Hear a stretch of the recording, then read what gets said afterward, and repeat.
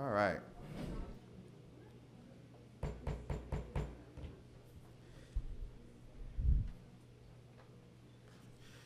Okay, the regular council meeting for Tuesday, October 28th is called to order at 8:11 p.m.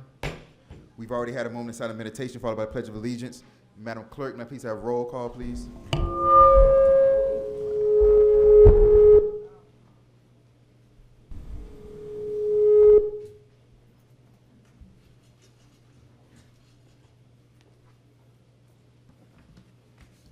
Roll call, Mayor Nickerson. Yes. Vice Mayor Martin. Present. Councilperson Erbaum. Present. Councilperson Lightfoot Ward. Here. Councilperson Winters. Present. Also present for the record, Janice Jacoby, Village Clerk, Christia Lu, Village Manager, Joseph Geller. Thank you very much, Madam Clerk, for approval of the agenda. There's one item that's not ready yet, and that's F4. And so that needs to be removed for right now. We're still doing some drainage situations on that. If there's nothing else, do I have a motion to approve the agenda? Motion to approve it without F4. All right, thank you very much. Do I have a second? Second. Second, all in favor say aye. Aye. Opposed say nay. Hearing none. Next is the good and welfare. Anything on this particular agenda, anybody wants to come up and talk about, you can, but you can also come up and talk after each agenda item, you guys. Okay? I have a piece of good and welfare for this agenda. Okay. It's regarding the item that was removed off the consent agenda, F4. So there is a resident who is affected by the first iteration of repaving regarding a standing water on their property when it rains that is occurring now that did not occur before. Similarly, the roundabout on the west side has generated multiple concerns on my part. I've had resident send me videos showing the leveling of the roundabout partially was done with a bucket as opposed to a roller. We had complaints of the construction crew themselves harassing residents sexually. And then with the F4 item that was removed, understanding that it was just a small patch of pavement that was replaced after running a gas line for our generator, which obviously is a necessity, I have a concern that our standards in the village for contractors who are doing work for us here in the village are not where they need to be. So I'm a nerd with microclimates. What I mean by that is if I go to a college dorm mini fridge and open it, I can find the cold spot. All right, so that does go back to my work in restaurants, which I reference frequently, but there is a difference in a walk-in cooler. There is cold spots, just as on a grill you have hot spots. So when I was 19, I was a broiler cook at a 150-seat steakhouse. I had a 7-foot broiler with a 600-degree hot spot. The cold spot was like 300 degrees. I could stack steaks on top of each other, as the one on bottom needed to be well done and the one on top needed to be medium rare. Get the medium rare done, stack it on top of a well done, and use the medium rare steak as a weight to, increase or decrease the cooking time of a well done so they can all get to the table on time, right? So the issue on this F4 item has to do with a tiny difference in leveling of the work that was done. This is the difference between somebody paying a great deal of attention to the work they're doing versus somebody who's doing a cut and paste job like they had done everywhere else. And so I would like to put the council on notice that we need to be exceptionally diligent in vetting contractors who come to do work for us in the village, because even with something as simple as just a simple gas line across the street and a small patch of pavement re-put, we have a resident who's now experiencing flooding who were not experiencing flooding before. I have much larger concerns about the roundabout project, but regarding this small item, I just very much want to put on the record and put on notice to the council that, that extreme diligence needs to be used when considering anybody who's going to be doing work for us in the village. Thank you very much. Anyone else, good and welfare? Mayor, Yep, may I ask my colleague here a question? absolutely. So are you going to do something about it? You just told us that something needs to be done. Are you going to be the one to do it? Well, yes, at any opportunity I have. And so the short answer is yes. Okay. And I am but one vote, but the short answer to that is yes. Mayor, the reason why I asked the question is because we are here to assure things as opposed to just ignore them. And what my colleague has said indicates that he's concerned. And I just want to make sure that just because he's speaking doesn't mean that that's all you have to do. When there's a problem, everybody, you don't have to wait for the council.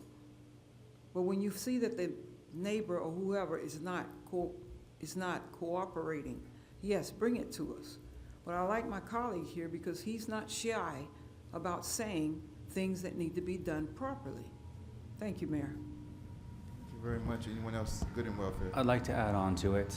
I agree with Councilperson Herbaum on this issue. A lot of the contractors we've seen have not done an adequate job, and we've had some issues. And after we were warned by the residents that the possible roundabout was not going to look very nice because we did not have visuals, they all proved us correct. This basically medians filled with concrete, a center section filled with bricks. There's nothing there that says El Portal. Everything screams downtown Miami-Dade. And I think we need to figure out a way to correct this wrong.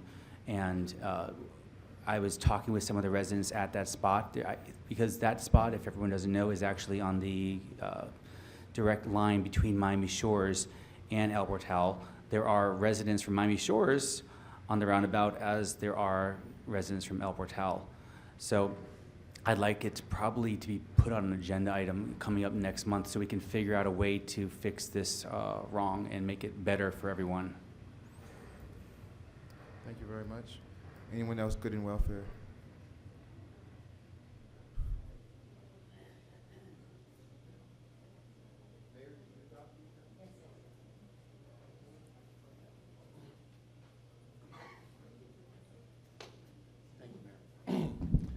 Hi, my name is George Alvarez. I live at 165 Northwest 88th Street. I think we're going to talk about some of the issues that were just brought up by our council people in order when they come up during the session, during tonight's session. So a bunch of months ago, I spoke with concerns about a development in our neighborhood. Concerns about some of the information that was missing on their site plans, some aesthetic concerns, and some concerns about potential flood mitigation considering their particular style of build.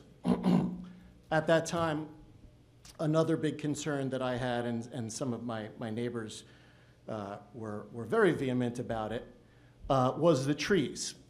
Speak to any resident in El Portal. Usually they'll have one or two pet issues, but that third or fourth issue will be our tree canopy. I appreciate a couple of the council people who, along with the mayor, have advocated for, at some point, allowing the rest of El Portal to grow gracefully into Sherwood Forest type status. That would be lovely, except for those of you who like to grow grass on your lawns.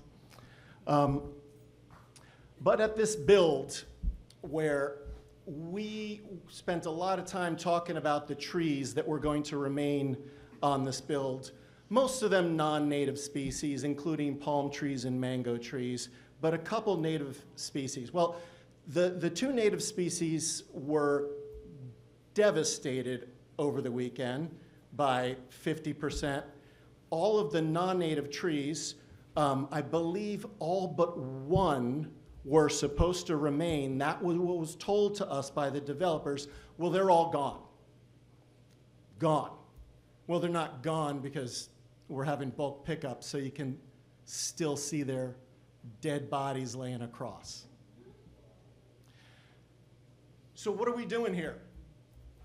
If we're serious about the things that we're serious about, then we have to be serious about it. There must be enforcement, or there must be compromise. I'm not saying that I'm right. I'm not saying that I heard anything here tonight so far that was 100% right or 100% wrong. But what I am feeling is this system of lack of follow-through. It wouldn't be a transparency issue if it was just follow-through, right? Then we would see it.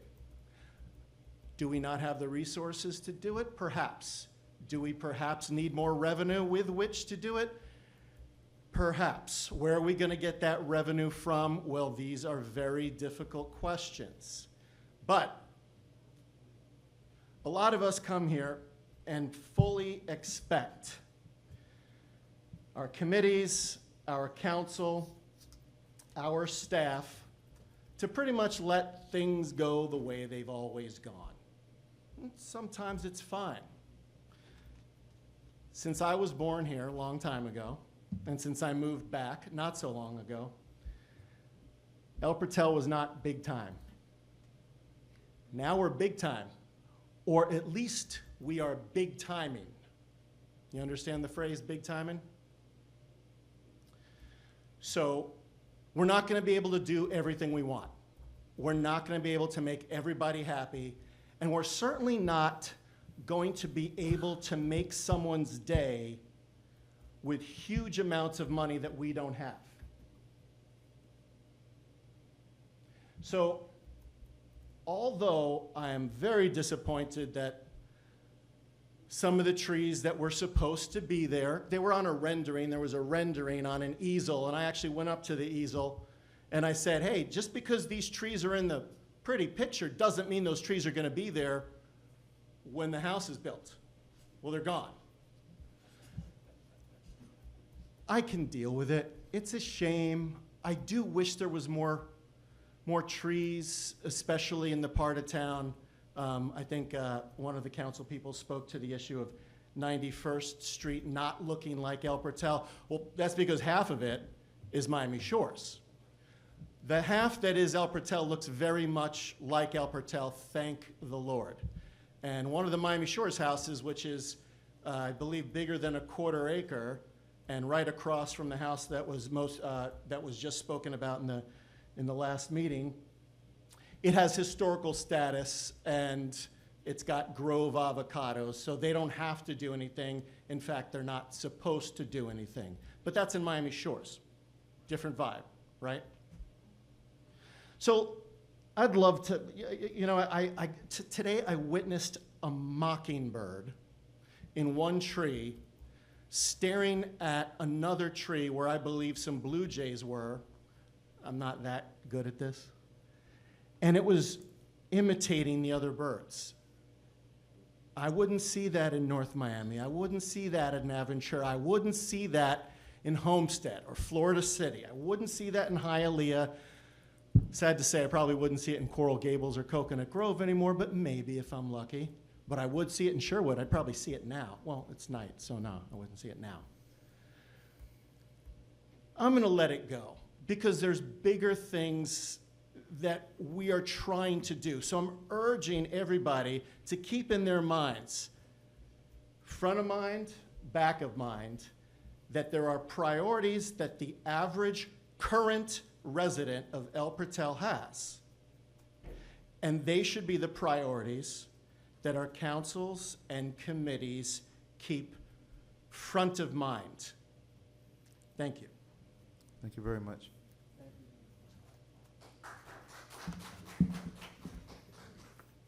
Hi, y'all. I'm Denise, 173 Northwest 88th Street. Been there since I was 12 years old, right? So, number one, the roundabout that we didn't really want, but they voted it anyway, okay? Now they want to make it pretty and plans to make it pretty. They had chances before to get the rendering. Nobody got the rendering. Nobody cared. What they did care about was that we have a roundabout. So now we got a roundabout.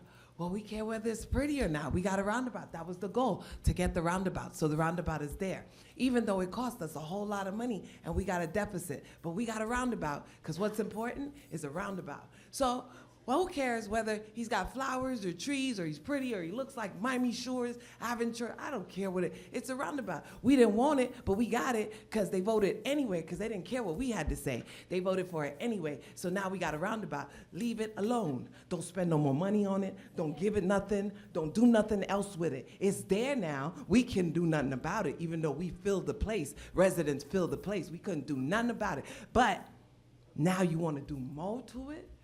Yeah, no, we not spending no more money. We don't want to spend no more money on it. If we got a deficit, let's fix the deficit and then worry about that. That's number one. That's number one.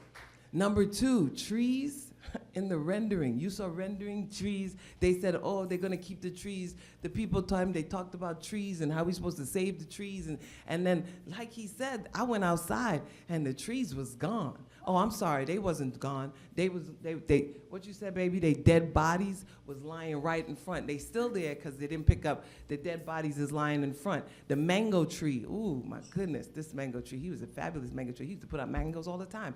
Gone, he's gone. Now, hopefully, they will plant more trees, because if they cut them down, that's not what they're supposed to do. They're supposed to then plant some more trees. So we're gonna pray, but if they said we was worried about flooding, my neighbors, they was worried about flooding, right? Mr. Blair was worried about flooding in your yard because now they told us that they care about us and they're gonna make concerns and what have you, but they also told us they was gonna have trees.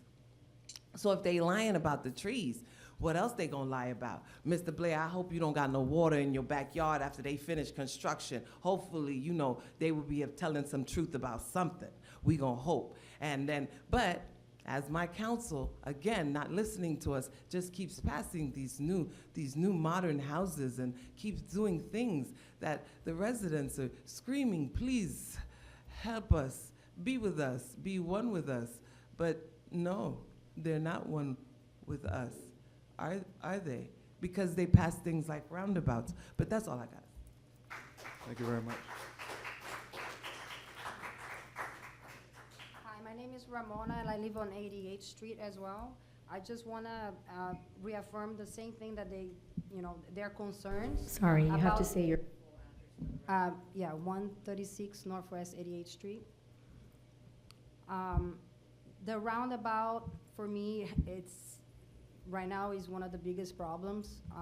I don't understand how could we spend so much money on this ugly roundabout that they put it up there.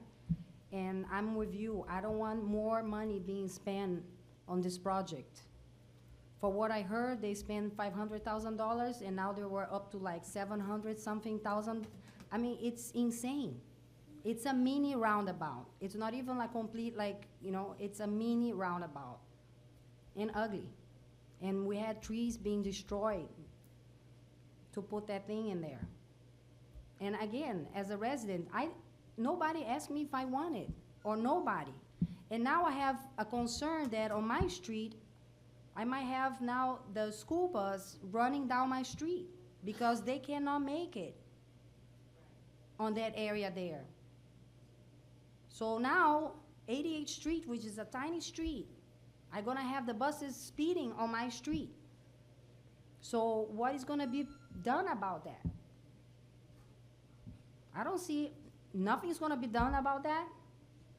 I don't know. What is the solution for the buses now? Thank you. Thank you.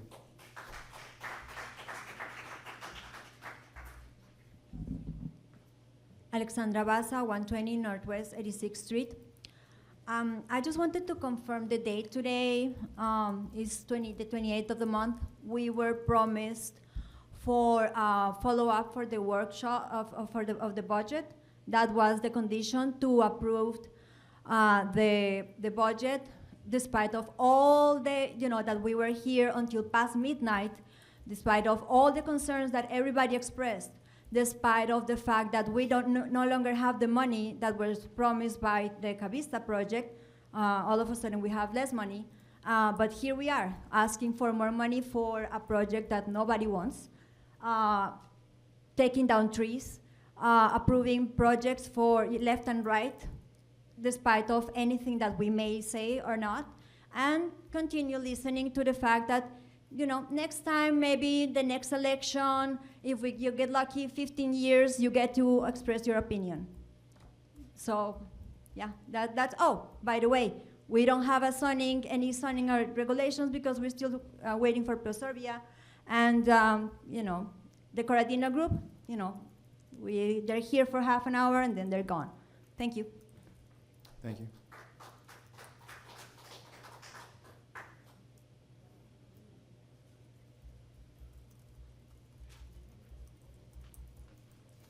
Hello, Daniel Rojas, 60 Northeast 86th Street. So I have a couple things to say. One, and I think the mayor will follow up with me with regard to the advisory committees. It's a big concern to me, the whole tree situation and how people are coming up, making their houses, chopping all the trees down, and they're just saying, oh, well, we'll just plant new trees.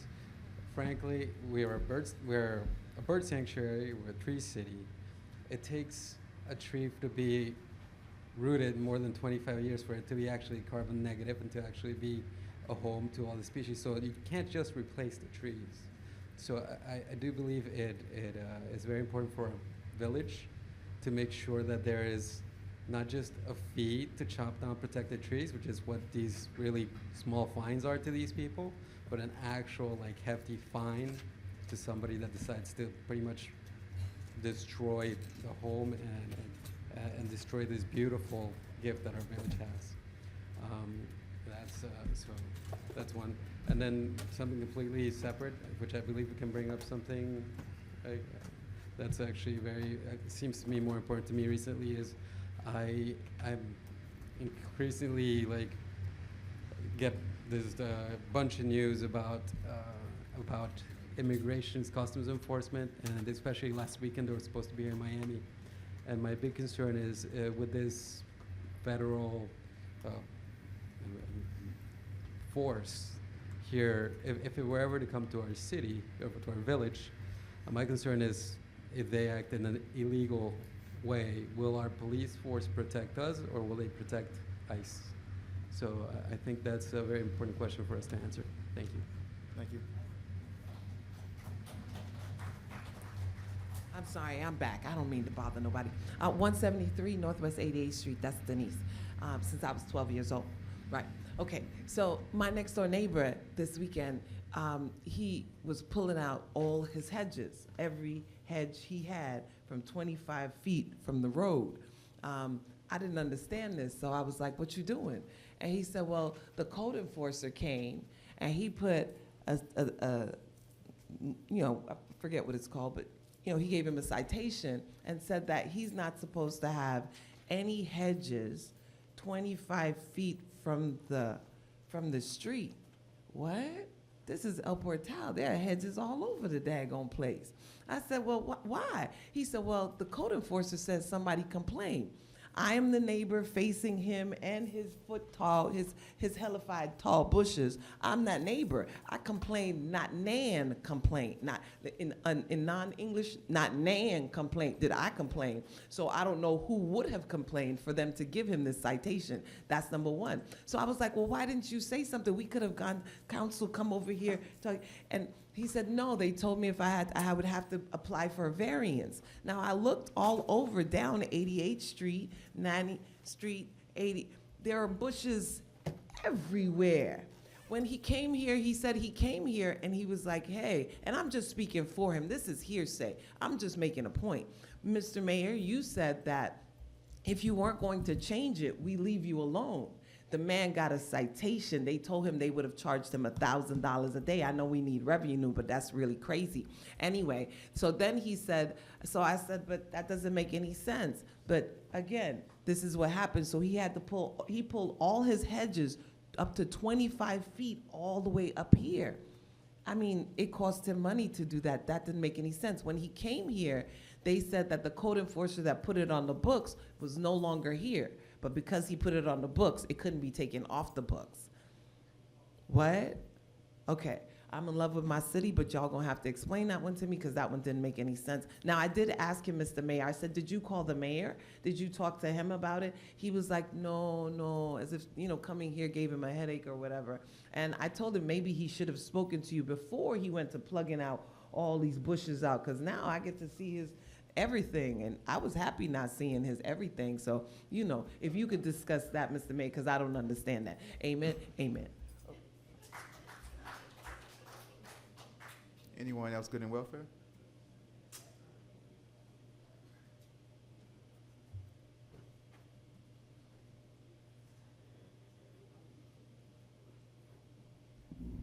Alexandra Baza, 120 Northwest 86th Street. I just wanted to ask, since not has been very publicized, I understand that our city manager is moving on, or at least that's what it seems based on the, look that you're looking for somebody else. So I just wanted to express our opinion, we would like to get our opinion as residents in the process of the new hiring.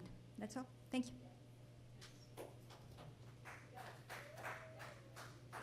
Anyone else good in welfare?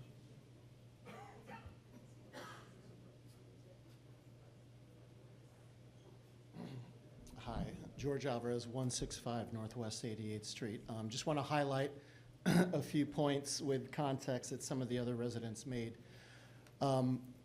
In our most recent budget, which was approved, and as Ms. Baza said, the mayor and council seemed to be open to and perhaps even inclined to going back, looking at the budget, and perhaps nipping and tucking some of the higher budget items. We might have to do that. So I hope that you guys will consider that. You've got another 30 some odd days to do so. In that budget, however, there were projected new revenues from both traffic tickets and code enforcements that were much, much higher than anything that I'd ever seen before. So projected revenue for citations on drivers and property owners means that that revenue is going to come from us, but not in the form of ad valorem taxes, in the form of citations for hedges and things like that. So I'm hoping that that's something that we can, if not look at the policies of enforcement a little bit differently so as to not overburden current residents.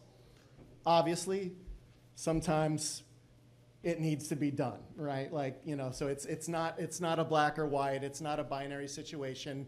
I'm sure everybody here has any number of complaints about some neighbor that they saw somewhere versus, what they feel like they ought to get away with. It's very difficult what you guys do, and it's very, very difficult what city management has to do in terms of enforcing this, but there does need to be, I believe, an emphasis on current residents, common goals, common interests, and common sense. So I second what was stated by Ms. Baza, not that I have any reason or power to second anything in this meeting. I'm learning, Mayor. Secondly,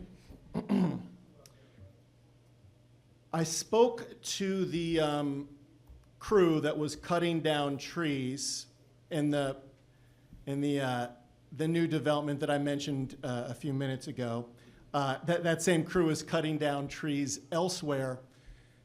Just to really put a finer point on this, One of the crewmen told me that the developers of these two properties on my street asked him if he would just go ahead and cut down that oak tree. He said no. He cut down all the others that were non-native species, palm trees. The mango tree, as sad as I was to see it going, it's, like they're a dime a dozen. So, Durham is never going to be like, oh, hold on to that mango tree, right?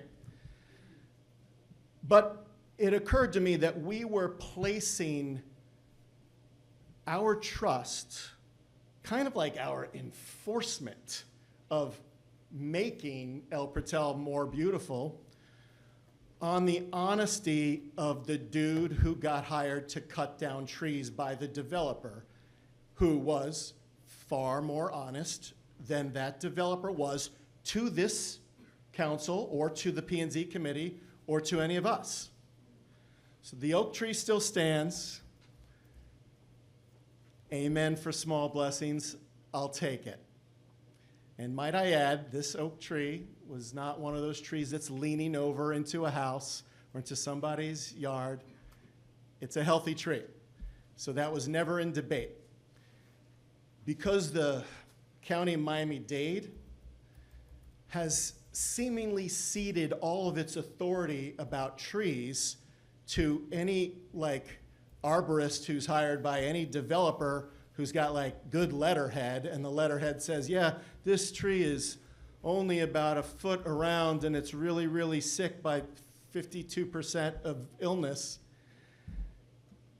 Miami-Dade can't do it. I think we can. And it shouldn't be a huge expenditure. And whatever expenditure it is, I think it should be weighed against how many people want to protect our tree canopy. So I'm just bringing up those stories for a little context. Thank you very much for your time. Thank you, Mr. Mayor. Thank you.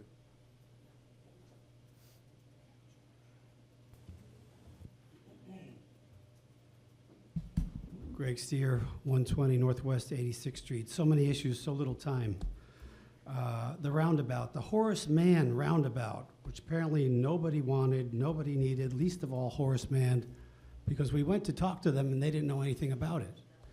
And yet, mysteriously, the cost keeps spiraling. We go from $500 to $600 to $700,000 for a roundabout that, the most unloved roundabout ever. Who's behind this $167,000 change order? That's what I would like to know. Speaking of the budget, which has been quietly swept under the rug, there's going to be a revenue shortfall, and I'm not sure you're aware of it, but the Barrington brothers somehow managed to get an $18 million reduction in their property tax assessment, claiming the Cavista was an affordable housing project all along. What that means is their property tax bill goes from $1.8 million to $1.1 million. And our share of that revenue goes from $600,000 to $400,000. So we lose $200,000 a year. They gain $700,000 a year from our good friends and partners, the Barrington brothers. With friends like that, who needs enemies? Bring on Adam Newman. By the way, there's not one mention of affordability in their website. I challenge you to find it. Thank you. Thank you.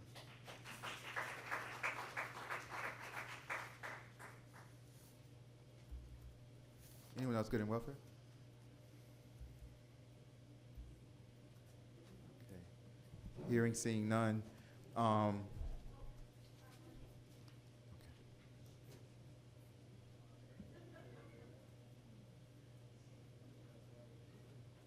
Alexandra Baza, 120 Northwest 86th Street.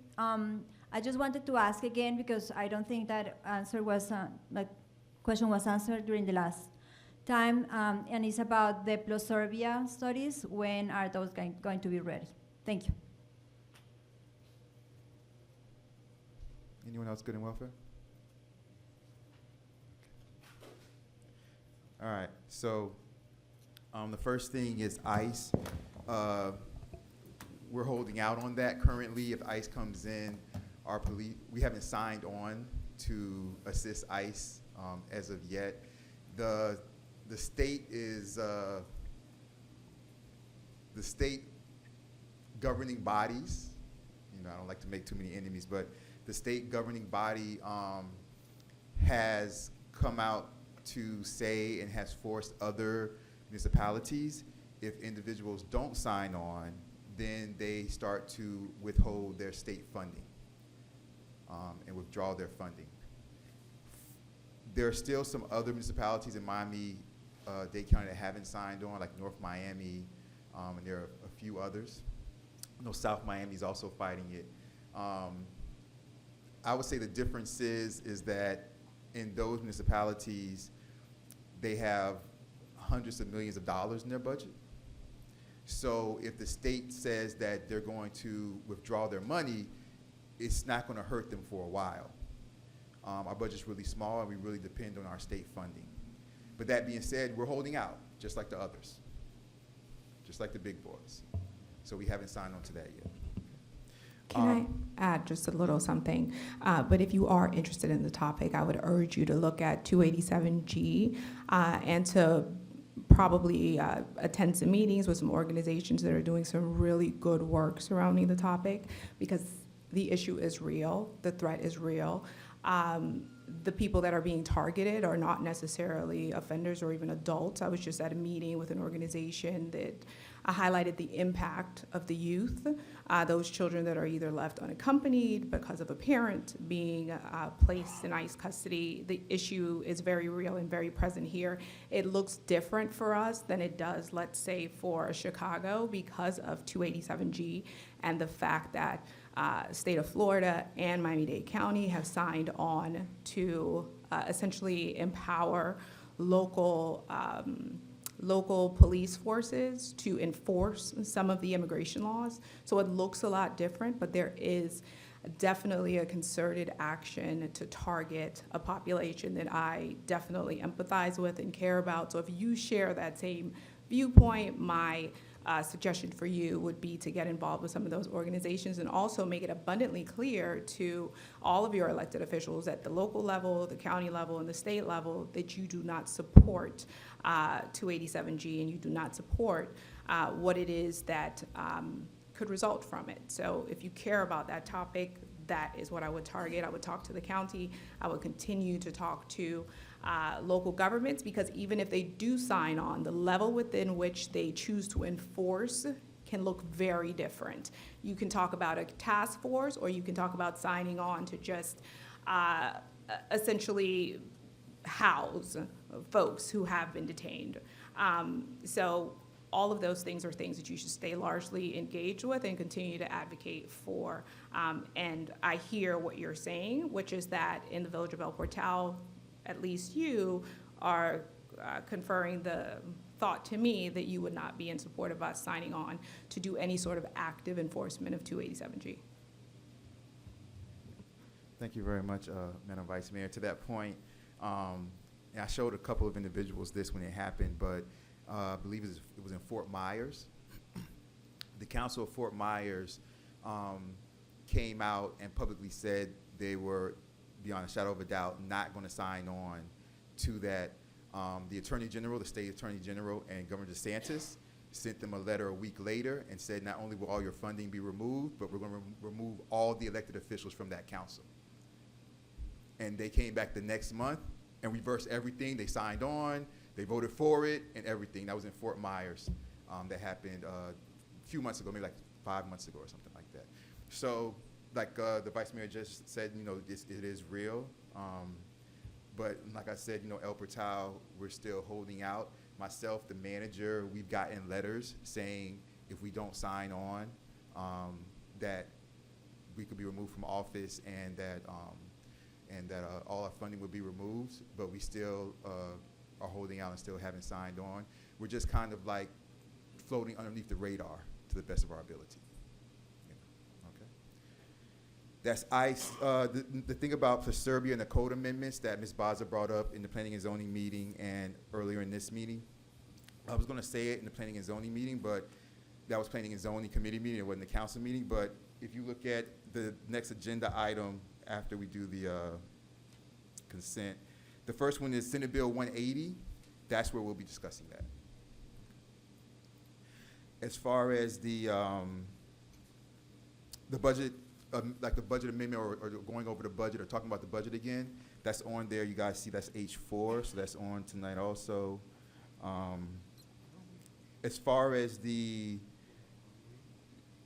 voice being heard, as far as the selection of the new village manager, the procedures and the protocol, that's H5. We'll be discussing things. As far as the code enforcement and the removed hedges in the back, I don't know anything about that, so I don't know the details, so I don't really have an answer. Like, I don't know I don't know how long those hedges had been there. I don't know if those hedges were there before. Okay, I don't know. I don't know. So, I mean, we can look into it, but I just don't know anything about it. But I wish, yeah, you guys, I'm very accessible. Anybody will tell you. All right, so if you have any questions or anything, you guys can call or text me, all right, at any time, day or night. Okay, doesn't matter what time. All right, so do that if anything ever happens. And as far as Madam Manager, you might want to tackle this. Did the Horace Mann School, did they know about the roundabout? Okay. The Horace Mann principal and the vice principals, they've known about it since we've been meeting with them over the years. So yes, they do know. So I don't know what's falling apart as far as communication with that. That's it for that, you guys. For the council, do I have a motion to approve the consent agenda? So moved. Do I have a second? Second. Madam Clerk, when you get the opportunity, can I have a roll call on the consent agenda? And for the record, Mayor, the consent agenda today is F1, F2, and F3, because F4 was removed. Absolutely, thank you.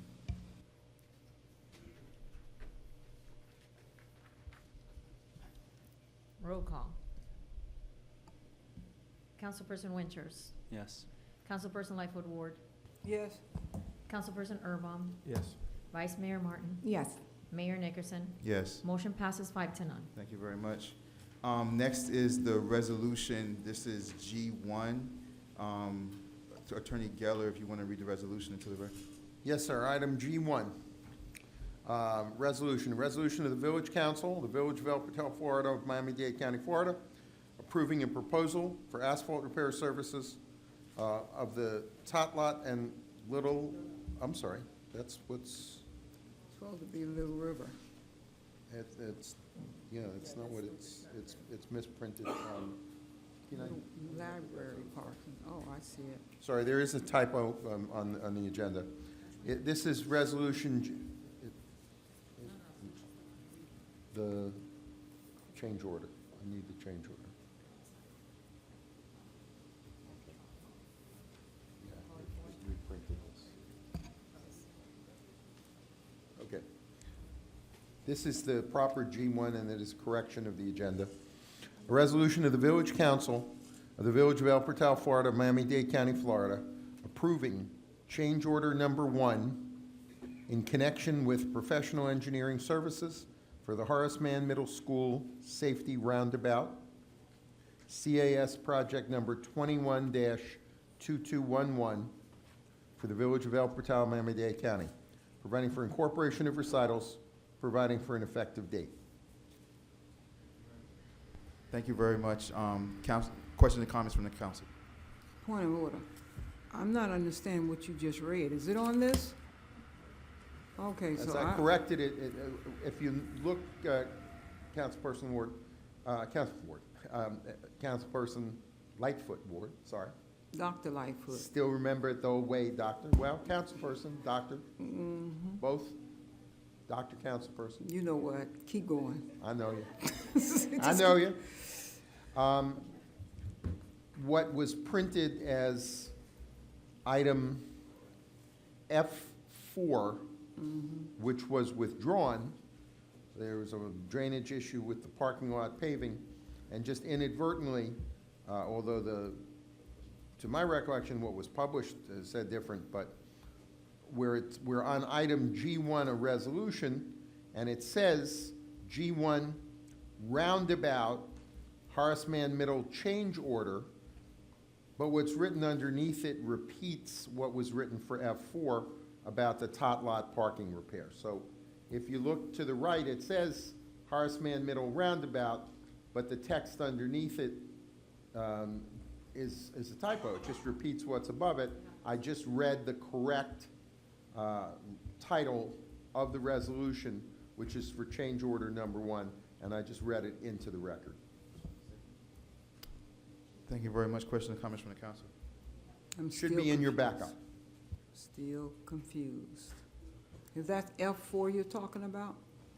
F4 is the one that was withdrawn, Okay, but G1, although the title is correct, it says it's about the Horace Mann Middle Roundabout, what's written underneath repeats what was written for F4. That's a mistake. It's supposed to be what I just read. The title, Horace Mann Middle Roundabout, is correct. The text underneath it he's not. repeats what's written for F4. It's the word for word the same, that's just a typo. It's typographical error. It is change order number 1 for the Horace Mann Middle Roundabout. You have the correct resolution in your packet, and I read, the title is correct. I read the title of the resolution into the record. Any other questions or comments from the council? I have a few questions. So I guess this roundabout is now going up in price because we have a 2-star company that thinks it's costs more than the original bid they won. Is this correct? I don't know that is the reasoning. From what we have been working with the contractor to find is that asphalt and milling, there's a change required, and more milling and asphalt is required. So Mr. Mohan Thampi, who's our engineer, who is the project manager, as well as Mr. Orlando Rubio, are both here. Mr. Rubio conducted the design work since 2019, and Mr. Thampi has come in as the engineer and inspector. So they will be happy to describe what brought us here today for this change order. Please. So the thing I wanted to get to with the question was, what was the competing bid that this company beat, and now we're seeing a raise in price compared to the previous bid? I can answer that. I can go through the timeline and give you a brief description. Mohan Thampi, the Public Works Director, and Orlando Rubio is standing next to me. He's the engineer of record. Yeah. Orlando Rubio from Craig A. Smith and Associates. Wait, what's All right, hold on one second. Hold on one second. Oh, okay. Hold on one second. All right, first of all, both of you guys say your address also for the record. So That's right. Mohan Thampi, and what's your address? My address? Yes. Well, Yes. well, I'm staying in Coral Gables. You Say can your have- address for the record, Yeah, well, please. you can have my office, 345, Cap Engineering. Not your home. Oh, okay, 345 Almeria Avenue, And, Coral Gables, yeah. okay. And Mr. Rubio, say your full name and address. 1425 East Newport Center Drive, Deerfield Beach, Florida. Okay. Councilperson Winters, keep going if you weren't completed. I'll ask my questions after they speak. Thank you. Okay, you guys can go ahead and start responding. Okay, I'll give you a description on how this change order came about. Roadway construction was awarded this contract for the roundabout for $552,272.48. And Can you repeat that number again? $552,272.48. And so, basically, this is a FDOT matching grant project. So about half of this, about 300,000, will be matched by FDOT. And the second low bidder for this project was Her Homes, who bid $689,696 $77. So the second low bidder was $137,424. What was the name of the bidder? The second low bidder was higher by over $137,000. What was their name? Her Homes. HURR. It's a woman-owned business, so brother and sister. So. And they bid how much, you said again? $689,696.77. This is the roundabout? Yes. Tell me that figure again. You want the figure again? Mhm. $689,696 $77. That's a lot of money. So, the roadway construction was awarded the project since their bid was the low bid, which was $137,000 less. So, after the award was made to roadway construction, the notice to proceed was given on August 11th for the contractor to start construction. And CAP Engineering were asked to do the construction administration inspection because this is an FDOT project, so they need a different consultant. So when they started, roadway needed a right-of-way permit from Miami Shores because they already got permission from the county. Most of this roundabout project is within the Miami-Dade County's Northwest Second Avenue. They own that, and they dictated the design. You know, if you, they dictated the complete design and what should be done. So Who dictated it? what's that? Who? Dade County? Miami-Dade County, Department of Transportation and Public Works. They are the ones who issued the permit. FDOT provided the grant, and they looked at the design to make sure it met all the requirements. But the actual, the design approval was made by, by Miami-Dade County, Department of Transportation and Public Works.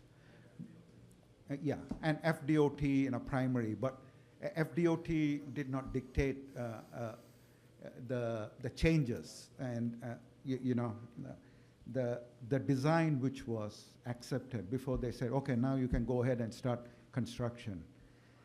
Yeah. Excuse me, sorry, just a correction. The project was reviewed both by FDOT and Miami-Dade County. Because FDOT was administering the grant, they reviewed it according to their criteria as well. So we had competing criteria between FDOT and the county. The county owns Northwest Second Avenue. So that was a dual review process, and there was a lot of back and forth, but we had 2 approvals in that process. So it was dictated by Miami-Dade County Department of Transportation and Public Works and FDOT. Yes, sir. Yes. So they had complete control of the way it was supposed to look, every design portion. Yes. Well, And yes, they- they had. And they gave no options for anything else. We had a lot of back and forth between both agencies during the review process. In fact, in the beginning, our first version of the roundabout had a landscape island in the middle, and wasn't so much of an issue with DOT, but Dade County for large vehicle access through the right-of-way and to show large vehicle turning through the roundabout. They said they couldn't support that because the vehicles were going to hit the middle of the landscape area. So it got to a point where they even asked the village to produce a letter to committing to the county that they were never gonna install any obstructions or any landscape in the middle of that roundabout. But just to give you a little history, we did start that way, and it ended up the way we have it now because of that. Did you actually give them a letter that stating we will never put plants in the middle? We had to. Are we allowed to put pots in the middle with plants inside of them? Sorry, bad joke. No comment.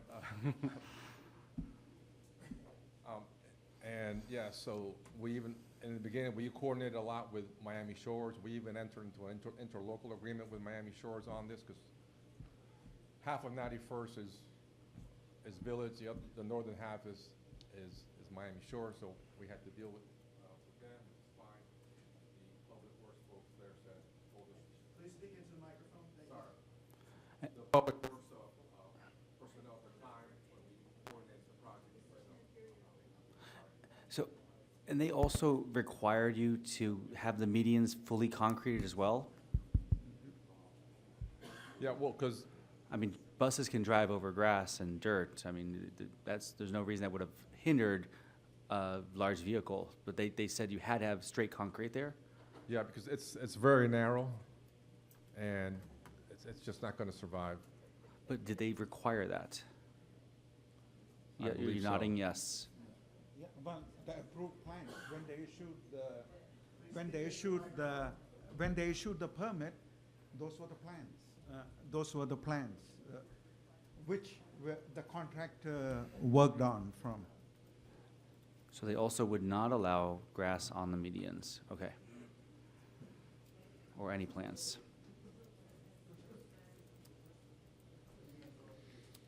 Okay, well, I'll continue, and, Orlando will fill in as.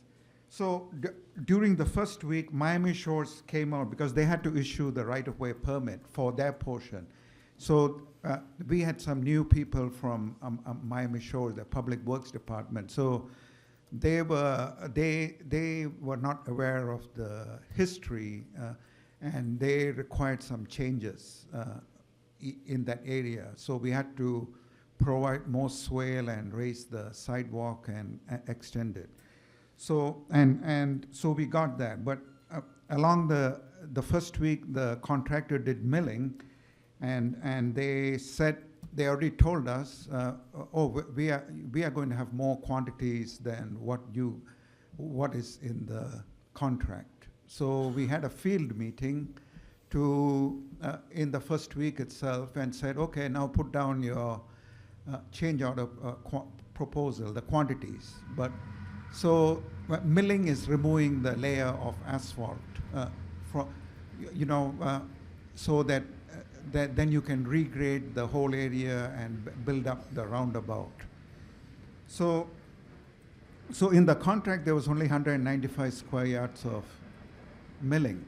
It turned out you need another 1,197 square yards. And what happened is, in the unit price for the contractor was $350 per square yard, and which would have given you a $400,000 change order just for one item alone, the milling overrun. But the contract, the contract which Orlando had prepared had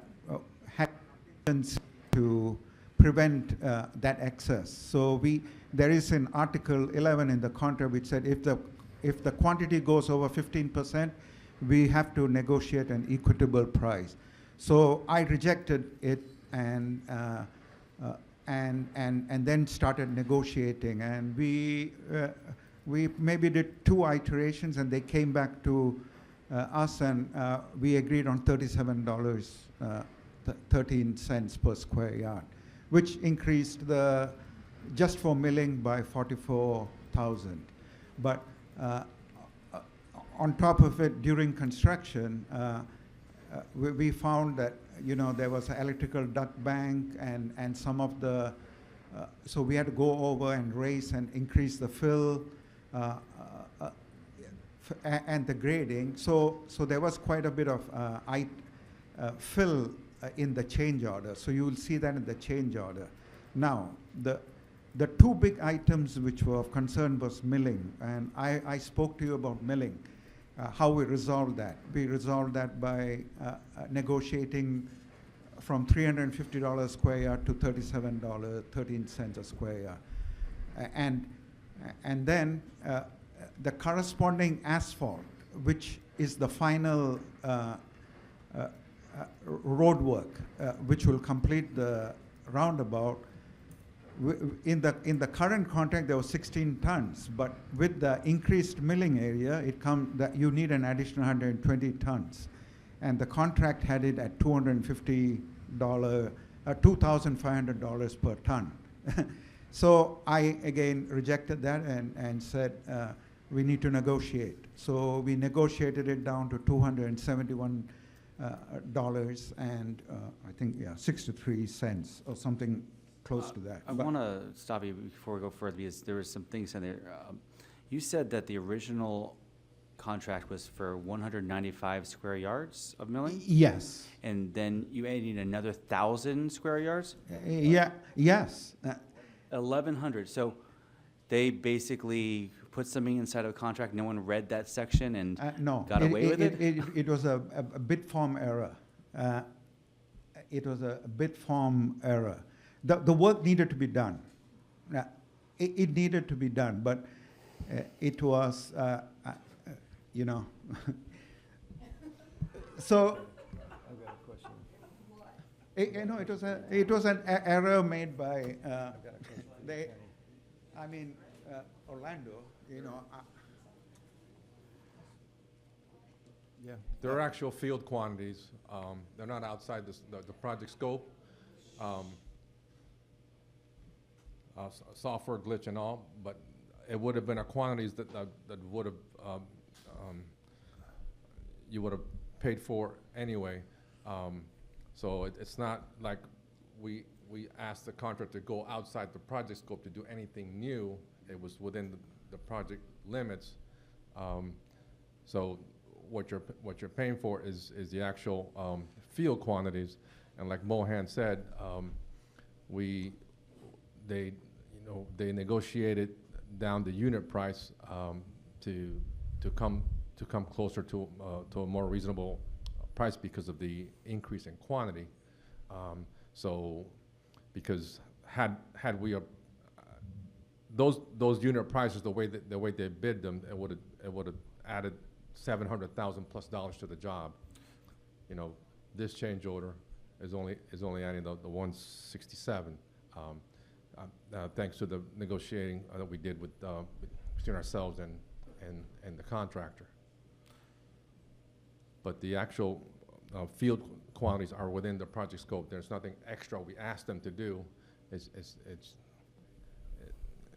within the project scope. Okay, Mr. Mayor, I got a question for Attorney Geller, if possible here. Yes, And, absolutely. I believe you guys might be able to add some color to this as well, but Attorney Geller, well, first let me ask you gentlemen, the bid form error, that was a bid form error on the part of roadway construction? No. That was a bid form error on whose part? Our part. Our part? Yeah, my part. Okay. Because that is a result on two different factors of only accounting for 10% of needed material on the milling, and then which resulted then in only accounting for 10% of the needed material for the asphalt, the paving. Does that mean 195 into 1100, and then the other one was I have it written down here. Oh no, I didn't get to that part. Please remind me the numbers on the shortage of the resulted in $1,200 per ton of the asphalt being reduced down to $271 and change per ton. What were those? $2,500 reduced to $276. That's correct. And so, but it was 16, there we go, it was 16 and a half tons originally on the bid form? 16 was in the original bid form, and after the calculations, because it should match the milling area, and now this is in tonnage asphalt, so the additional is 120 .92. But the fact is, this project did not go outside and add. It was simply an error on the quantities would remain the same. And if we went with the second bidder, this would become 800,000. Would the second bidder not have also They made the same. reduced their rates based on the outsized? For mean- 2 items, yes. I used the sort of the same Is to. that common for a contractor to use a sliding scale of cost? If they see, oh, only 16.5 tons is needed, we'll have the price be 2,500 per ton. But, oh, if it's over 100 tons needed, then we'll reduce the price. Yes, because That's a it's common scale. practice. Yeah, because, you know. So the yeah. second, so the second contractor, It's not common practice, it's written in the contract So- because of that. so the second contractor would have adjusted their dollar amounts on their bid as well if the correct millage, square yardage was Yes. Yeah, the represented, tonnage. as well as the correct tonnage of asphalt needed. They would have reduced those rates down the same. They would have been subject the same also way to this the same negotiation. requirements of the contract. So they really wouldn't have been at 800,000, but they still might have been more, but, I mean, they would have reduced their, Right. their rates because of the increase in both square yardage. Right, because there's of other one and items in the tonnage of bid the other. that they were much higher on with the other contractors, so that's why he was showing the difference. So this is just a very hard pill to swallow, because the reason I was originally asking Attorney Geller to weigh in is because I wanted to find out, you know, how do we sue the contractor? Or why wouldn't the contractor eat that cost? And now I'm understanding why the contractor is not going to eat that cost. Yeah, we advised, So I we were do have, involved with that. what recourse do we have here, Okay. Attorney Geller? We were involved with the conversations with the manager, with the engineer, with both Mr. Rubio and Mr. Thumpy. The reality is that however it was put forth, there was in the bid form as to what would be the estimated amount, it was not correct. But what was ultimately found, for one thing, apparently, I believe, and these are the experts, but we had to mill a little deeper than what was originally contemplated, and that's a result of field conditions. You know, it was thought that you could only mill down, I don't know if it's measured in centimeters or whatever, but they had to mill deeper, so there was more actual milling to be done. What, as the gentleman has said, we didn't end up having to do more milling or more tons of asphalt than was necessary to do the job. It ended up in the proper amount. It just was not properly, I guess, put out because of the bid form thing they mentioned. The estimate of what would be required did not match the field conditions. The field conditions to do the job required more. The second bidder bid higher, that's why they weren't chosen among other factors. I mean, you look at other things, but they were considerably higher. As you seem to have a pretty good grasp of this, councilperson, as they would have similarly been, not because they're nice guys, but because, as Mr. Rubio said, the contract requires them, if there's a substantial change, to negotiate with us to an equitable conclusion that takes into account what you just stated. So, yeah, they wouldn't have been over 800,000. They would have had to come down on the additional work that was being found necessary. But still likely would have been still. Well, it would have still been higher. They started higher, so if they, presuming that they had come down in the same percentage to the same kind of reduction we got out of number one, they would have ended up higher. Now, if number one in negotiating had not come across, so to speak, with something that we could live with, that was reasonable, we could, and that was why I was, consulted by the manager and by Mr. Thumpy and Mr. Rubio, if they had said, well, no, we're going to be at a higher number, we had the option of saying, well, then you're defaulted, you've not negotiated in good faith, we're going to go to number 2 because we think we can get a better price. But where they had asked over $700,000 for the change order, and we had talked about if they were not reasonable, we contemplated litigation against them if they were going to be hardline and declaring them in default. But where they ended up in the end, coming all the way down from 700,000 plus that they demanded to 167, all of which, in the opinion of our experts, was necessary to complete the job based on the field conditions. You know, if there's a misestimate, there's a misestimate. You still have to do the job to professional engineering standards in sufficient quantity to close everything out. There's no getting around that. And since they ultimately came down to what was a much more reasonable demand for the change order, there is also a slight extension of time, not excessive, but they get additional time, because if they don't finish in time, we go after them for liquidated damages, and that is still an option of ours if they end up not finishing in time. But the feeling was that they had moved sufficiently. It sounds like this also affects FPL's timeline, so FPL. Absolutely, and FPL's delay, in part, as the manager is echoing behind me, also contributed to the need for a delay because the contractor's not responsible when FPL, Well, so I now- don't want to point the finger Well- too much, could have acted quicker, let's put it that way. So now that I've understand all of that, I've arrived at another question.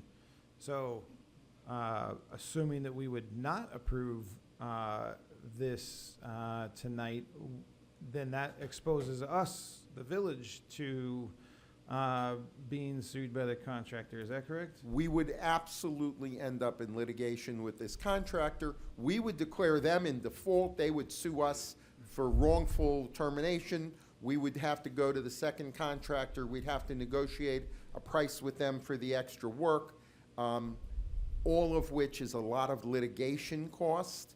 And, you know, our desire always, as you know, is to keep the village out of litigation. We don't need to be paying attorney's fees on some protracted piece of construction litigation with tons of experts and documents and all of that over a relatively small price increase compared to the original contract. And the feeling was that any benefit that might be gained if we had, I mean, we did pretty well. I have to thank these gentlemen. I think they negotiated well on our behalf. The idea that we would litigate over what is, relatively speaking, compared to the size of the job, a small amount of money, litigation costs would quickly eat up any possible savings that we'd have, and we're not in business to be paying my firm or any other firm of attorneys that kind of money over a relatively small change order. So the decision with the administration was they've bargained with us in good faith, they've negotiated down, it's still a better deal than we could have gotten from number 2. It's relatively a smaller percentage of the overall contract. We don't want to litigate, and we want the project done and a minimum. Otherwise, there could be, you know, further delays too, and residents inconvenienced. We don't want any of that. That's why this is on the agenda for a negotiated and seemingly relatively reasonable agreement, thanks to the work of our manager and Mr. Thampi and Mr. Rubio. Very good. That I arrived at another question for Mr. Rubio. First, I just want to say thank you for your candor, but I do want to understand how, because it's described as an error. It's not described as an oversight or a discovery, right? Like once we started, you know, peeling the first layer, then realizing that more millage was more milling, forgive me, was necessary. So I'm just trying to understand the origin of how that is described as an error as opposed to a miscalculation. Can you just help me? It's basically just a software glitch in the calculations. Okay, there's a software glitch in the calculation. That's all I can, So you're inputting sorry about data. You're inputting data into fields. It then. well, in the bid schedule, and Yeah. whatever we got from from the calculations, we put in the bid form, and those were the quantities, and those two items were not right, and we're sorry about So it. this was not like a transcription error from pen and paper calculation into the field. It was a software. It's been so long, sir, it could have been that, but Okay. I just, Okay. So in theory, we should have realized the amount of material initially needed. This is not necessarily just pure discovery once the project was started. I just want to understand No, if the the full scope of contractor that. had noted it if either of the contractors Yeah. had noted it when they were bidding and said, well, gee, that looks kind of small, but field conditions in terms of the depth of the milling, you kind of have to get there. The manager also reminds me that had we not reached this agreement, had we decided to go into litigation, some of this money, I mean, we're receiving grant money from Florida Department of Transportation that pays for this in part, and if we did not complete on time because we got into this litigation, there was at least some chance that we would lose some of the grant money that's helping to pay for this, because FDOT might say you didn't timely complete the project, so. Does the grant award increase in light of this action? It does not. I believe it doesn't. They give us a fixed amount, and that's how much they give us, and. The rest is on us. That's my right, because understanding. a while ago, before we went out to bid, I did ask DOT if the bids were really high, would FDOT, meet us Right. more halfway, and they said, no, that was, the 300 was it. Very good. All right. I believe I'm out of questions. I have some.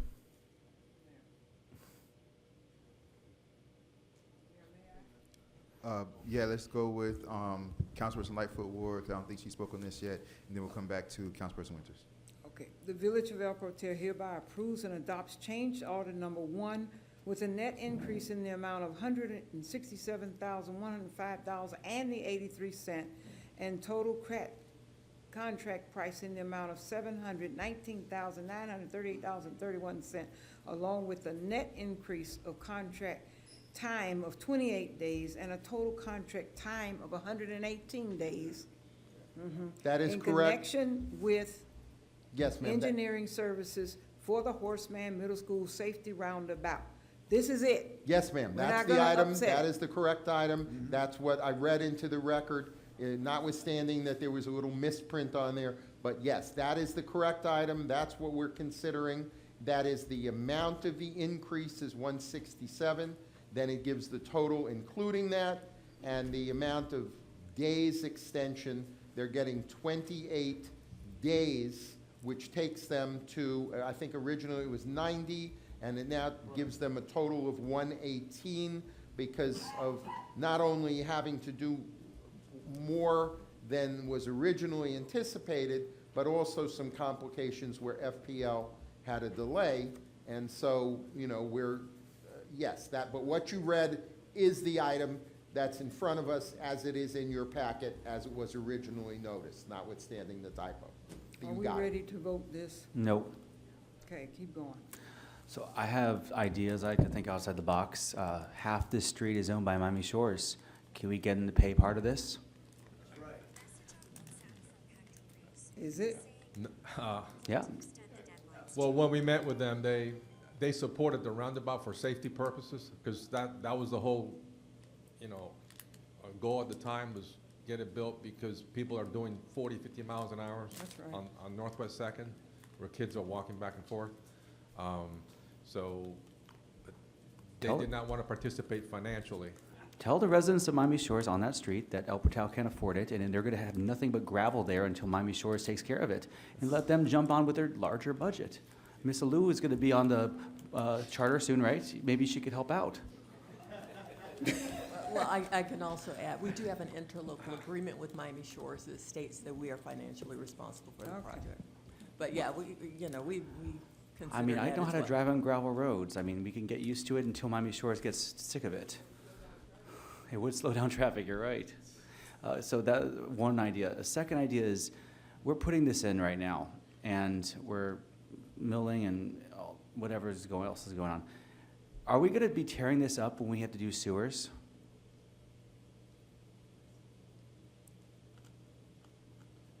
When we go septic to sewers, are we tearing this up anyways to put the sewer system in?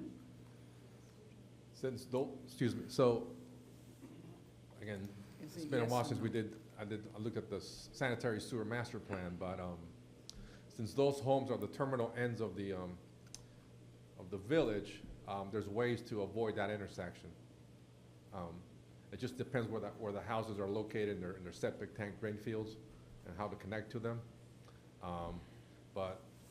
But it doesn't sound like it is, because you have houses on each corner there. I can't recall where we actually, laid out the sewers, conceptually, back in 2008, I believe, when we did it. So, I'm gonna switch to my next question, Mr. Mayor. Mr. Mayor, is there any grant money left for the septic to sewer stuff in our grants anywhere? 1%, 2%? Can I answer that question? Because I was involved. We had a design for about 90 homes for septic to sewer, which is more closer to the canal. What happened is the Miami-Dade County had received a lot of money from FDEP to do septic and sewer. And El Portal did not have the money. We were going to borrow the money, like $4 million. But at that meeting, it was the first meeting I found out the septic to sewer was covered. And they were looking for a project, Miami-Dade County. And guess what?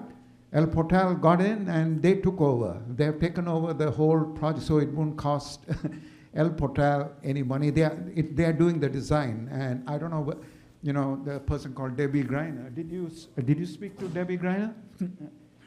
Yeah, she's the one in charge of the project. But that project is now being designed by Miami-Dade County. So using their grant money. So we don't have any grant money left for it then? No, yeah, there's no expense for us.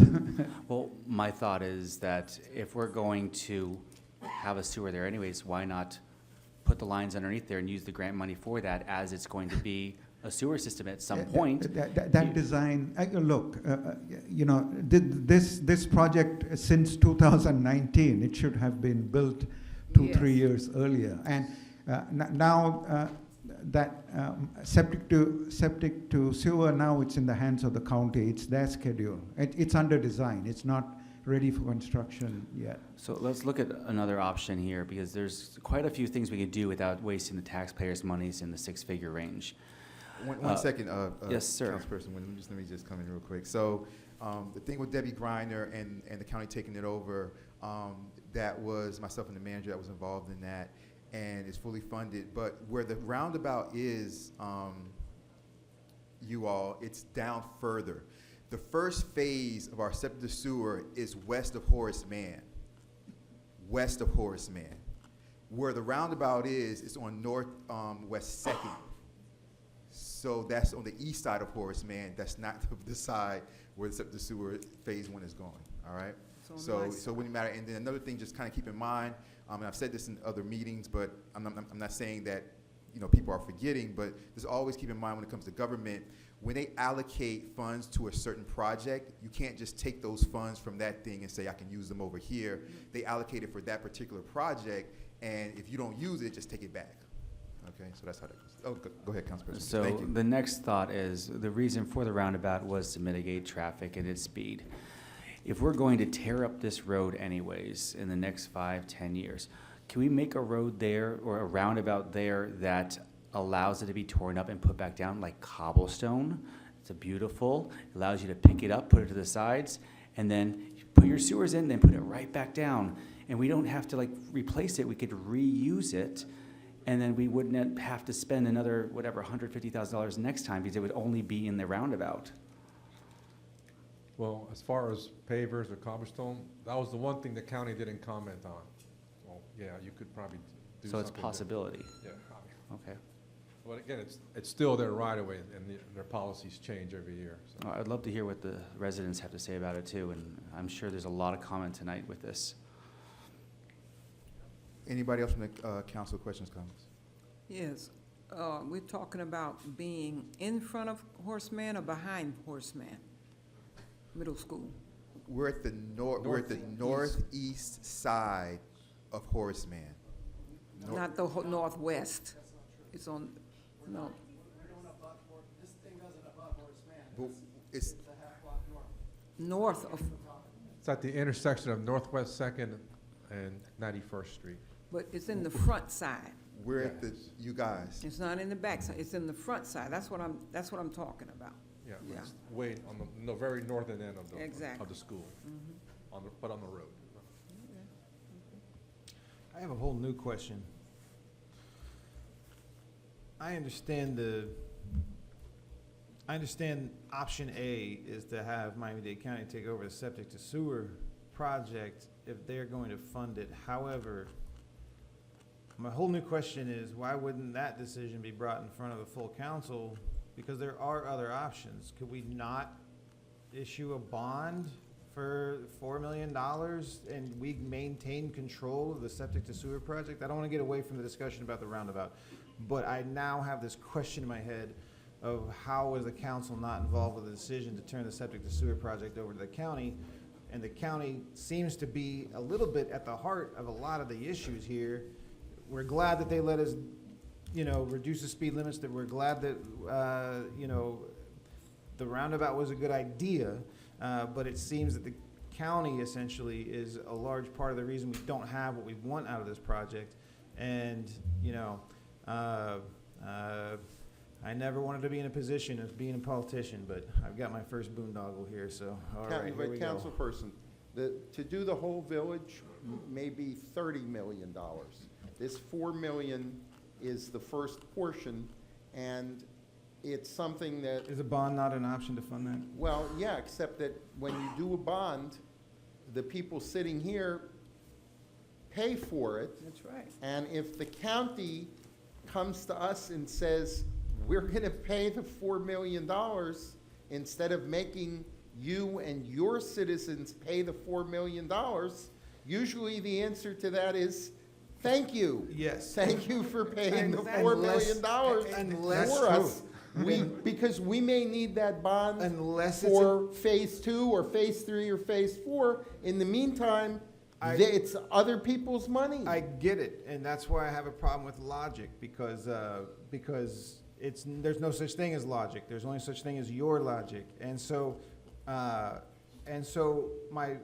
of course, that seems like an obvious choice until you're dealing with an entity that has no fiduciary responsibility to the village. They're going to do what they wish to do, and we will lose control of the problem. All I'm saying is, on something like that, I have grave concerns that would not at least be brought to the full council for at least a discussion.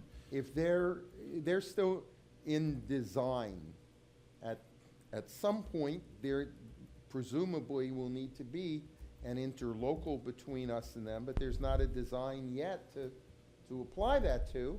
I mean, I suppose that if they came up with something that was like really stupid, that we could always say, keep your $4 million, we'd rather pay it ourselves, because we presumably will still have to do an interlocal or see their plans or something, but there's not this is not the roundabout we're talking about.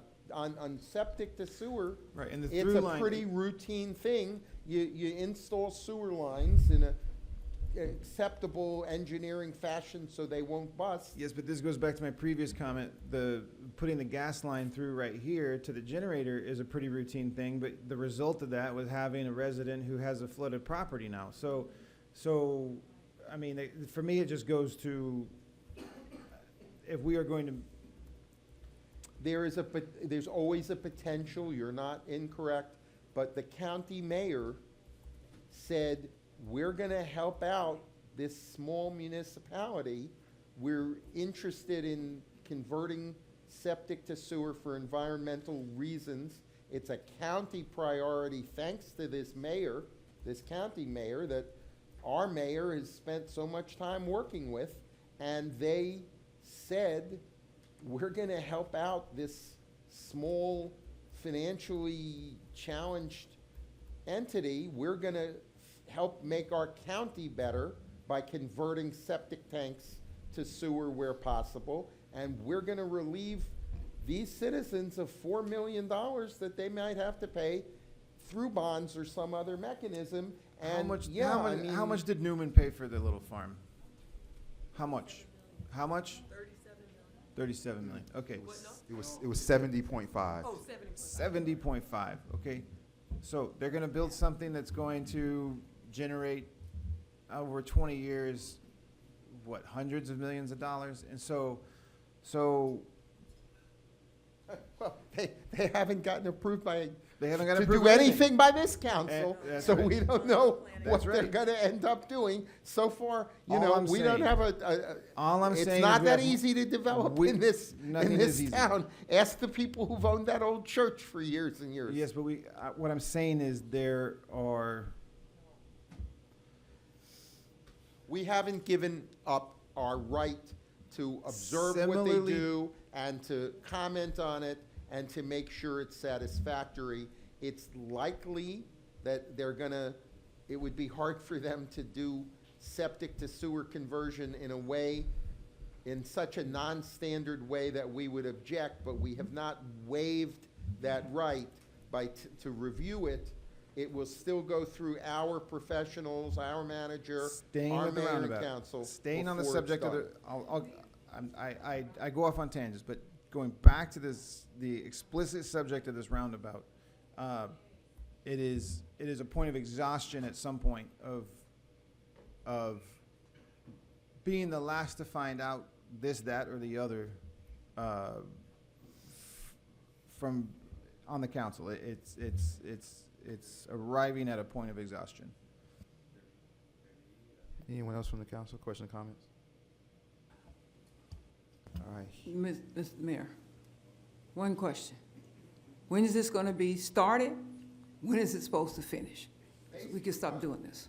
It's basically close to done, is my understanding, but. Done as in done to talking, or done, the project is finished? I'll defer to the engineers on that. Yeah, you're talking about the roundabout?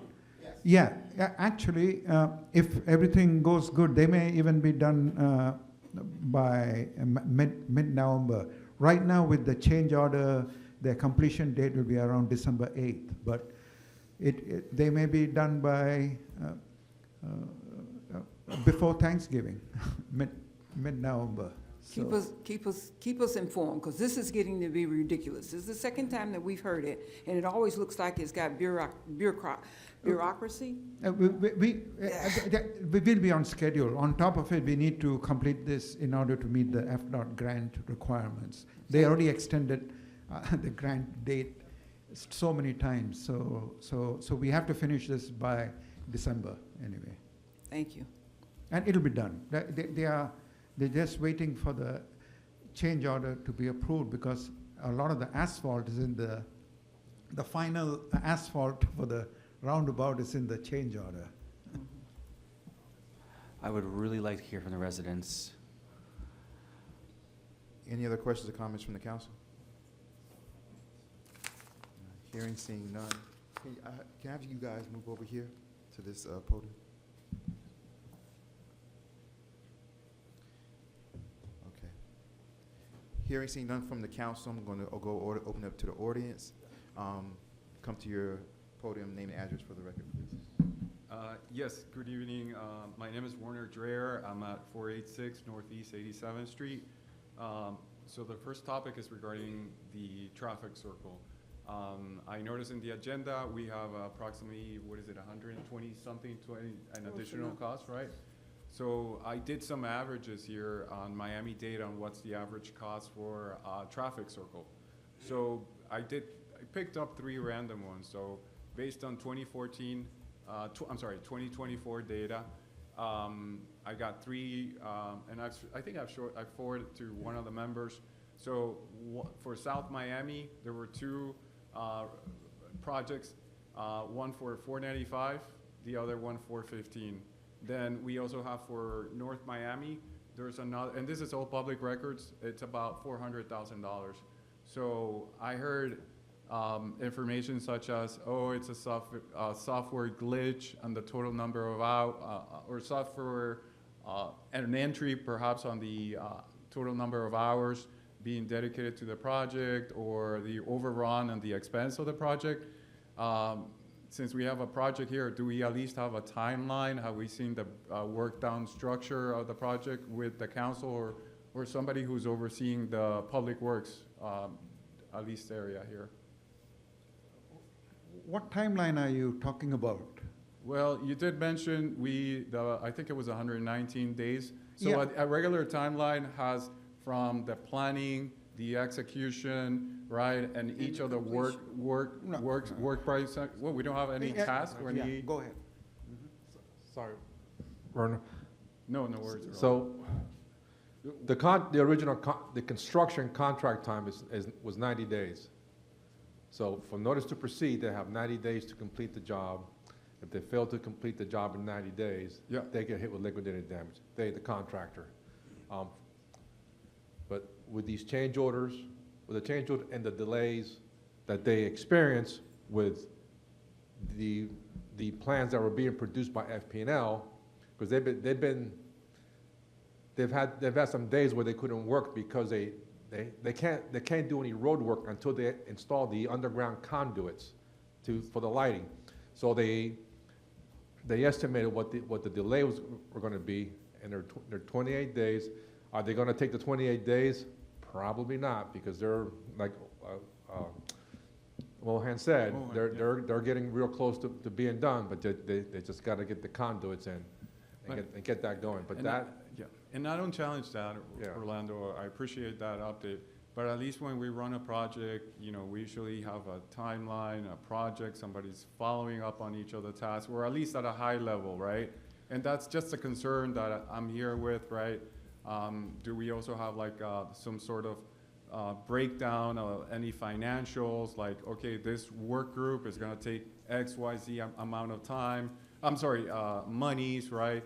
So something that may have, perhaps we can see, at least from, I'm not sure who the Public Works, I used to be the Public Works director, chairperson at that time, but perhaps whoever is the Public Works chairperson here, not sure who's running the committee, but at least from my perspective, I would definitely appreciate it. We kept the village, staff informed of all the reviews that we were going through with FDOT. No, I get that. So and I appreciate it, but maybe moving forward, can we at least request, we have a project manager assigned to this project. Can we at least somehow have like maybe a high level timeline? At a high level, these are the work groups. This is the total duration for each of the tasks under the work groups. So at least we can get an idea. And then we have at least the risk that we're seeing, and perhaps what do we need, right, to mitigate those risks, which are that 101 from a project management perspective.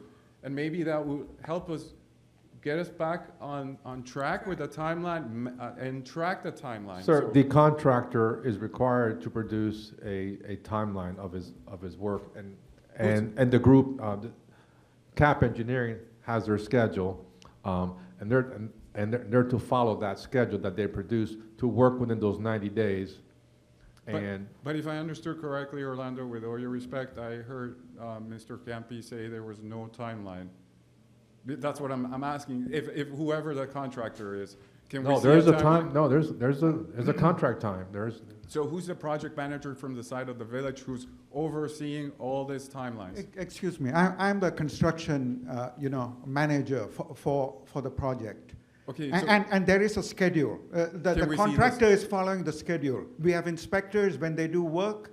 So, I do not understand what you are requesting. My request is very simple. I would like to see a very high-level timeline of the project. What high-level the work timeline? groups. There is a schedule provided by the contractor. Can we see that schedule then? It's a schedule, it's the same thing as a timeline. And what do you want to do with it? I'm sorry? We'll give it to you. What do you want to do with it? So it's not just me, but it's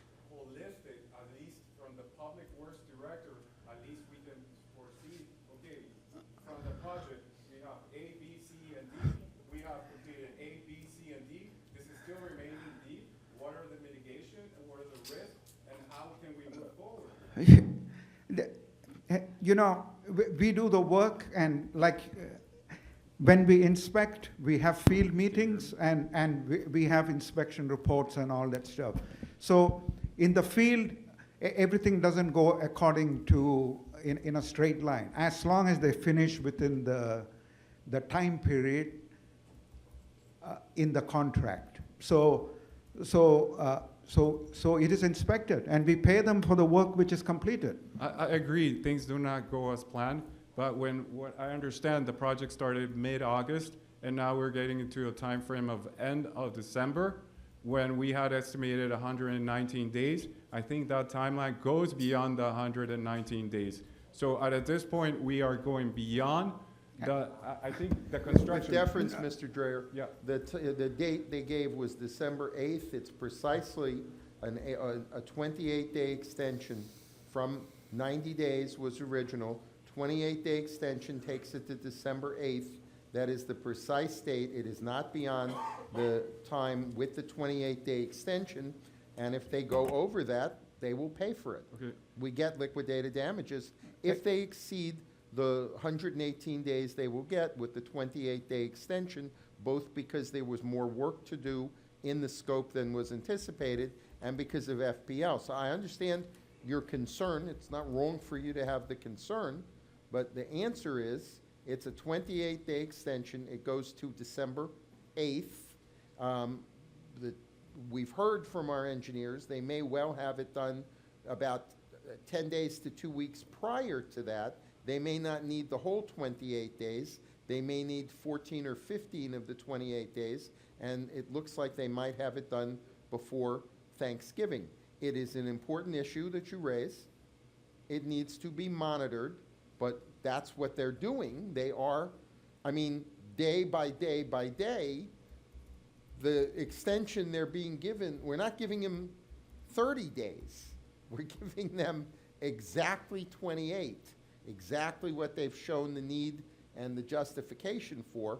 If we were just like doing it willy-nilly, we'd say, well, it was 90, take another 30. We're not. We're doing precisely at 28 what they have documented to the project manager and the consulting engineer. And if they do not finish on that day, they will pay us liquidated damages that will be, in effect, deducted from the contract balance that we're going to be paying them. Yeah, and I understand that. I understand we may be overrun. We are already over budget for the project, but what I'm asking is just a simple, high-level timeline. I understand you're saying we keep in track of it. No, but it's there. I mean, if you want to look at it, it's a public record, Mr. Chair. You know, and like any other public record, you know, we'll be happy to make it available to you. Okay. You're a citizen. It is a public record. It exists. They have it. And if you'd like a copy, I'm sure we can get a copy. Definitely. And it's just not because I'm just asking. I'm just asking these questions to help us. There's a lot of questions from the council. I'm not sure if the council has seen a timeline, a project timeline. You have every right to ask the question. Yeah. You have every right to the document. They have it, and we'll be happy to have them furnish it to you. You have every right to ask for that. And it's just not for me. It's not only for me, but I think it will help in the process of asking all these questions, right, to move forward with the project. Especially we don't expect our village council to be the project managers. That's Correct. why we have engineers. Your question is fine. I understand. Your request is fine. I'm just trying to assure you the document exists. They have it. They've been monitoring it. Yeah. And if, you know, you've asked for it, we'll get it to you. You have No. every right to ask it Yeah. and every right to see it and to make sure that it exists as they're saying it does and to look at it. No Exactly. problem. And it's not just No for problem. me, right? It's No, I it's in understand general. you're speaking for your neighbors. We get that. And in general, sometimes they're not technical either. They don't need to know the breakdown, but at least have maybe a 2 PowerPoint slide. Just show here where we're the project. Here's where we're moving forward. Mr. Dreyer, I Yeah. definitely want to assure you that we understand why you're requesting it and underscore what Attorney Geller said, which is that you can definitely make a public records request and you can see it. There may be members of the council that may want to share that information with you or see that information themselves. I feel comfortable with the information that I've received concerning the existence of a timeline. So you've seen And that according, timeline? the existence of the timeline, you have it? Like Attorney Geller said, I am not the project manager, so I'm not out there measuring asphalt or milling with them. But I trust that city staff is giving me their professional opinion on the timeline that exists and the outside of when it would be over scheduled. So you don't validate right? any information? Wouldn't it help you, like maybe a 1 slider or 2 slider, to get a visual representation? Here's where we're the project. Here's where we're moving forward. I'm just asking these questions to help you guys, right? At least ask the questions So- and visualize that. So That's I where don't, I'm I at. don't I'm need, not- I don't yeah. need any help in asking questions or obtaining information for me to feel comfortable with my decisions. I spend a lot of time looking at a lot of documents and talking to village staff about different things. We all have certain issues in how we learn, how we receive information, how we would like to be presented with information. I understand that for you, you're saying that you would want that timeline and you want to see it. And I'm saying it does exist. You can request it.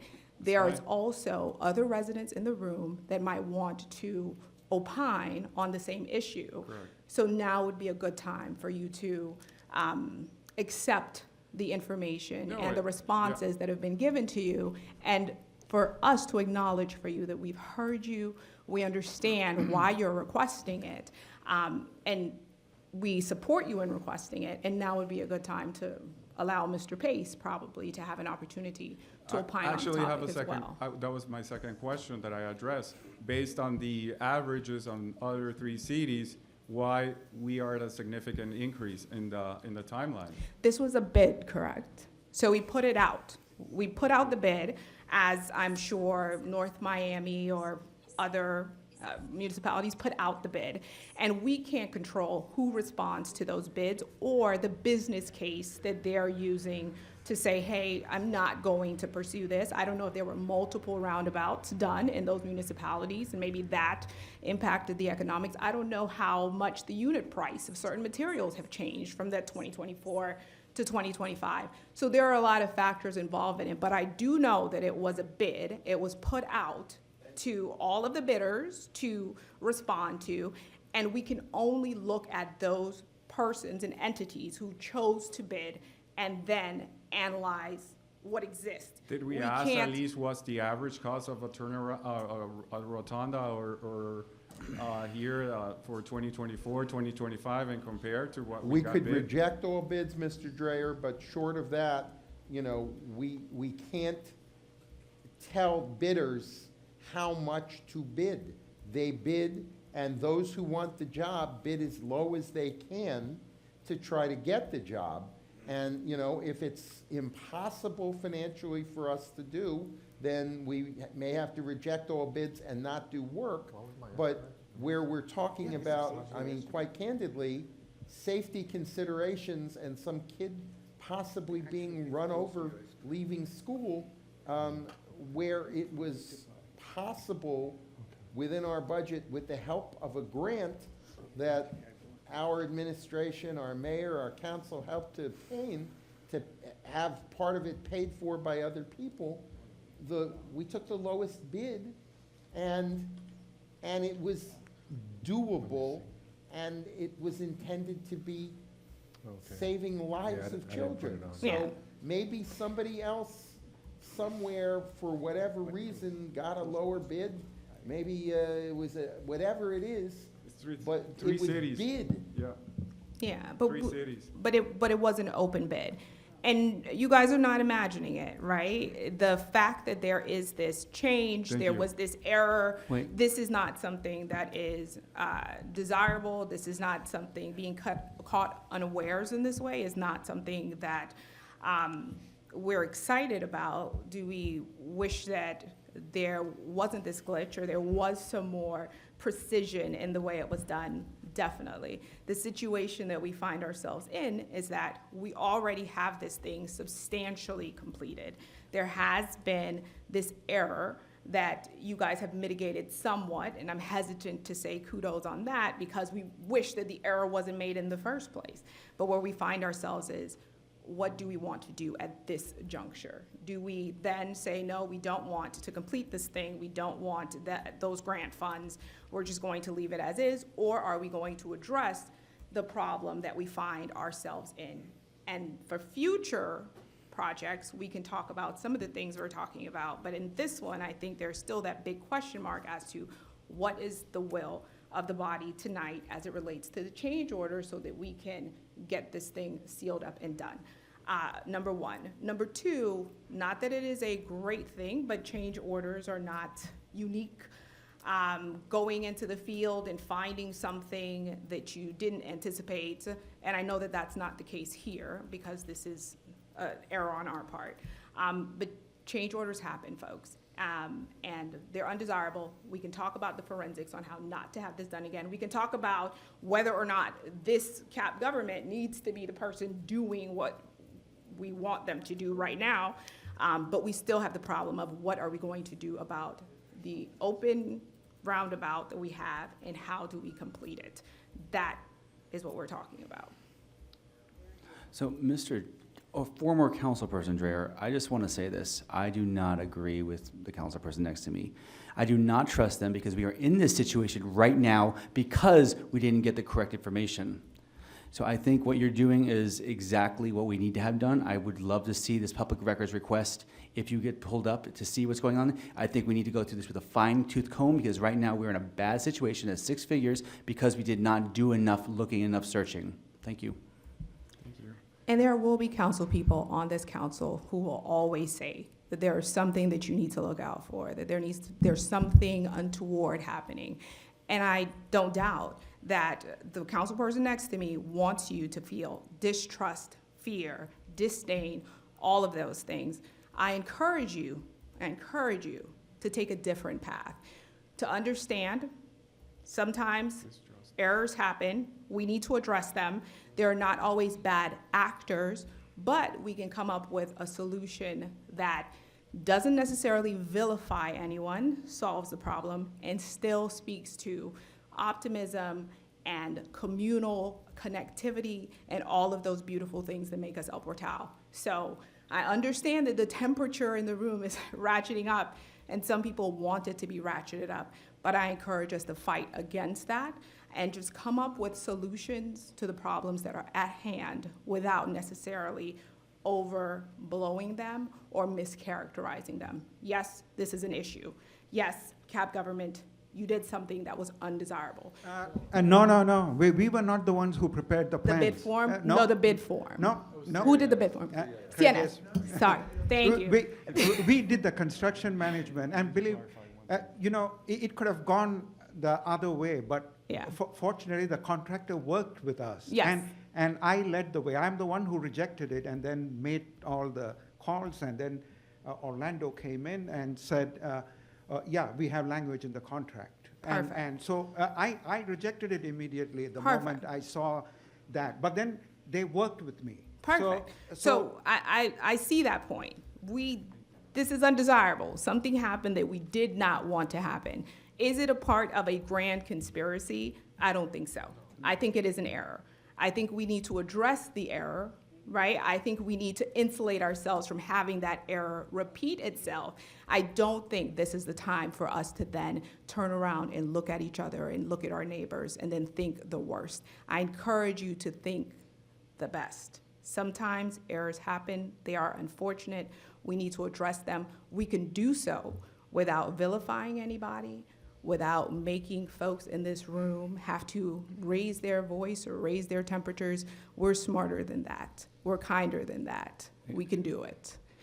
And I think you've also had a tremendous amount of time to speak, and I'm willing to give you more. But I also think that another form of kindness to your neighbors is allowing them the opportunity to fully participate in a I'll meeting. be very kind, Councilperson Martin.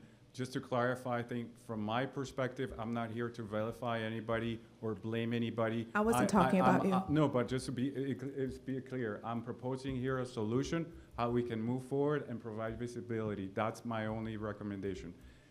And my other, just clarification, and thank you very much for allowing me the time, but as form, I need to clarify one comment that was made on the prior comment regarding the septic to sewer project.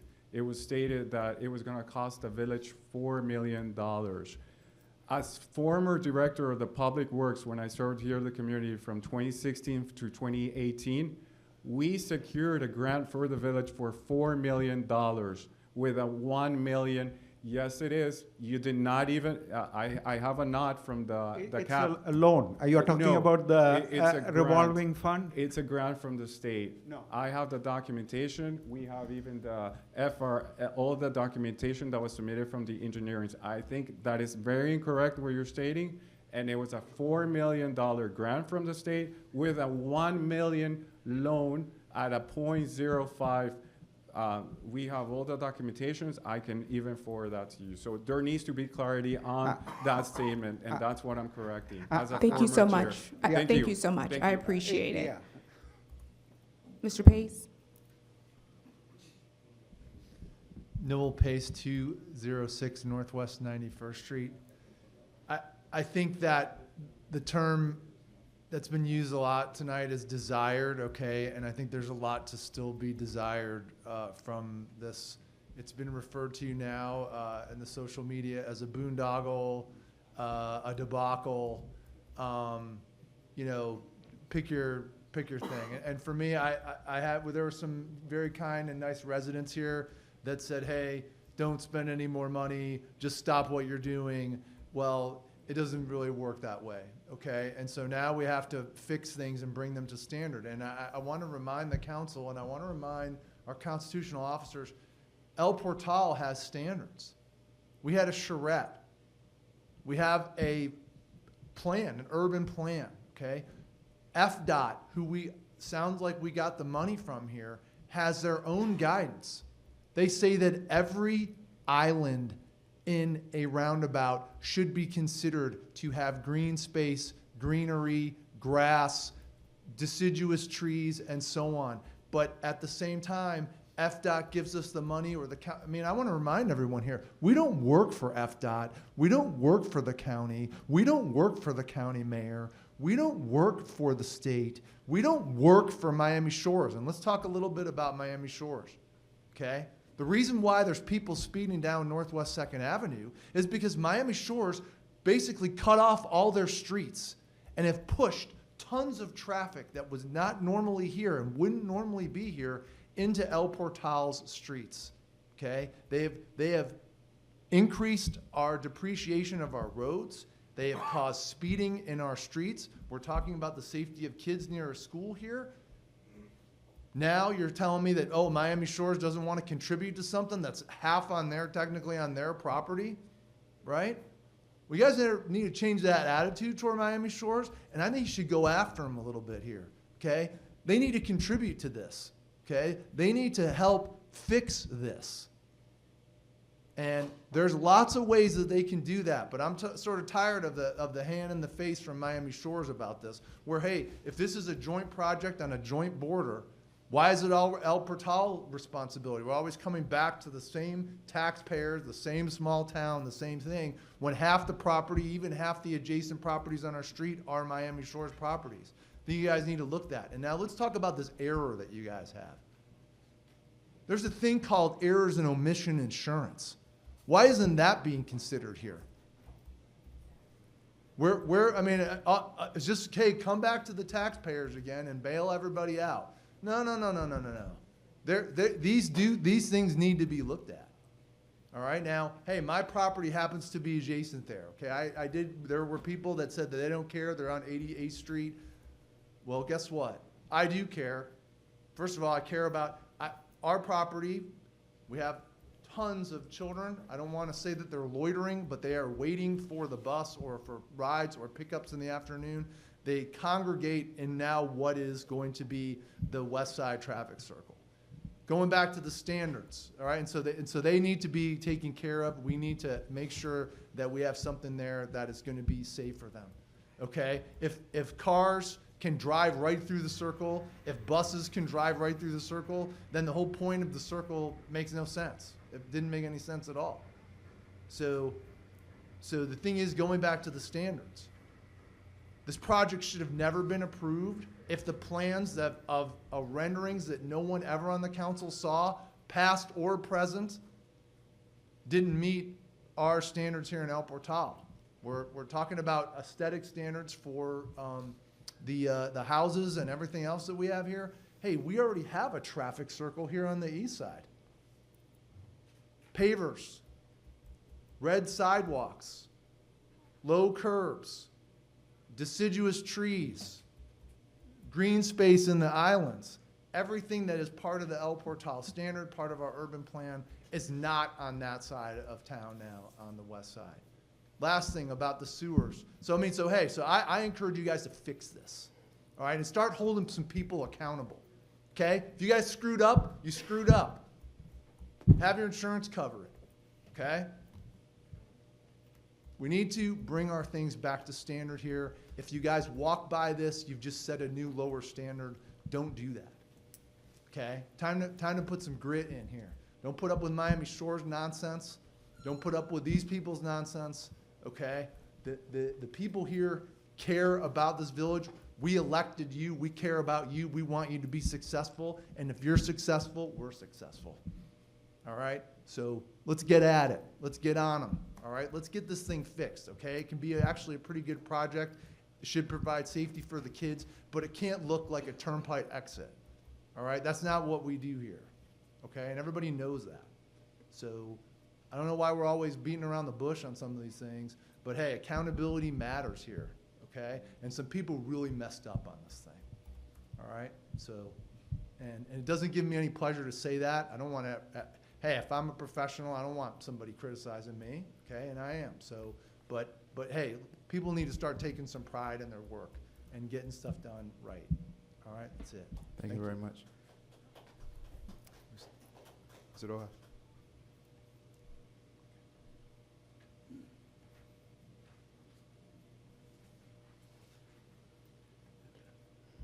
Daniel Rojas, 60 Northeast 86th Street. I'll keep it short.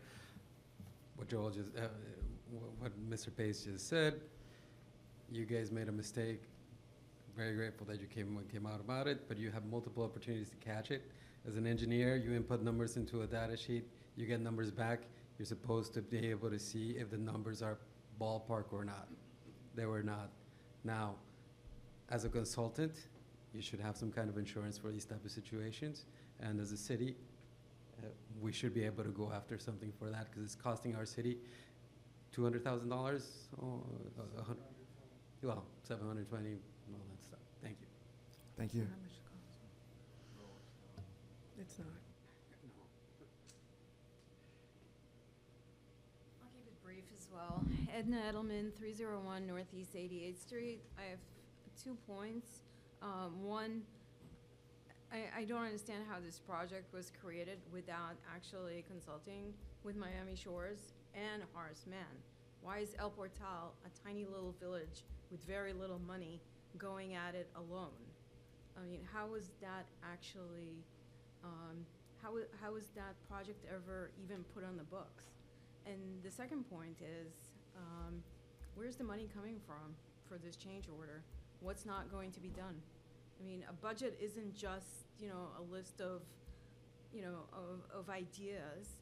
It's a concrete thing. We have money coming in and money going out. Where is this money coming from? I'd like an answer to that. Okay? Thank you.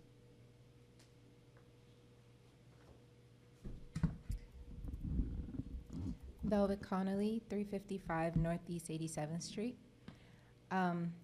In general, I feel like I'm noticing a bit of a pattern with how we are handling things in El Portal, because last month when we were here and it was the Barrington brothers, the developers for Cavista, and they made some misjudgment in their assessment of things, and then we were discussing hundreds of thousands of dollars that we are out and somehow El Portal was seen as the one that should carry the bag. And now this is seeming like a similar pattern where, again, somebody makes a mistake, and it's fine. We all make mistakes. We're human, right? And so I can respect the fact that you made a professional error. But I agree with my constituent that that's what insurance is for. That's what an E&O policy is for, right? If a professional makes an error in their professional capacity, then it's the insurance company or somebody who takes accountability, right? It's not for the village to take the responsibility for a mistake that wasn't made on the village's part. And for me, that's really the issue. If you guys made the mistake, 100%, there's grace for that. People make mistakes, but then the right thing to do is take responsibility for your mistake and find a solution that doesn't then equal that the residents of the village have to shoulder the burden of a mistake that was made by your firm. That's where I think it becomes an unacceptable solution, because that's not a solution, right? And so I just think in general, our policy as the village can't be, and I fully agree with Vice Mayor Martin, right? Like we're not here to villainize anyone, right? It's not about putting people down or trying to make somebody out to seem like they're being nefarious, but it is about asking people to take accountability for whatever their actions are. And if you guys made a mistake, then you should be the ones to come to us with a right-sized solution that doesn't involve burdening the taxpayer with footing the bill. That's not an acceptable solution to this problem. So I'm not really sure, in general, what the options are to fix this.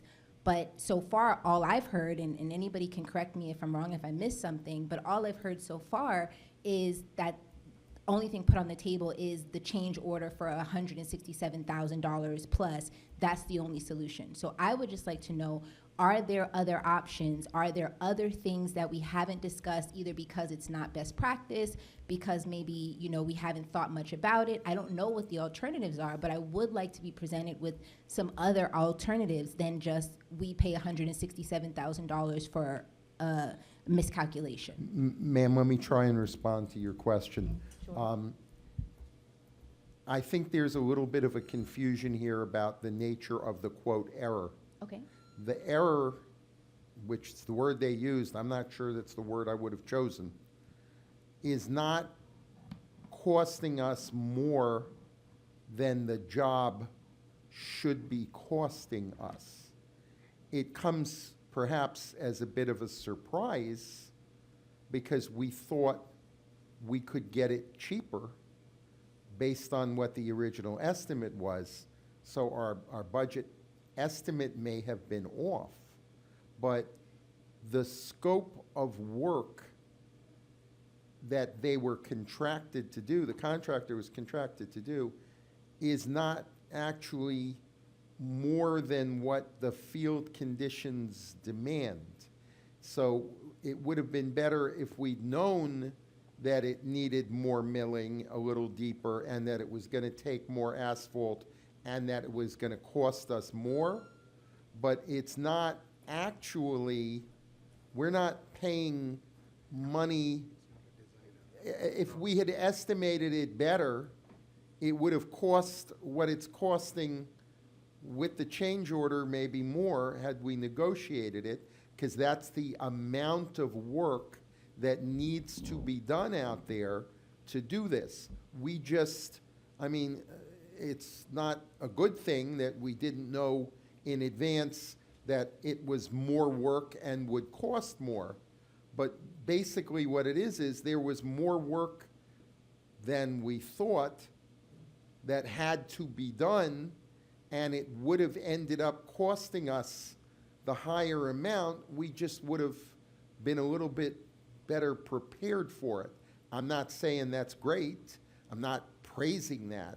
But it's not costing us more than the quantity of work that had to be done would have cost us, whether or not we had estimated correctly.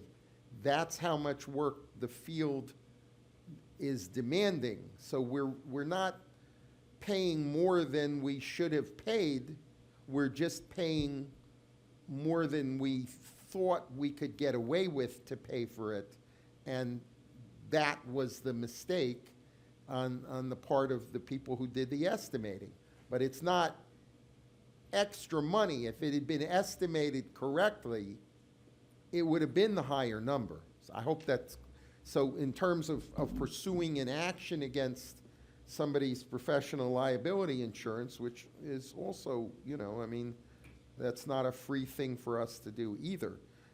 You know, when that's a lot of money, you pursue it, but when the cost of litigation is relatively high to the amount that you'd be seeking, even if it was an actual mistake, we try not to just be paying lawyers, me or anybody else, if it's not likely to result in a net to us. So, May I ask a question about that, Yes, Attorney ma'am.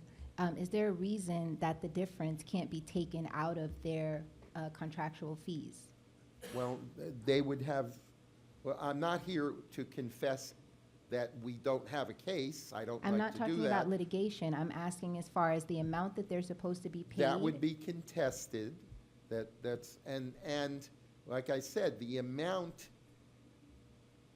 to my understanding, and I'm not an engineer, if we were gonna try to dispute this, we would need to retain other experts, they're expensive, and we would have to put together a case and see what our chances are and what our cost would be and what our chance of gaining. But as I understand this, and I'm not an engineer, but the amount of work that's being done is not extra work. We are paying what we should have paid for this quantity of work I to be understand done. that, Attorney We Geller. just were not expecting it to be this much because our estimate, and by the way, the contractors who bid on this also were estimating what it would be, and everybody was wrong. It was more work than was anticipated, and what we're paying is not extra money. We're paying what it should have cost. We're just Okay, surprised by that. point of clarification, Attorney Geller, point of clarification on that. Are you saying all of that to say that the scenario would not qualify for one of these insurance claims? Is that why, is that the? Yes. Well, but I it mean, doesn't look, have to just be. let me put it this way. It would doesn't have to just be qualify- insurance. Let me answer the councilperson, ma'am. I'd be happy to listen, but let me answer the question that he asked. When I say yes, I mean to pursue it all the way to judgment successfully, there would be substantial defenses. Obviously, if the council said, pursue this, you know, we're here to follow those instructions, but we also need to advise you on the potential costs and the likelihood of success, and being surprised that it is more expensive than we thought is not necessarily the same thing as being actually damaged by paying more than the amount of work that was necessary. And ma'am, you had a follow-up? Yeah, and I think my question is directed to the contractor, or you're not the contractors, but the project managers, right? Because you did say that it was an error on your part, that it was a miscalculation, and that's what we're discussing, right? That's how we got here. Regardless of what the project cost, he made a calculation, and it was a miscalculation, and it was the information that was presented to us that we made our budget based off of. And we sat here last month for hours and hours and hours going over our budget to understand what we have available as a village to spend on the things that we need. And so it's not a small thing to come back and say now, and I say that respectfully, right? I'm speaking on the behalf of the village. It's not a small thing to say, okay, now we need close to $200,000 more in a village where $200,000 is a lot of money for our village. We're not Miami Shores. We're not Bay Harbor. We're not these other villages that have hundreds of millions of dollars in their budget. We're a very small village with a very small budget, and $200,000 is a significant portion of our annual budget. That's why we were here all that time a month ago. So with all due respect, you know, Attorney Geller, I understand what you're saying, but that's not really the issue. The issue is not, are we paying the market rate for the job? The issue is that we were given a price, and that price turned out to be incorrect based on the error of the professional who gave us that information. And so it's their responsibility then to right size it. It's not for the village to take the responsibility to have to right size an error for somebody else that we're working with. And that's the bottom line. They need to be accountable. So to me, it's not about an insurance claim. I would like to understand from you, if the error was made on your part, why didn't you suggest, or why are you open now to having that the reduction of your fees? Let it come out of your portion. Not we take on the onus of a mistake, but you take responsibility for your mistake. As the construction manager, I'm not the design. What Attorney Geller said is correct. This was a quantities error. It's not a design error. It was quantities. It is basically what happened. So the project would have still cost what this change order is adding to, because so it's not a design error. If it's a design error, then it becomes a errors and omissions issue. Understood, but at this point, we're not talking about errors and omissions. We're talking about you absorbing the cost out of your fees. And that's, I think you need to ask the attorney. He already answered that question. No, he said that if he was to propose that you would challenge it with a legal action. And so I'm asking you, why would you challenge that if you made the mistake? So, excuse me, so CAP Engineering has a separate contract with the village to manage the construction of the project, because when FDOT funds a project, they don't allow the engineer of record to manage the construction contract. Typically, we manage everything, from beginning to end, but that's how DOT works. So I just provide limited engineering services when it comes to reviewing shop drawings, which don't amount to a lot, but in working with this change order, we have, for all intents and purposes, we haven't invoiced the city, the village, for that. Anything related to the change order, it's not being billed by CAS. So you're not charging us the $167? Then what are we talking about here tonight? It's my time, like I said, it's not a lot, but my time is not $167,000 worth. Not even, I don't think his contract's $160. No. And it's not. Yeah, what he's saying is, he's the engineer of record who prepared the bid documents, but he's now providing his services. There are some services the engineer of record, because field changes which have to be verified with so he's not charging them. But the construction manager service is completely different. Like FDOT requires another consultant to be the construction manager. So we do the inspection and the administration of the contract to make sure the contractor and negotiate the change order. And that's what happened. Again, this was a quantities error, and it's not a design error. I mean, I looked at it too and said, is there any claim against I'm also a design consultant, but and no, it's a quantities error, because it would still cost this additional change order amount. Remember, we got two bids. Even if you had gone with the second one, you'd be talking about a $800,000 contract. Here, yeah, 800 plus. And with this contractor, it's about 729. Understood. Well, I will conclude with, at this point, at least for me, I would like to see more options discussed about how this can be rectified without us having to pay $167,000 on a change order. I understand that's one solution, open to seeing the feasibility of that, but I would like to see, are there other alternatives? Can we change materials? As the councilman said, if we went with cobblestone, would that make a difference? I don't know what the answers are, but I would like to see more discussion around potential solutions that give an alternative to the change order that you presented tonight. Thank you. Thank you.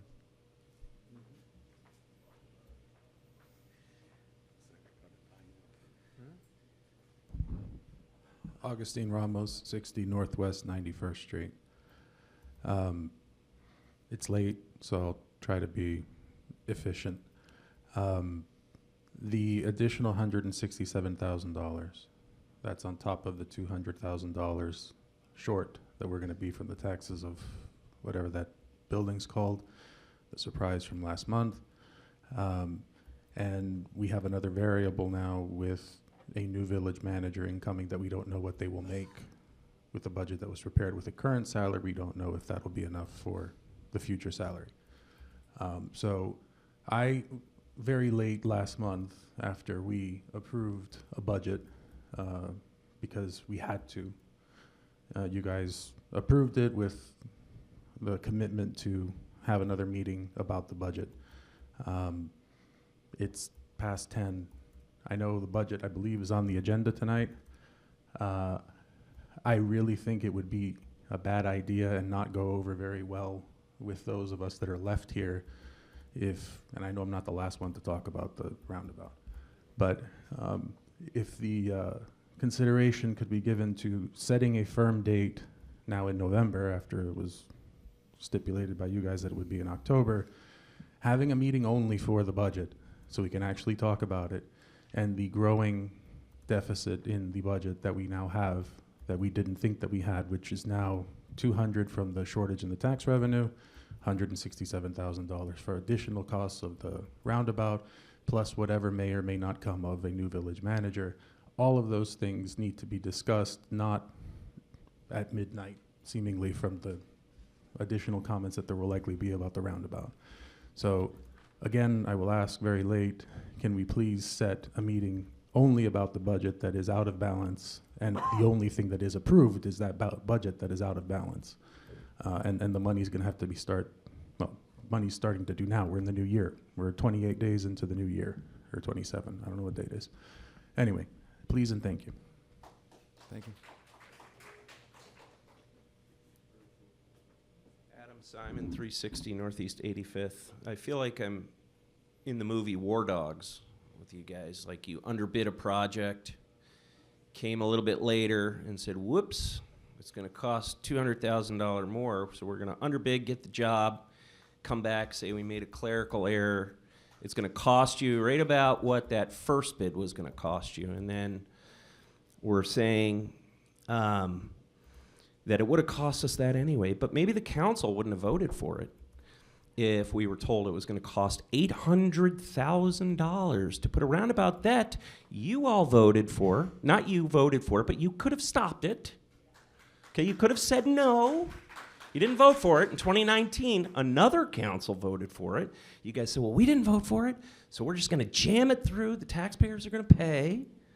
And then, oh, by the way, it's $200,000 more. Do you have insurance to cover that? That's a direct question. Do you have insurance to cover that? You made you said we have Arizona emissions insurance, but like the attorney said, this is a quantity issue. It's an error. It's a design issue. All right. It's also it is. But you can call a spade a spade. I've never been through it. It's a design 25 issue. years in the firm, never been through this, so. It's fair enough. But when you say, Mr. Geller, that it may not be worth fighting it, I disagree with that. Because maybe it won't be. Because on the record, you gentlemen said, we made a mistake. But you're not willing to offer any other solutions than to come to the taxpayers and the council and say, sorry, fork up another $200,000, cover us, please. I don't think it's fair. As a taxpayer, you wouldn't feel good about it either if you were paying the taxes on it, I would assume. So I believe that there should be offers of other solutions, and if there's not, we should either leave it the way it is. I know we're not going to get the grant money, but we can sue you. Okay? Or offer other solutions other than sorry. Because, you know, like the gentleman before me said, we had a $200,000 mistake, not your fault, that happened about another project last month. We got a $170,000 mistake on this project. Who's to say that you guys don't come back and say, oh, you know what? We found something else. We need another $100,000 here, and all of a sudden we're up to $1 million. Who's to say? Who knows? You know, and I'm angry at this council, okay, because it sounds like you're not listening to us, and you are us. You're supposed to be us, right? So like we voted for you to be our soundboard to pass and vote on things that matter to us, not what matter to you. You can't discard us and say, well, I'm a councilman and I know more than you, so I'm just going to say the way it has to be. That's not fair. And you know what? Maybe there are residents that don't show up. They say like, well, only people that leave reviews for restaurants, you know, they're the angry people. Everybody else isn't angry. But you know, if those people don't choose to show up, and we're the people that do, you have to listen to us. I mean, that's only right? So like, I think it's worth looking at a lawsuit. I mean, you guys openly said on the record, we made a mistake, and it is, make no mistake, it is a design issue. It is a design issue. You can call it whatever you want, but it is. So that's what I have to say. Thank you very much. Thank you.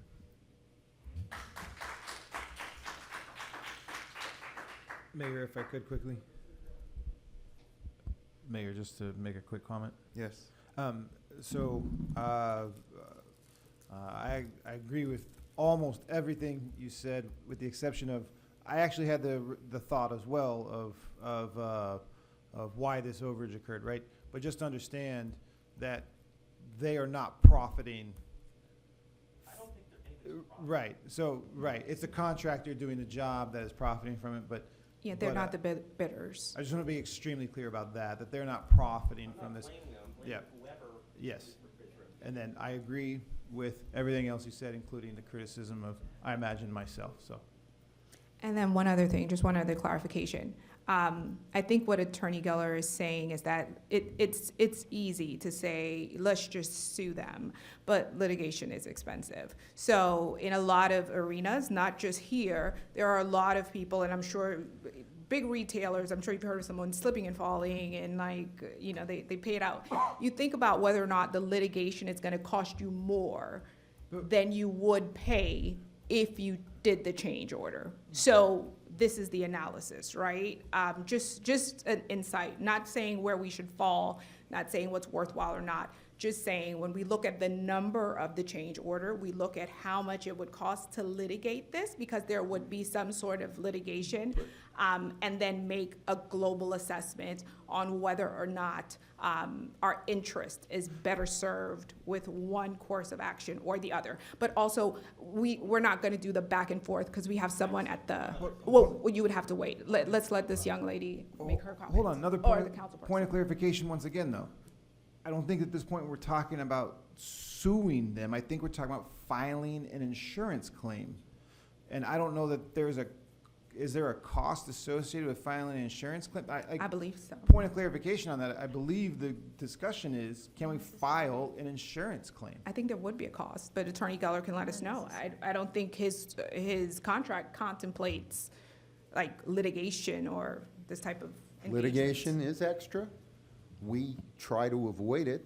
I mean, it would, you know, that would benefit our firm to have litigation, but it wouldn't benefit the village. So we try to avoid it. There's some cost to it. If they happen by some chance, you know, we have to make an informed judgment to advise you. It's your decision. We'll follow instructions. I want to be clear on that. I'm not the decision maker. I'm just an advisor. You can decide, but it is our job to give you informed decision-making ability by telling you what pros and cons are.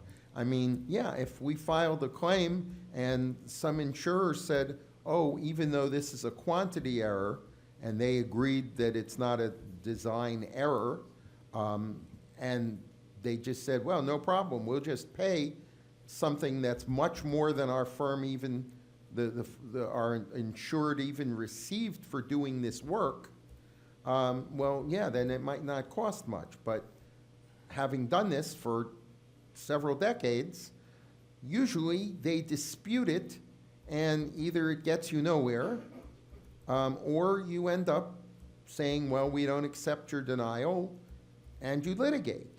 That's usually where that goes in a highly disputed matter. And There's I- some cost to that, but if it goes into litigation, it's a lot greater cost. I'm sorry. And in Leslie. addition, and I'm sorry to interrupt, but I do want us to, whenever we're thinking about these things, to just think about like globally, like the after effect of it, right? So it is litigation cost as well as, I think there is some sort of requirement for the grant funds, the portion that is supposed to be grant funded. There is a requirement as to when we finish this up. So will that, and whatever timeline it is involved in kind of engaging if we decided to go this route, does that impact the grant funds, all of those things? There's also an argument that, hey, maybe you could quantify this as all damages if you do decide to do some sort of active litigation, but I also think that there's a requirement for you to mitigate some of your losses. So I don't think that that's something we might be able to recover, but I don't know. Additionally, I'm the not a litigator. suggestion that we simply not finish the project, I mean, we're liable for having, once you start it, you have to leave it in a safe and acceptable manner. If we were to simply abandon it, there would be serious consequences to us. We would. Especially you with all know- those kids, that's an attractive Yes, nuisance. Yes, ma'am. Alexandra Baza, 120 Northwest 86th Street. I just wanted to say that I don't agree with Mr. Geller in the sense that this would be, at the end of the day, the project would have cost. In the sense that this was a matching grant. So we are picking up the tab not only for Miami Shores, who just, I think that for most of us is news that they were not contributing in any way, but just putting their name on it. But we're not getting part of that, that matching grant. So it's just us picking up the entirety of the tab. So it does cost more. Thank you. Thank you. Velvet Connolly, 355 Northeast 87th Street. So you guys have repeatedly said that it's a quantities issue, which is a supply issue, right? Supplies? Supply, I don't know about, Well, when you say quantities, then quantities of what?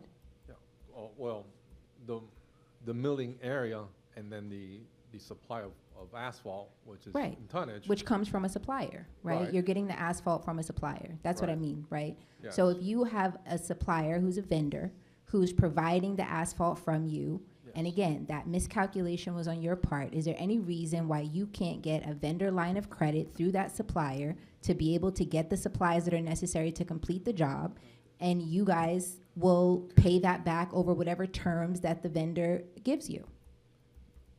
Okay. The asphalt comes from the contractor, not the CEI firm or the EOR firm. It comes from the contractor. The contractor's original unit price for the asphalt was $2,500 a ton. All right. Had we gone that, had we just said, okay, accept that price, it would have more than doubled the cost of this job. Between the contract language and the negotiations with, between, all three of us, the contractor, CAP and CAS, we looked at FDOT's historic current unit prices to start with the negotiations. And I believe they came really close, if not close to the tonnage price for the change order. Because we weren't gonna recommend a change order of $2,500 a ton. And we weren't gonna recommend a change order of $350 to mill that area. That was reduced as well. Again, because we used, we had historical records from FDOT unit prices, which are recent, and that's what we used to negotiate with them, and they concurred, and that's what we came down to. Those we drastically reduced those unit prices to come up with a better number. The quality of the asphalt has to meet a standard. But I just want to be clear, that's not my question. I'm asking specifically about the supplies being able to be provided on a line of credit directly through the vendor, which happens all the time in business. You can get, and not you, whatever, whether the contractor, any Any company that's dealing with a vendor can get a vendor line of credit, meaning that the vendor will provide the supplies on a line of credit to allow the job to go forward, and then you guys can figure out on the back end who pays for that product over whatever term, if it's a net 30, net 90, net 120, whatever term that the vendor supplier gives to you. But the money doesn't have to come from the village to move the job forward. Those supplies can be given on credit through the vendor. I don't think that's the way the contract's written, and I don't think I can answer that. Okay. Sorry. And the last thing I would say is also back to what was already suggested about Miami Shores also participating in this. I know for sure, whether it's your company or not, you know, I'm very versed in business credit, so I understand how vendor credit works. I understand that's how businesses do business with each other all day long, so that's not a foreign concept for anyone. And I'm sure within the city of the village of El Portal, Miami-Dade County, they have vendor credit relationships. And so they definitely can be able to set up some kind of a vendor line. That's one option of how we can get the job going without the money directly coming from the council, at least immediately. And also Miami Shores and whatever level of participation that they can play is also a conversation to be had as far as like what amount can they participate in, you know, giving something to this project.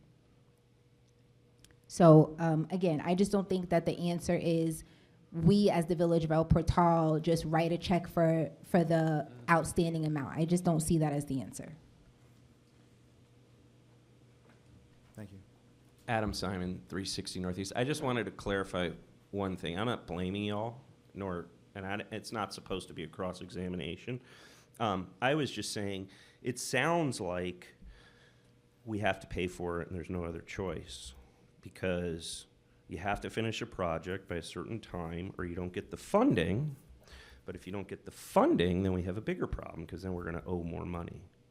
So what I was saying, and obviously I know that I come from a family of attorneys, so I know that suing is very expensive, but I also think there's a precedent, right? And we talk about precedent all the time, right? Like, El Portal is not going to be taken advantage of. If you give us a contract, you have to honor that contract. You need to be insured if there are flaws in the contract, and there are, oh, by the ways, whoopsies, you know, we're going to be protected.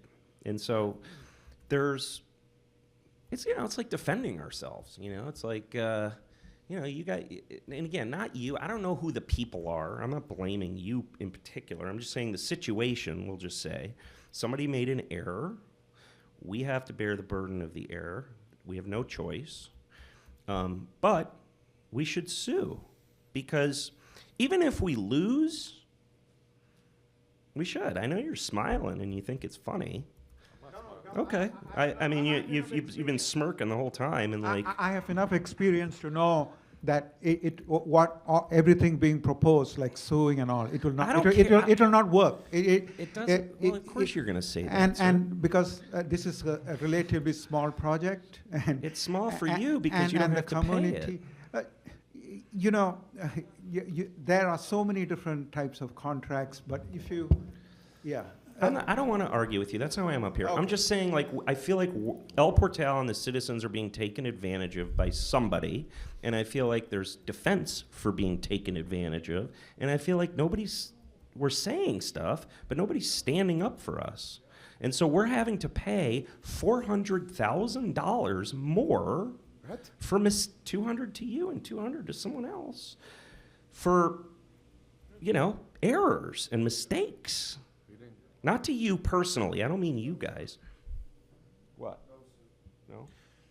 First of all, you can't, the fact that a developer managed to lower their tax bill is not a mistake on the part of the village. I didn't say it was a mistake. I said we're you forced to. You just said it was a mistake. I said it was a mistake on their part. I said the fact that we have to pay an additional $400,000 that, hey, surprise, surprise, isn't fair. I'm sorry, like, it's not fair. Like, if you're presented something, life isn't fair, right? But if you're, there you go. But if you're presented something and it's approved and then it's like, oh, it's going to cost you $400,000 more. There's somebody's got to be responsible Sir, for that. somebody pursued their rights to lower their tax bill. We may not like You're it, but talking it has about nothing to do okay, with so this. what about this? Let's go back to this situation then. Since fine, 200. Let's call it $200,000. Okay, you seem very adamant about like not pursuing this. Like, it's strange to me. No, sir, I said I would do it if that's what the Okay, council it's just- decides. We're happy to do it. Okay, We take all right. instructions. It's just If strange. the council wants us to do it, we're happy to do it. Okay, But I'm also charged with trying to tired also, reduce, sir.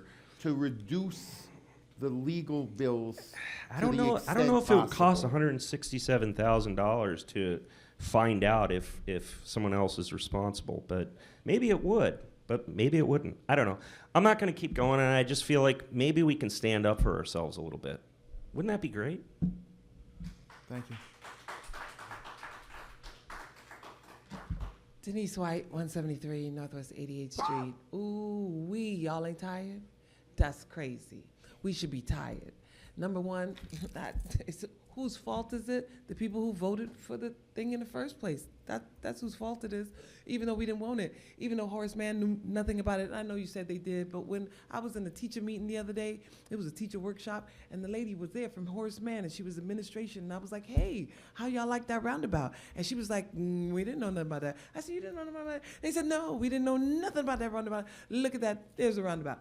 Right. Now, the fact that if you're building your house, right, and it gets to a point where new material and more material is needed, you gotta buy it to finish it. They already approved it. You know, the people who we told not to approve it, they already approved it. And it gotta be finished. The fact that they need more, what y'all need more? Asphalt, that's what y'all saying, asphalt? They need more asphalt? Then we gotta give them asphalt, or else we gonna have that white dug up stuff that's still there when I go walk my dog. I see it. It's all dug up and it's white. It's just gonna stay there white and it's not gonna be okay. Not to mention that we got to move on. Yes, we were taken advantage of when they voted for the thing that we didn't want. That's where we messed up, because it got passed, right? But that's been happening a lot lately. Things get passed even though we don't want it. So it's already here.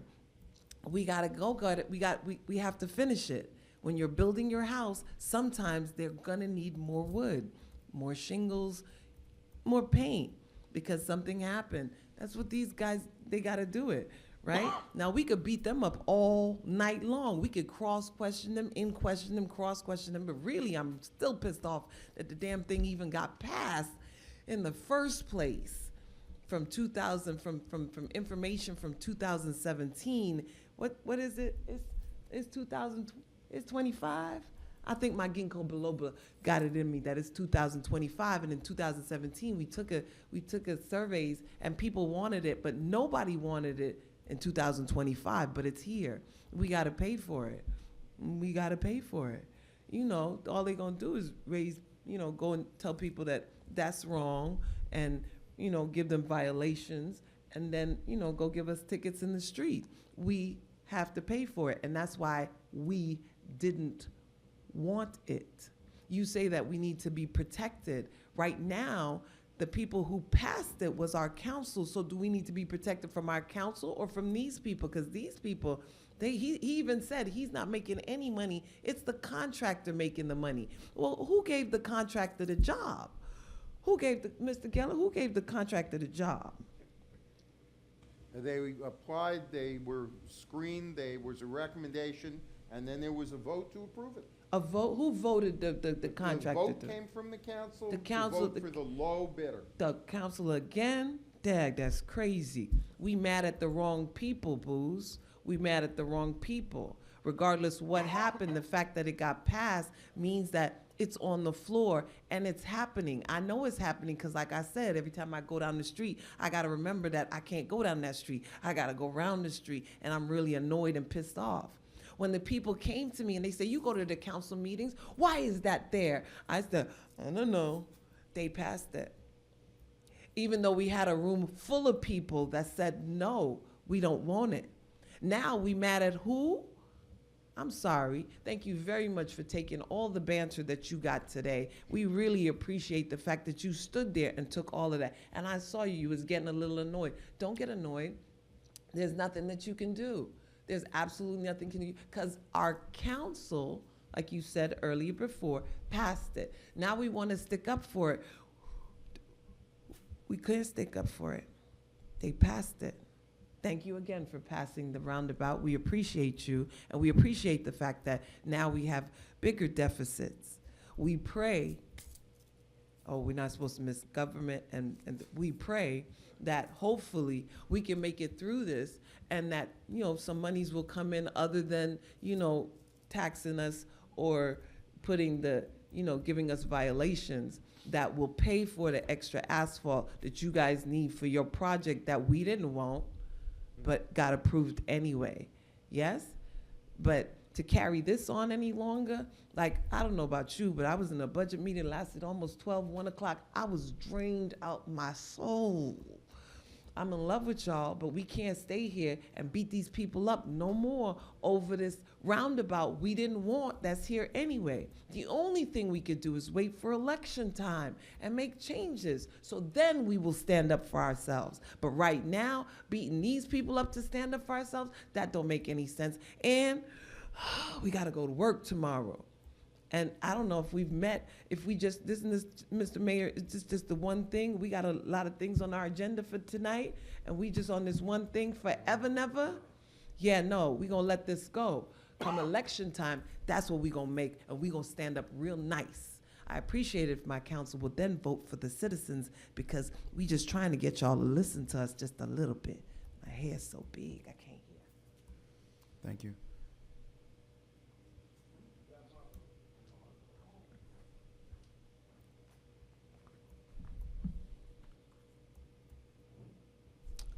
My name is George Alvarez. I live at 165 Northwest 88th Street. I'll try to be brief. Famous last words, right, guys?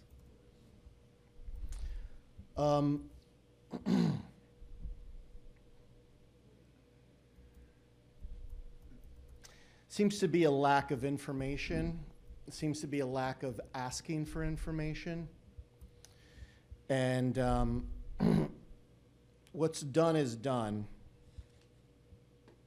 But it really didn't have to be this way. To echo what the last resident just said, a lot of people came here to ask you to not vote for this roundabout.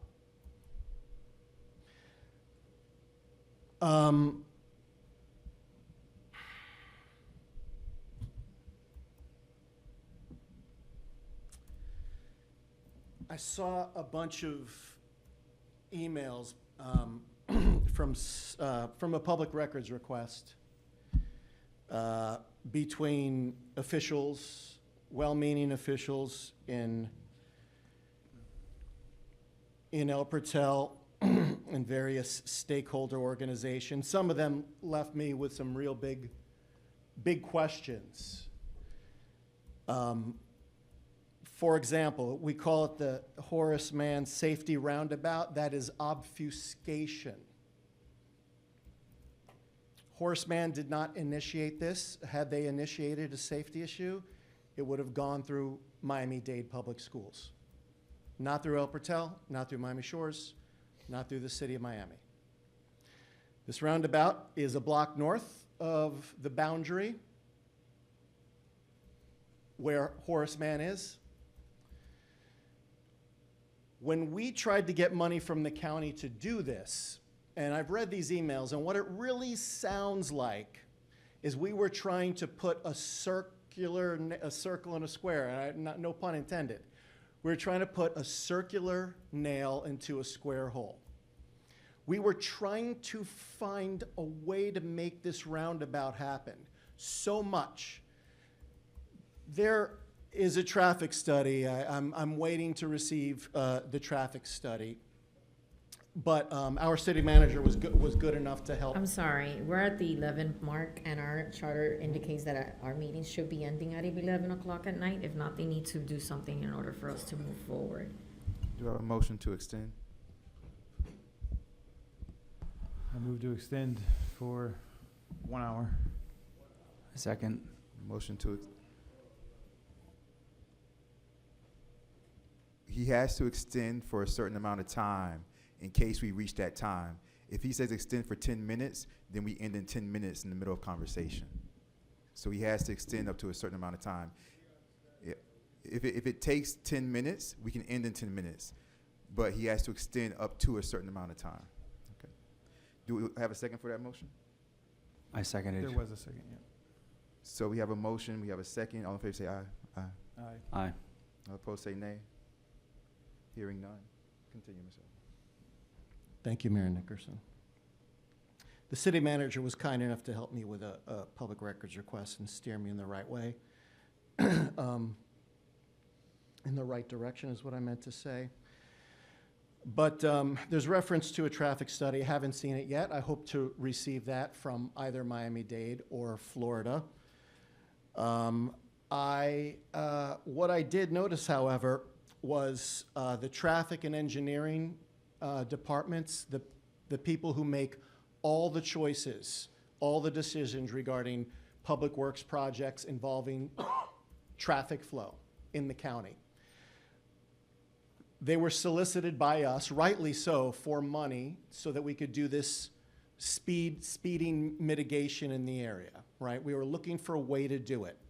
But according to them, we did not meet their criteria. In other words, that street corner wasn't dangerous enough. They wouldn't even approve at the time. Maybe it's different now. Maybe it's been different for the last couple of years. This goes back to, I believe, 2018, 2019. There was a lot of these emails. Basically, they were saying that street corner wasn't dangerous enough. They wouldn't allow us to have 4 stop signs at that time. There's only 2 stop signs there now. Mr. Mayor has spoken 1,000 times, I know he's tired of it, about getting speed humps on 91st, which is apparently, or has been very difficult to do up until this time. So what did we do? Not you guys. I don't think you were on the council at the time. Well, maybe Mr. Urban was on the council. I don't. I think I just joined in. Or maybe Mayor Nickerson Yeah. was in a different capacity. But anyway, so what did we do? We got a no from Miami Shores. We got a no from Miami-Dade. So we went to the state of Florida to get any matching grant that could satisfy the desire for speed mitigation. And the best thing we could come up with was a very, very expensive roundabout. We didn't need it. Northwest 2nd Avenue did not meet the criteria. Horace Mann, if they felt they needed it, would have gone a different route through their channels, Miami-Dade Public Schools. They have a budget. I believe Attorney Geller, probably familiar with that. So we went about this a very odd way. We were a solution seeking a problem. Now, when I walk in the mornings, I usually try to avoid going north now. I'll go south on Northwest 2nd Avenue. I don't see a lot of speeding. I've never seen a lot of speeding during the school hours, during the hours when students are present. I've never seen any speeding. At night, yeah, I hear it too sometimes. So we obviously needed to do something. The county recommended that we have blinkers on, blinkers that show people their speed. They would have paid for that. We didn't go for that. We wanted to go for a different route. Well, we got it. Possession being 9/10 of the law, we are now in 9/10 possession of a roundabout. So 2 things. Number 1, in the future, we need to go a little further vetting what people tell us, whether it's the Barrington Brothers. We should have had a contract. I know Mayor Nickerson's been pulling his hair out. We should have had a contract that said, or that disincentivized them building anything that was known as workforce housing, not because of the people, but because of the parking, the infrastructure, the drain on resources that we would have. So in a way, we're lucky that the Cavista turned into Live Local, because if they had started out as Live Local, their parking needs would only be nominal at the bottom of that building. Where we are unlucky is it's gonna make it a lot easier to build for somebody to build Live Local on Northeast 2nd Avenue. Or maybe Northwest 2nd Avenue. Who knows? So that's what we need to do, and I can't understand, you know, why it's not something that we regularly second guess and third guess and check again and again. Why can't we get this right? It is not an excuse that there was a prior mayor and an interim city manager with no city attorney signing a deal with the Barrington Brothers. That's not an excuse. That's putting a lot of faith in people I'm sorry, I we don't mean to know. interrupt, Mayor. You have 5 items, you still have, this would be the 6th item, and it needs to be done before midnight. I do agree. I do think we need to implement that 3 minutes, not because I don't want to hear you, just if we could make it concise, then we have a better chance of hearing everyone and getting through all the remaining. And I'll try to be as concise as everybody else was. Yeah, no, and I hate to do this to you. I hate to do this because that's what we've been doing, but this isn't the correct way to do it, to ensure that everyone has an opportunity to I participate. agree, this is not the correct way to do things. We wouldn't have to do this if we were more honest and we actually deconstructed the agendas that were out there towards putting up a rotunda that Horace Mann doesn't want, that's not going to have a positive impact on our community, and is now going to cost us $729,000. And by the way, I've never known a public works project that doesn't get more expensive. So we may not be done with this. So I'm going to leave it there, and I appreciate your indulgence and time. Thank you so much. I appreciate it. And I'll just do the timing. I think we have a clock, but do we have the clock?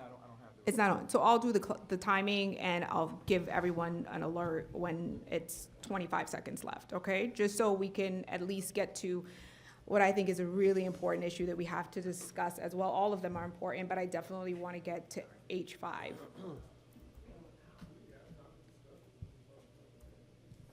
It just contemplates there being some sort of like back and forth. So I think. There should be. Yeah, I think so. So anybody, if anybody wants to talk to me more about what I believe I read in some of those emails, like I said, I'm awaiting the actual study itself. Happy to do so. We can certainly do it offline, because now, and I appreciate you guys for emphasizing this, now we need to move forward and fix the situation as best we can while keeping any further expenses to be minimal. So to that end, I'd like to ask the gentleman, and I'll hang up and I'll wait for my answer, as they say on radio. What is the quickest and cheapest way out of this thing, number one? And number two, are the long Miami-Dade public school buses able to go through the traffic circle? So those are 2 questions. I know I said 1. No, that's okay. Thank you. Thank you again for your indulgence. Thank you so much. Again, the cheapest way was to renegotiate the unit prices that the original contract had, and we did, and we scaled those unit prices quite considerably to make it cheap. I mean, asphalt is asphalt, and then milling is just, sorry. So milling is just, scraping off the existing asphalt, and that's was also a renegotiated unit price from the original price of the contract. So we got better unit prices for that work that needed to be done. And the question about the school buses. And the school buses, yeah. So part of the review period process was the county asked us to show what we call auto turns for large vehicles on a drawing, to show how a bus, a school bus, or a large trash truck, whatever, or a first responder vehicle would need to go through there. And we had to demonstrate that we had the room for that, for those vehicles to get through there. And that- Thank and that you. was- that was- Thank you. I appreciate that. Does anyone from the council have any sort of discussion about this one? I don't think we're going anywhere. I'd like to motion to move this to a special meeting on next Tuesday so we don't waste time. And let's also ask for on that meeting on Tuesday for any insurance information and if they can get 3 more quotes on cobblestone. This way we don't have to keep talking about today and we can figure it out on Tuesday when we have all the information that we need. There's a motion on the table. Well, hold on, before we make the motion, or you made the motion, Councilperson Winters, but we still have public comment, correct? Well, I hope that your motion is gonna be what I'm gonna request, which is to postpone the budget, discussion to another meeting. It was my understanding that that was going to be conducted in a separate meeting, not at 11 p.m. when everybody's gone after a planning and zoning meeting and everybody's freezing and tired. So I would urge you, like everybody here has been talking about money because it is important to us. Everybody is really concerned. That's why we stayed until midnight last time, and that's why we keep coming. So it is something that matters, and I think it should be, allocated the proper time. Thank you. Thank you. We have a motion. All right, There's- we do have were you standing for a particular reason? Okay. Yeah, so the motion was, Councilperson Winters repeated? A special meeting next Tuesday to go over the same exact agenda item.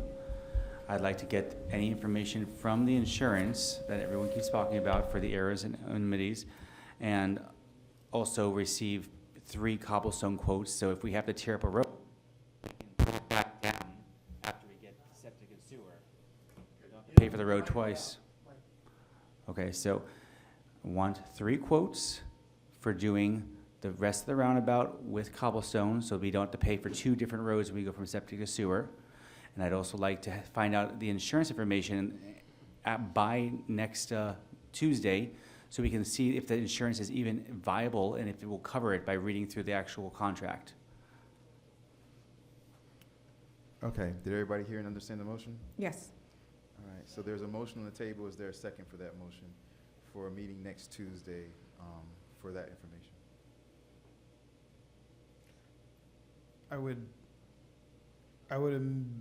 I don't know if it's reasonable to achieve 3 quotes for cobblestone by next Tuesday. I would amend the motion to simply move this item to next Tuesday to review insurance options and any other viable options to mitigate the village having to pay out of pocket for this. All right, so we have an amendment to the motion. Councilperson Winters, do you accept the amendment? Yes. Okay, so we have an amendment to the motion. The amendment to the motion is accepted. Are there any other further questions or comments? All right, Madam Clerk, can I have a roll call, please? Roll call. Councilperson Winters. Yes. Councilperson Lightfoot Ward. What? Okay. Councilperson Erba. Yes. Vice Mayor Martin. No. Mayor Nickerson.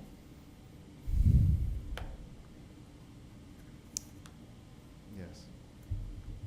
Motion passes. 4 to 1. All right, thank you. We appreciate that. Ms. Edelman's not here. Okay, I was going to answer some questions, but I think the individuals aren't here. All right, let's go to the agenda item. First agenda item, this is H1. So just really quickly, this is something that's going to be an ongoing theme because it's something that we're going to have to continue to monitor at the state level, but this kind of goes to Ms. Baza's questions that she's been asking about the Placerbia and the code amendments and things like that. So at the state level, thank you guys. You guys take care. Have a good night. At the state level, Senate Bill 180 has basically, in layman's terms, basically kind of put like a halt or moratorium on introducing and adding to your code new code adjustments. So therefore, essentially, what's in our books is in our books, and to change and adjust those things right now the state of Florida is holding that up right now, to make a long story short. Now, this is an ongoing thing. So we expect to see, in the coming weeks and months, we expect to see certain leeways and gives in this. But for right now, everything when it comes to code, we can't make any adjustments and add them to our code. You guys understand when we add something to the code, it's through an ordinance. We can no longer do that right now. The state of Florida, contact Governor DeSantis, contact your state legislature. They put a hold on that, and that's Senate Bill 180. You can speak to me offline about maybe some ideas that I have to kind of get around that. I don't want to say it on the record because we're dealing with the state. But officially, we can't add anything to our code or adjust our code right now. And that's from the state of Florida. That's Senate Bill 180. Okay? And it's for all, there's a lot to it, but one of the portions is for all municipalities that, which just seems like it doesn't even have any relation, but it's for all municipalities that may possibly fall into any type of like hurricane path. That's the way they described it. I think that was their way of allowing certain municipalities that maybe are favorable to them out of it. But that's what it is, and that's where we stand. But talk to me offline, contact me, and I have ideas and ways to get around it. Mayor, I'd like to also add. Yes. Met with the municipal attorneys at a luncheon, I guess about 2 weeks ago, and there is a lawsuit being brought by 22 municipalities against the state, or they need some kind of legal direction. So I did meet with Senator Chevron Jones, who represents our district, and asked if he had any indication on what is happening in Tallahassee this coming legislative session, which is going to start in January. He said right now they don't know. There's a lot of pushback on it because it is so restrictive. It restricts us from making any land use regulation or even, as the mayor said, amending the code here, which we've been working so hard on, and we were very close, but he doesn't have any information to share with us now. So that's something I'm sure we will all be monitoring come January. And I did forward those recommendations because we worked hard and we had those workshops. Forwarded those recommendations that were made to our village attorney just to see if any of these things could maybe be utilized. But as it turns out, we're not to move forward until there's more direction. So I'm sorry, it's not good news. But do we have any intention of joining that lawsuit? Is it a class action lawsuit among the 22, or is it 22 individual lawsuits? No, it's Neither. So it's a lawsuit. It would, I believe they're charging money for people to join. It's not free. They're asking for participation, and we don't have a budget for it. Okay, so there is an active lawsuit. It's not just the threats. It's not class action. Correct. However, in order to join, there is fees. Okay, Correct. so just a reminder, the single largest Medicare fraudster in U.S. history is Senator Rick Scott, all right? Marco Rubio is white, all right? Ron DeSantis is a white supremacist. I warned everybody for several months now. You have someone in Tallahassee who used eminent domain to take land from this county and build a torture prison where there are now more than 1,000 individuals missing. Gone. Desaparecido, eh? Oye, que onda? So understand this. Understand this. I also said at several meetings that Ron DeSantis is taking home rule from all municipalities in Florida. That's what this is. They've been chipping away at it, but they're taking a chainsaw to it now. So we've decided to light a fire under the council's rear ends. I don't disagree wholeheartedly with the criticism, even the criticism directed at myself. However, all of these discussions are pointless on the path that we're on. If things continue as they are, understand that home rule is gone. There's no home rule any longer. This is insanity, what this is. So pushback, are you kidding? 22 municipalities? There's going to be a brain drain from Florida. You're going to be left with crypto bros in Miami, and that's about it. There's nothing healthy about anything that's happening right now from the administrative level. Fish rot from the head. You guys have directed appropriately your animosity towards the council for the same purpose of understanding that fish rot from the head. So understand that anyone in your life that you know that still supports the Republican Party in the United States of America, there is no Republican Party. There's only Trumpists. That's it. You will swear allegiance to Trump just the way DeSantis has. DeSantis does not think for himself. He is told what to do. We need to understand that these people are taking home rule from us. They are taking home rule from us. It is disappearing. Just like the 1,000 people from the torture prison in Miami-Dade County, a few miles from where we're standing right now. Guys, only fools think that we're not in a civil war right now. If you think it hasn't started yet, I promise you, your head is all the way up your ass. Does everybody understand about what's going on with Senate Bill 180? You guys understand? Everybody's good about that, more or less?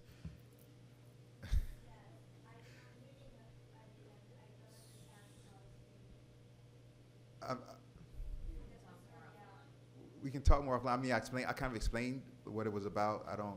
I mean, it's a Senate bill. I mean, the legislative bills, you guys, if you download them and look at them, they're very lengthy, very intricate, but in layman's terms, it essentially says right now that the states put a moratorium on changes and adjustments to your code or new codes entered into your municipality if you live in a hurricane pathway zone, which we do in all of Miami-Dade County. So it affects every municipality right now. If you heard the manager said earlier that how many municipalities are have already sued, right? Or they're about to start their lawsuits. So it's something that's real. Otherwise, these municipalities wouldn't have started lawsuits. It's just something that, like I said, I believe that I found ways around it. But you have to talk to me about that offline. Okay? All right.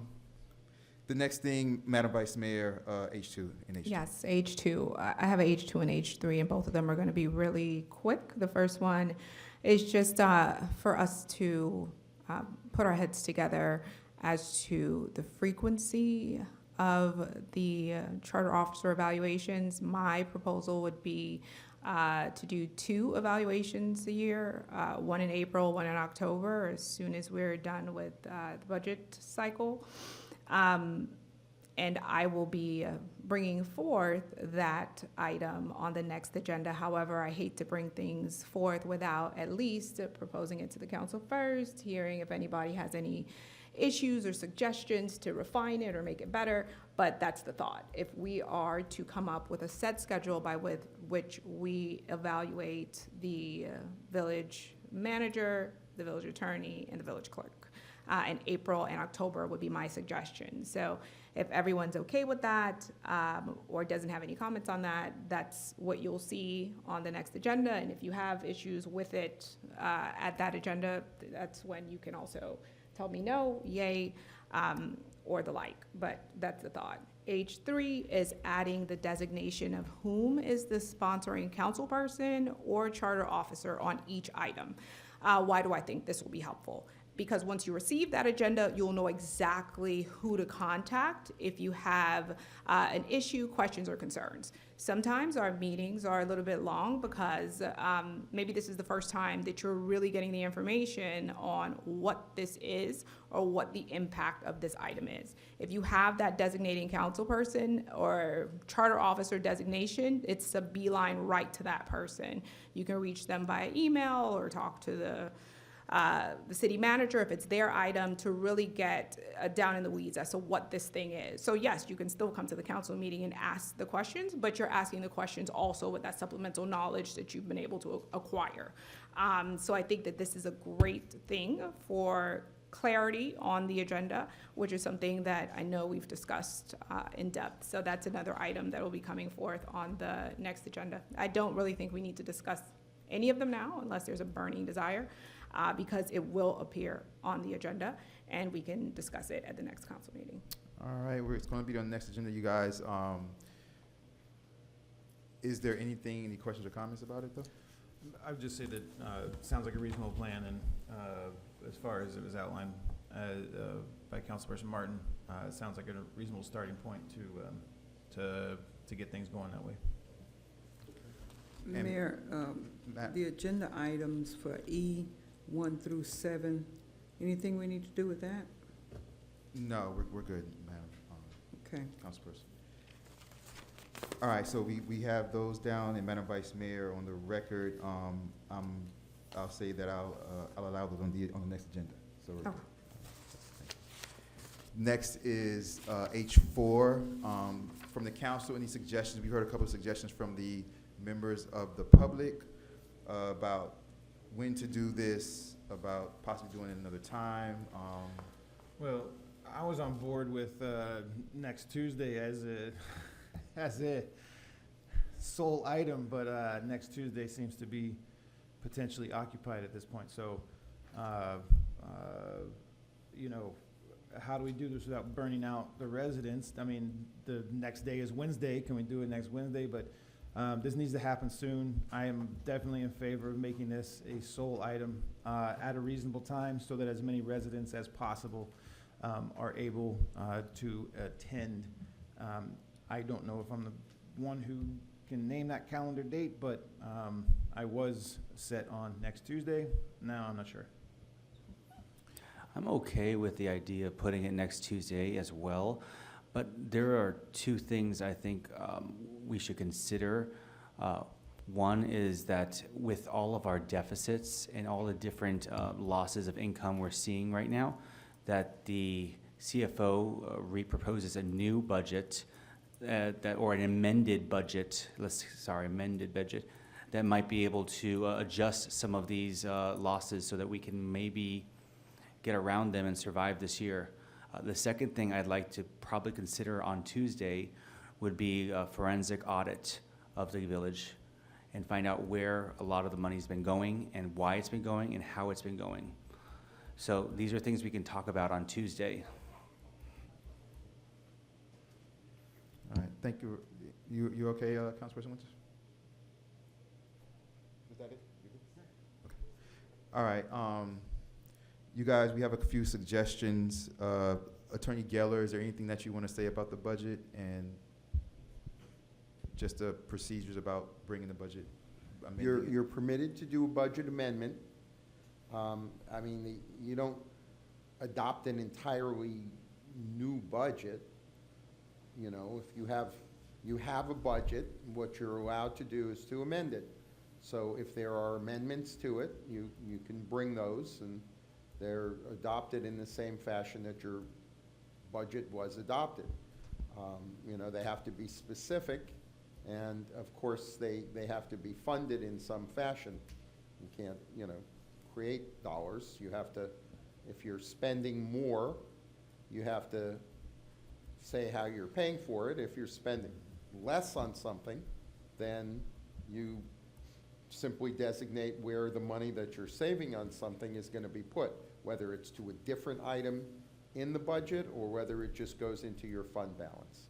So, Can we get input from the CFO on a reasonable timeline that he would need to present us with such an amended budget, or if he was prepared to discuss an amended budget? Amendments to the budget. Amendments to the budget, forgive me, yes, amendments to the budget. Just to understand if he was already prepared with numbers for us tonight, or what time, Good evening, everyone. Harry Talbenfeld, CFO. From what I'm hearing and in reviewing the last meeting and today, there's only two adjustments that need to be made. The adjustment to the CITT actually only one, this adjustment to the CITT. The adjustment for the revenue shortfall was, actually, I'm sorry. Revenue shortfall is already, you guys already approved the revenue shortfall from the Cavista adjustment at the budget hearing. So there's no, so that's been already, you guys already approved that part. But the only discussion on that was that, essentially it's by default coming out of the surplus, or projected surplus, forgive me.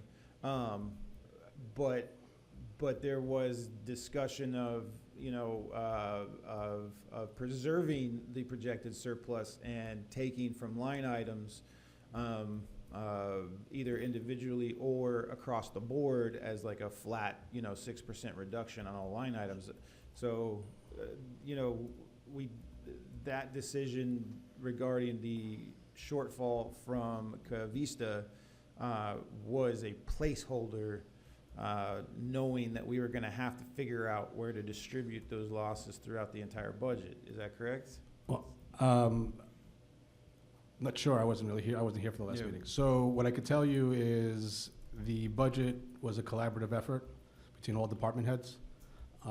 What was presented to you is our best guess for the upcoming fiscal year. We can go, I was under the understanding that today was the day that we were going to go line item by line item, which is, I guess, what the will of the commission. That was the goal. Again, I don't see it. So, but if you guys want to go through it, I'll be more than happy to go through it, take your recommendations. Do you need any time beyond 7 to 10 days to be prepared? I can have for it for you that? tomorrow. Again, the only adjustment that I'm making today, everything that I've heard so far, is the adjustment for the CITT fund with the additional change order. Okay. Outside of that, there's nothing else that needs to be changed at the moment. Very good, thank you. My next question is actually for the clerk. How much time do you need to notice such a meeting? For the meeting that we're having Tuesday? No, for, assuming that we would propose another meeting at a later date for this item H4, budget amendment review discussion, to apply amendments to the budget, how much time would you need to notice that meeting? Sorry to bother you. He's leaving, and I want to ask him questions. He ran away. It depends on the date, but keep in mind that we're having a meeting next Tuesday, and 2 weeks later, or 3 weeks later, we're having our council meeting again, and then like 3 weeks later, But I'm just saying. like a random I'm saying meeting. for this item to be its own meeting, how much time do you need to notice that meeting? I would need at least 3 days, At least 3 days, okay. at least 3 days minimum. 3 business days. Tomorrow counting is day 1. Okay. This will be quick. You didn't answer a question by Mr. Erbaum when you said you weren't here for the last meeting. And I don't understand, as CFO and CFO of the budget, you didn't watch the last budget meeting that was available online?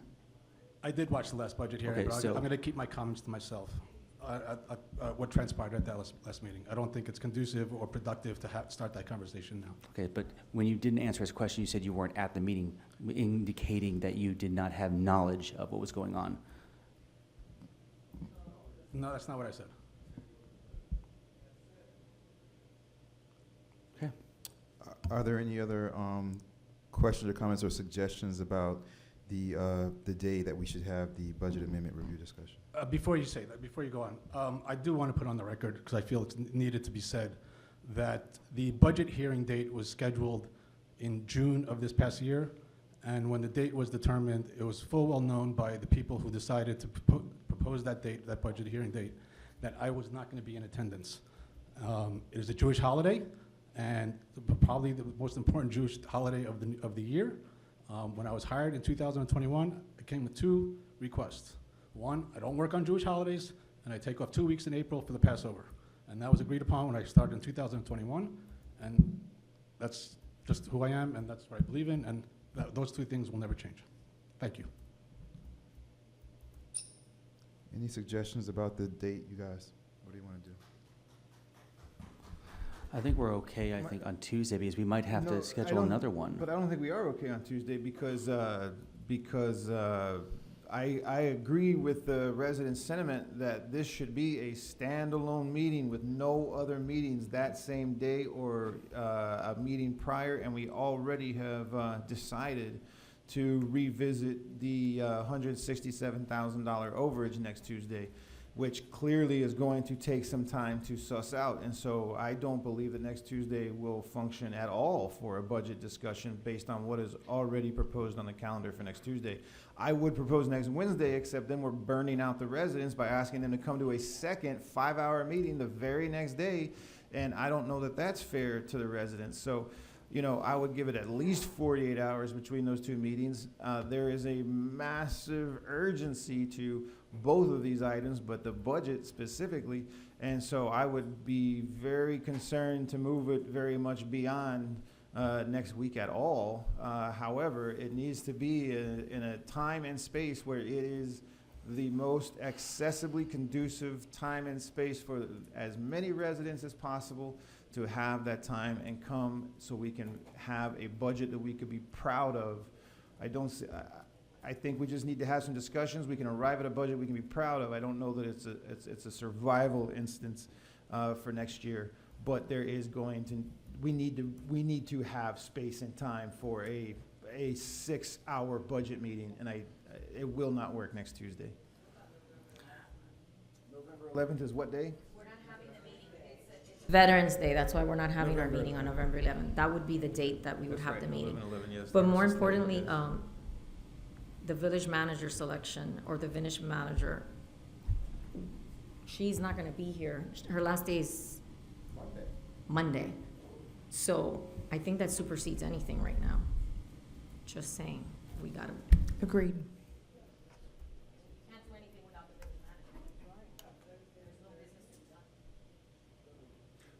Okay, so in the event that Mayor Nickerson, goes on vacation, we have Vice Mayor Martin to facilitate those responsibilities. Who do we have to facilitate the manager's responsibilities in the manager's absence? In the charter, That's the problem. in the charter, you guys, we do. It's okay. The world's not gonna fall apart. In the charter, it states, hold on 1 second, village manager. Council should move, but the council expresses fully the position of the office, no elected official shall. 1 second, you guys. We have, in the event that the village manager is absent from the village council, disabled or removed, the council may appoint an officer of the village to perform the duties of the manager. We have 2 chartered officers. That is the village clerk. Those are our 3 chartered officer positions. The village manager, the village clerk, and the village attorney. So in the absence, or if they're disabled, or if they are no longer available, this is section 3.04 in the charter. In the event the manager is absent, disabled, or no longer available, the council may appoint an officer of the village to perform the duties of the village manager until the council makes further decisions. Would we be able to make such a motion and appoint the attorney, for example, at the head of the budget meeting to act in that capacity? Is that an option? Yeah, well, we can do that No. tonight. Essentially, we can say at the end of the village managers, because if the item's not on the agenda, then you can't vote on it. Okay. But this item is item H5, village manager procedure and protocol, and the procedure could fall within that. So we in could make the protocol. motion tonight for the purposes of Once we the get to upcoming H5. budget meeting that, We, yeah, No, sir. explain You- attorney. You don't need an interim manager for the budget meeting. Yeah. You need an interim manager starting Tuesday morning to execute all of the work of the village, because otherwise, there's no one to do it, and there's nobody in charge of the other staff you have. And, with all due respect, in that I'm not even a full-time employee of the village. Entirely. I'm a contract employee. You either can appoint your clerk, or I believe you would be, just as you could name a new manager, you could name someone as an interim manager, but you need to have some opportunity to at least talk about how you're gonna do that. So Which is the next for the item. moment, I don't know that you Very good. have another choice besides your clerk until you can at least decide on Point when taken. and how you're going to appoint an interim manager. That answers my question, and so I We need believe to we should. clarify the charter, though. He misquoted it earlier. We should, like, before we keep going further into this rabbit hole, it says in the event the manager is temporarily absent from the village or disabled. It doesn't say permanently absent. So so what it says on section 3.04, absence or disability of village manager. In the event the manager is temporarily absent from the village or disabled, the council may by resolution appoint an officer of the village to perform the duties of the manager until she returns or he returns. So She this would is be not- temporarily this is- because nobody's staying with the job. That's why it's called interim. But it's not, it's a permanent leave. She's not temporarily leaving, coming She's- back. But it would be temporarily open because you guys would be assigning an interim. Somebody's gonna fill that position. Under any And set the of only one who circ- can interpret the law would actually be the attorney, and that's part of it. Under any set of circumstances, you are required to appoint 3 positions. They have to be filled basically at all times. Someone has to be in those positions, and that's your obligation as a village council. So you have to appoint between now and Monday at 5 p.m., possibly now, it's on the agenda, but no later than Monday, close of business, you must appoint someone to carry out the duties of village manager until such time as you make a, quote, permanent decision. In a sense, every manager, every clerk, and every attorney is always an interim, So because you always retain the right to terminate them. What I'm saying is, in light of the fact that the next item is the village manager procedure and protocol, we should go ahead with scheduling the budget meeting, understanding that in the next 19 minutes, we're gonna hammer out a plan for having a solution to that problem that would be in place by the time that budget meeting takes place. So I feel that we can be confident to go ahead and schedule this budget meeting. You might alternatively want to at least figure out what you're doing and who's going to be sitting there and for how long you're appointing them before you schedule your budget meeting, but it's not mandatory, but you have broad I move to discretion. table this item until the immediacy following item H5. We have a motion. Do we have a second? I'm not understanding the motion. I'm He wants, leapfrogging H4 over H5. Let's talk about H5, hammer out this thing, and then let's schedule the meeting as we revisit H4. I would make a motion to table H4 until we finish with H5. So moved. so we have a motion by Councilperson Urban, and we have a second by Vice Mayor Martin? Yes. Okay. Madam Clerk, can I have a roll call on that? Roll call, Councilperson Winters. Yes. Councilperson Lightfoot Ward. Councilperson Urban. Yes. Vice Mayor Martin. Yes. Mayor Nickerson. Yes. Motion passes 5-0. All right, so let's drop down to the procedure and protocol. Madam Clerk, if you want to fill us in on kind of like what the process has been so far. So for now, the position has been open because we have to be proactive due to the fact that we hadn't had a meeting since she gave her resignation. The position has been open. We have been receiving a lot of resumes. I have looked at some of the resumes. We've received over 150 resumes. Out of those 150 resumes that meet the qualifications for the village manager positions are very minimum. A lot of them are like either a manager for a fitness, a manager for the Marriott, Non-governmental. non-government, yeah. And some have touched government, but it's a park manager. I know that to be sitting in that position, somebody who comes as a park manager, nothing to say about a park manager, but good things because I've worked with them before. It's not the same. It's not the same quality. It's not the same. You have to oversee a lot of departments and you have to know a lot of compliance, a lot of laws that maybe at the level of a park manager you do not see. Can I ask, do we have any candidates that have served as either assistant city manager or city manager in other municipalities? And if so, how many? Yes, we do. We have 2 as of now. Okay. All right, so, With this item being scheduled for tonight, and the resumes being in, at least the ones that have come in so far in the clerk's possession, when's the closing date on the, So the closing date is this Friday. okay. That's why Okay, they were so thinking that's why of- we're not being presented tonight, because we're waiting Correct. for all, okay. And I also So- need a directive from you guys, So if are you we guys looking at want me an to. executive meeting on Saturday? I mean, how do we do this? You can simply appoint your clerk to serve until you have a chance to look at the resumes, have a meeting, discuss it, make a decision.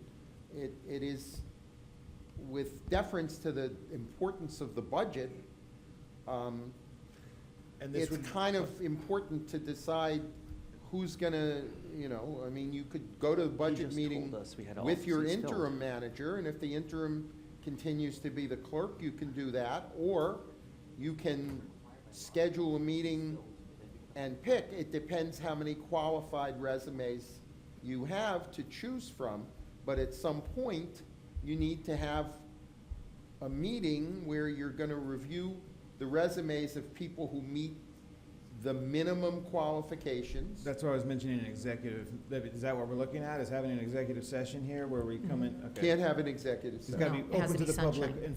Yes. Okay, so, I mean, is same timeline, 3-day requirement to notice the public? Yes. And then, would that mean that you would have to digitize, if they're not already, all the resumes in I like a zip haven't- file for the residents to I then haven't done that also- because I'm waiting for the directive of the council, because obviously this person will be working under you, and you guys have to give me the directive of what is Okay, it so exactly you would like me to do. Next question for Attorney Geller then. Okay. Attorney Geller?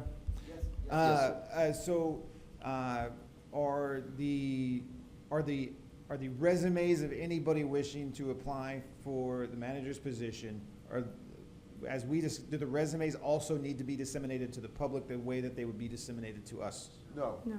Okay, They are public records. I want to get everything on the record. They Yeah. are available upon request. Okay, If so anyone wants we're to talking see Monday them- night then, right? We should schedule this thing. I Well, move, no, I- sir, yeah. you may do that. Yeah. You Need to. do not have to do that. Well, I You have move, two options. You can either schedule a meeting after the resumes are in, but it might be a good idea to have the clerk, when it closes, send all of the qualified resumes to you for you to review before you have the meeting. If you were to name the clerk as your interim attorney, you could put that Manager. off till next week or another week. You can function as long as you designate someone as the interim manager, and if that's your clerk who's already here, then you have a week, if you want to take a week to do that. I only suggested, you can do it either way. As the manager says, you could even have a meeting where you pick an interim manager or a permanent manager first and then have your budget meeting, but that goes against what you said, because if you have a lot of debate over that, which it's hard to think you wouldn't, then you won't have the time 5 hours that you posited you want to discuss the budget, if that's what you need. But what you need to do is to designate someone as an interim manager and either meet like immediately, or if you designate your clerk or someone else as your interim manager, but that's an easy choice, but- then you have a week or so that you can come back and For the- confirm Attorney that Geller. continues, For the- or you okay. can make another pick. Very good. For the meeting already proposed for Tuesday regarding the $167,000 overage, can have is the village manager required to be part of that meeting? It's not, the focus on the meeting is misplaced.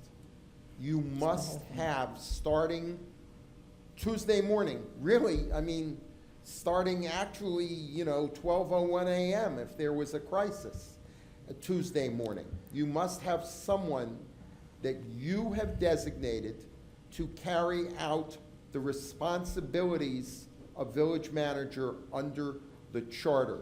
There cannot be no one with that responsibility at any time, any more than you can have no attorney or no clerk. Okay, please, Attorney Geller, you, by your own admission earlier, you must have every single seat filled at one time.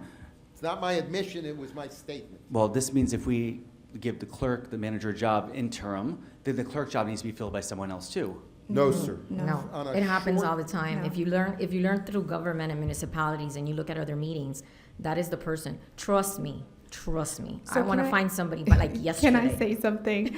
I hate to do this to you, Madam Clerk, because I do understand it's difficult to hold all of the seats here because you're doing so much, right? We need a city manager. We need someone quickly. However, in that gap, we also need someone to hold down the fort, to make sure that nothing slips through the cracks. So in this situation, I'd like to finish.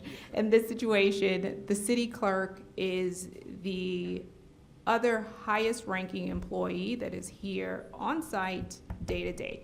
I think it would make most sense to designate her as the interim manager so that we don't have a situation where we are manager-less. And then I also think we need to expedite that search and prioritize the folks who have previous municipal experience. So in that vein, I would love to make a motion to appoint the city clerk or the village clerk as the interim village manager until such time that we are able to find a permanent village manager. I'm interested in seconding that. However, I have two quick questions. One for the clerk. Are you prepared, ready, and able to do that in your own estimation of yourself? I am committed to helping the village move forward I'm talking about in terms of, mentally. I'm talking about in terms of knowledge and understanding what your responsibilities would be in that instant. I'm just placeholding. I am so confident that you guys are going to find by the next meeting I am extremely confident in you guys. Trust me. My second question is, would it be appropriate or inappropriate if does the mayor have the capacity to fill that role? He's not a strong mayor. It happens in municipalities all the time where the clerk sits in because it's the person who actually works the closest. Trust me. Madam Clerk, have you served as this placeholder?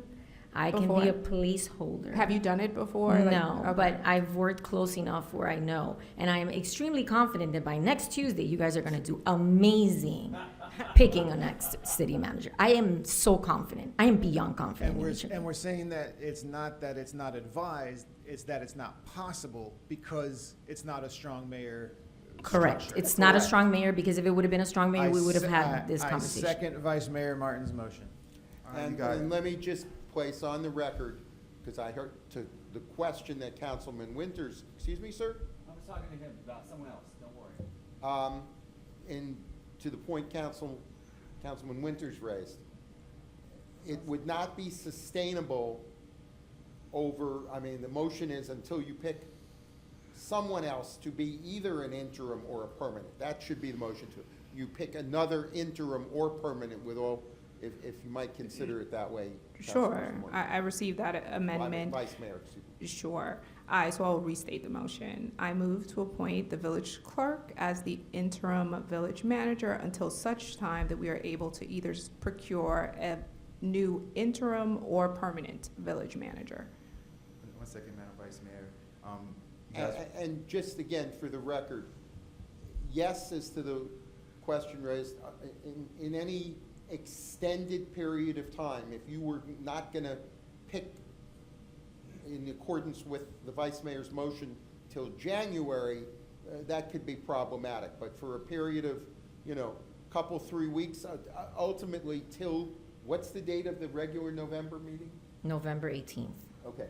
If that appointment lasted till November 18th, it would certainly not be a problem to fill it until such time. Now, could you then make other arrangements, even including the clerk on November 18th? Then you might need to look at an interim clerk, but for this couple of weeks gap, we it's wouldn't not do a that to problem. you. No, thank you. Not a problem. Madam Vice Mayor, you all making a motion. we have to also, Attorney Geller, just to be perfectly safe, Winters brought up something about a resolution. So we can say in a motion that whatever we do tonight, we can move it forward with a resolution forthcoming. There's a lot of times that in the past we've done resolutions because where we're choosing somebody, so we go into the meeting not having a choice, not having anything prepared, we make the choice, and then we can prepare the resolution afterwards. I will prepare, to the mayor's point, something in writing that memorializes the decision, presuming that's the decision you vote. Okay. All right, so we do have a new motion. And I will second it. We have a motion by Vice Mayor Martin, and a second by Councilperson Erbaum. Do I have any further discussion on the question? I see many amazing residents who come up to this mic every single time here, and I see all of them would do a great job as an interim. And I'm wondering if any of you guys put your actual resume in to be manager? No one? Okay.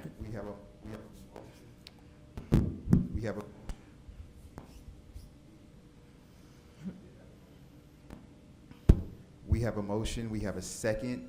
Before we take roll call, are there any residents that have a comment or question? We open up every other item for the residents. I didn't want to not open up this item. Okay. All right, so we have a motion, we have a second. Madam Clerk, now please have roll call, please. Councilperson Winters, No. Lightfoot Ward, The motion is to appoint Clerk Jacoby as the interim village manager. Yes. Councilperson Erbaum, Yes. Vice Mayor Martin, Yes. Mayor Nickerson. Yes. Motion passes 4-1. Thank you guys very much. You guys, Madam Manager, you want to talk about your report? No, I don't, Hold on, but hold I on, will quick, tell hold you on. something. We have H4. Oh, that's right. Sorry about that. And I make a motion to extend the meeting to 12:15. All right, so, And didn't we have to discuss the procedure? Like, what is the clerk getting to us and when? Yeah, that's what I was gonna say, sorry, I didn't mean to Oh, interrupt, yeah, we're not sorry done about with the that. Yeah, subject, that's right. because I do need a directive, on how you guys, if you guys wanna keep it open for another week, or if you guys just wanna end it, like, I need Yeah. a directive from you guys, what do you guys want me to do to move it forward? 150 resumes. I think we're prepared next week already to figure out a time for us to review these resumes and get going. You could so- send them out tomorrow. We're ready. so I just, only have, just for direction, you guys. yeah, Of the resumes that she has, as they stated, that the min- majority of them don't meeting have the any minimum. municipal, like, experience, or they don't fit the qualifications. If you look at the job description that the clerk put online, it says a couple of things. It has the education requirements, it has the experience requirements, it has things like that. So there's a lot of people that turned their resumes in that don't have that. So those are automatically, like, pushed aside. Out of the ones that are left, how many so far, I mean, more might come in by the 31st, but how many so far do you feel, if you can remember off the top of your head, do you feel are good enough to meet the minimum requirements that are required in the description that went out?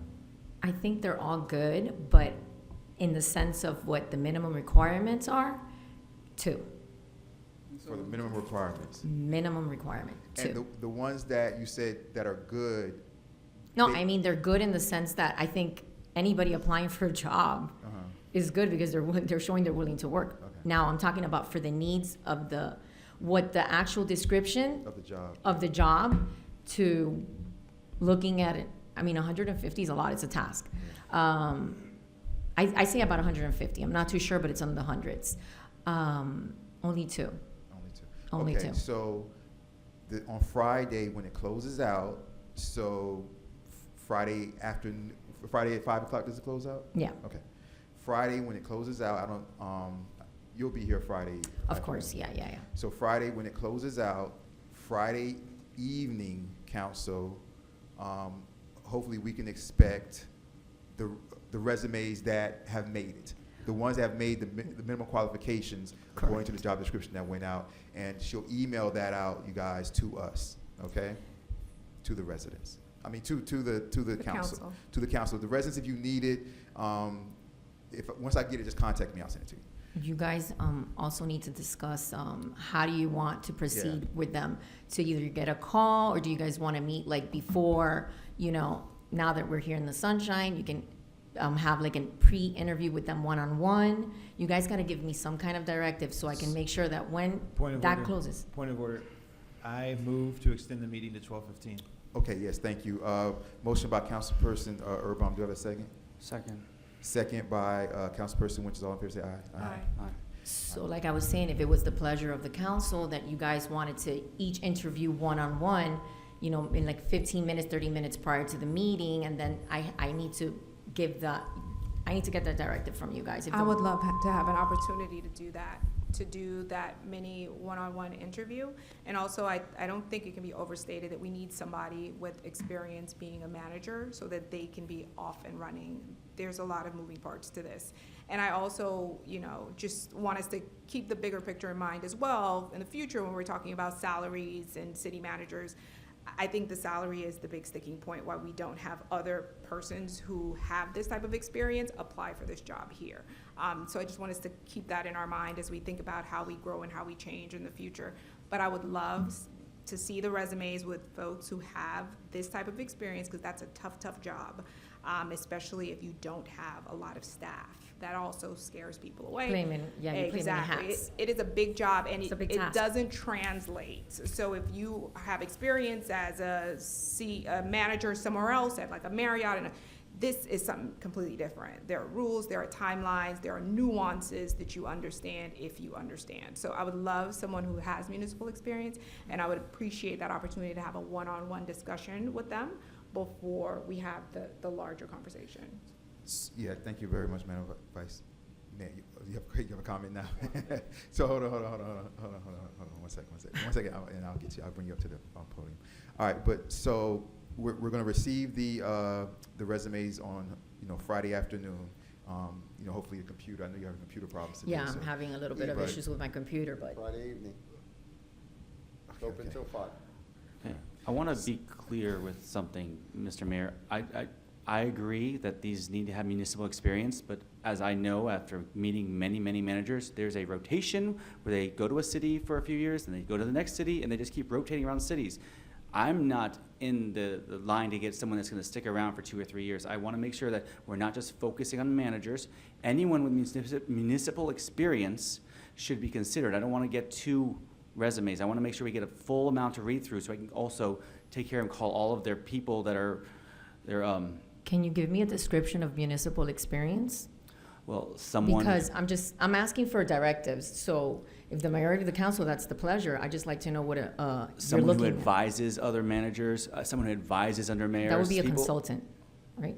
Well, that's still municipal experience. It's not hands-on every day, but I'm just asking, what is Well, it that you guys want? If the manager and the mayor need consultation and they can't do it their own, that means whoever is giving them that consultation has the experience because the manager and mayor of another city require it. That puts them at a level above normal. I'm sorry, if the majority of the council would like to give that directive, That's then not my that's. directive. Point of order. Come on, people, we know how to do this. There is a job opportunity. This is not hard. We know how we got the village manager, we know how we got the village clerk. We're gonna use that same, what is it called? Process. We're gonna use that same thing. Standard. It's, you send your resume, you let us know who you are, how do you do the job, that's it. Bam. We're not gonna make this, we're gonna advertise it. Have we advertised it? And then they're gonna send it, what they have, we're gonna read it. And since I've been doing this since the beginning of time, we'll know what to do. We will know. what to Again, do. I'm overconfident that you guys by Tuesday are Yes. gonna have your next person in place. Remember, they have to give 2 Exactly. weeks notice, maybe, I don't know, I don't see them. Also, if, depending on whether you want to try to do it Tuesday is one thing, the comment, I think it was you, Vice Mayor, I may be wrong, somebody commented on the salary, was that you? Yes, it was. Somebody raised the issue of Yes, it was. the salary that is being advertised. Yes. So, one option, again, you could schedule it, one option is just schedule this discussion and process with whatever you got Tuesday before you get into the the The issue monetary. of the roundabout. But another option would be if you decide that, you know, you want more qualified resumes than two, understanding that you may have some others come in by Friday, maybe. But one option would be right now or Tuesday night, if you prefer, because we're running out of time here anyway. You could decide to raise the minimum salary. I think the range is 90 to 150 is advertised, is that? 90 to 150, The 90 correct. is a deal killer.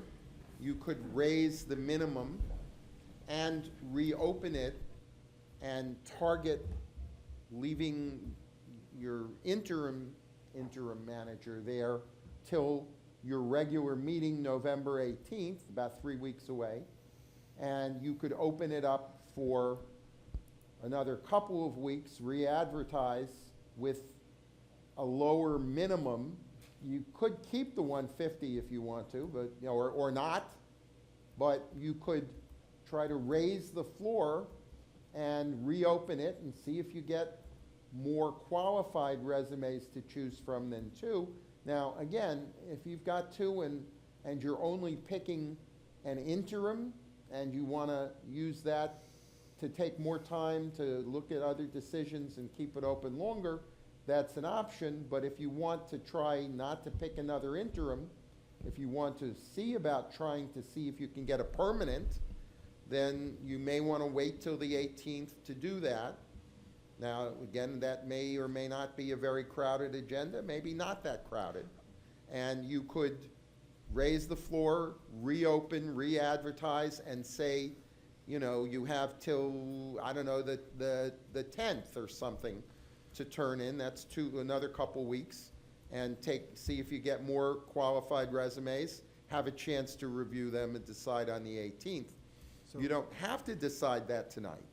You could decide that Tuesday, but you could decide it tonight, or if you have more business to do on your process, you can do that Tuesday night instead of choosing between two qualified resumes. You have a lot of options. I have a quick question about qualifications.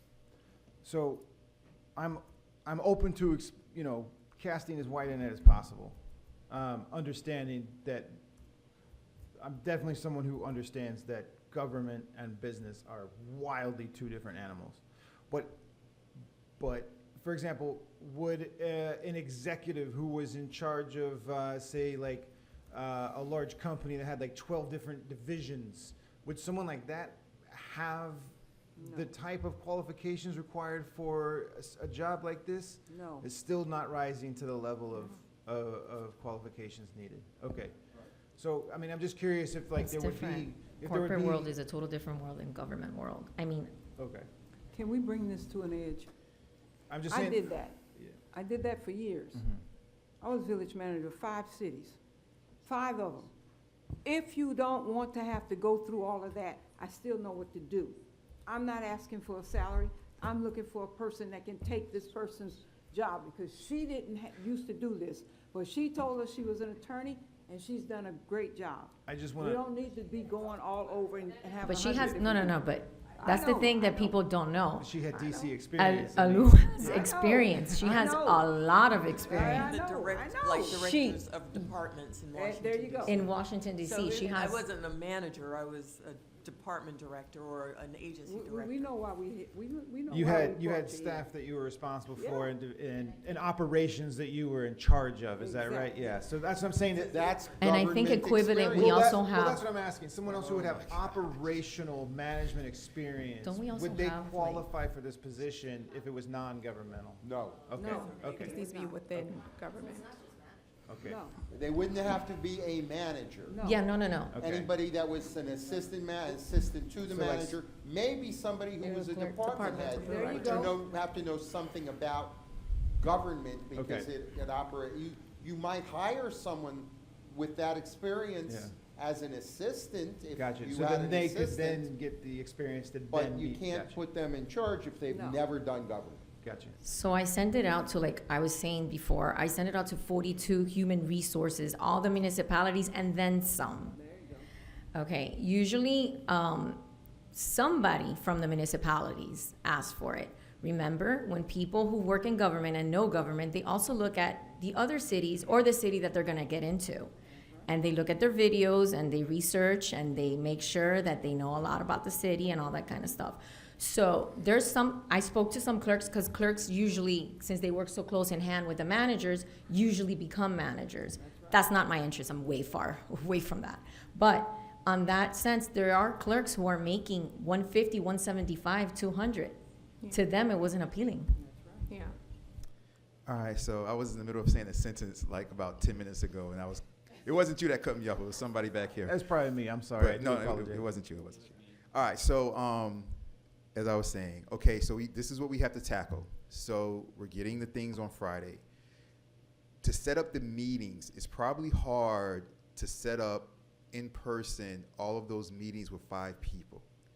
So there's 2 ways we can do this. We can either, once we get the resumes, individually reach out to the individuals. If you're able to, schedule an in-person meeting with them, fine.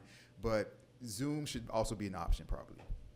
Might be easier for them. Things are quick, because we're trying to move everything quick, from what I hear.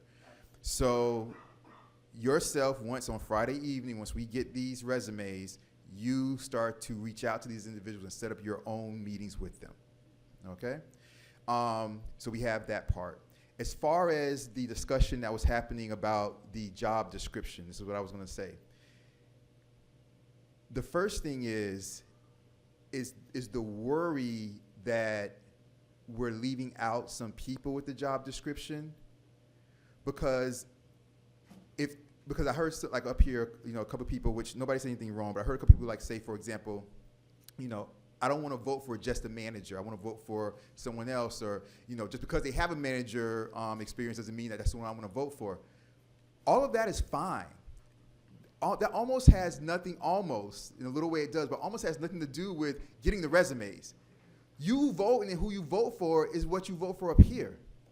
If you say, I don't want to vote for this person because this person has brown hair, that's your prerogative. The manager has to be put in by 3 affirmative votes of the council, for whatever reason. I like how they smell when I walk past. Whatever you say, hopefully it's experience. Hopefully it's, doing the village well. But for whatever reason, so we shouldn't use the resumes to put our opinion on the resumes. That's going to happen when you vote up here. Okay? Now, I would just say that the resumes that get to us, all those who make it to us on Friday, at whatever date, and this comes back to you, Councilperson Erbaum, because you were kind of looking at the dates of stuff. For whatever date we choose to discuss this item on, okay? So we have to decide how many days do we want after Friday. Do we think that's going to take us a week to reach out to those people and set up these? That's why I say Zoom meetings, because you could just do them back to back to back to back, like 15 minutes, 30 minutes, whatever, just in your home, whatever, just knock out 6 in a row if you can. But how long do we think it's going to take for us, once we get the resumes, to then set up a meeting? Because whatever date we choose, that's the date that the clerk can reach out to them, or when you can, reiterate this when you speak to them in your meetings. Hey, okay, see you on November, da-da-da-da-da. So that November date, we can have those individuals here in the audience. That way, if there's ideas we have, if there's other questions that we have, other questions people have, we can ask them in real time and make the vote right then and there on that date. Mayor, your point is not only well taken, but let me just say, often, as much as I certainly encourage all of you to do your own one-on-one interviews with the serious candidates. I mean, if you've only got a handful of serious candidates, that's not difficult. But one thing you can do, to your point that you just made, to follow your point, I've often seen where before a decision is made, the council also conducts a public interview with the serious candidates, open to the public. The public is able to sit there, listen, and if you wish, you can even allow questions. I would urge you, not in the adversarial fashion that sometimes takes place here, but to allow residents to submit questions in writing to the mayor, and if the mayor deems them appropriate, you can then ask the residents questions of the candidates, but at least then the public gets a look at the candidates, sees who's there. Point hears of their order, we need to presentation. extend the meeting. Do I have a motion to extend?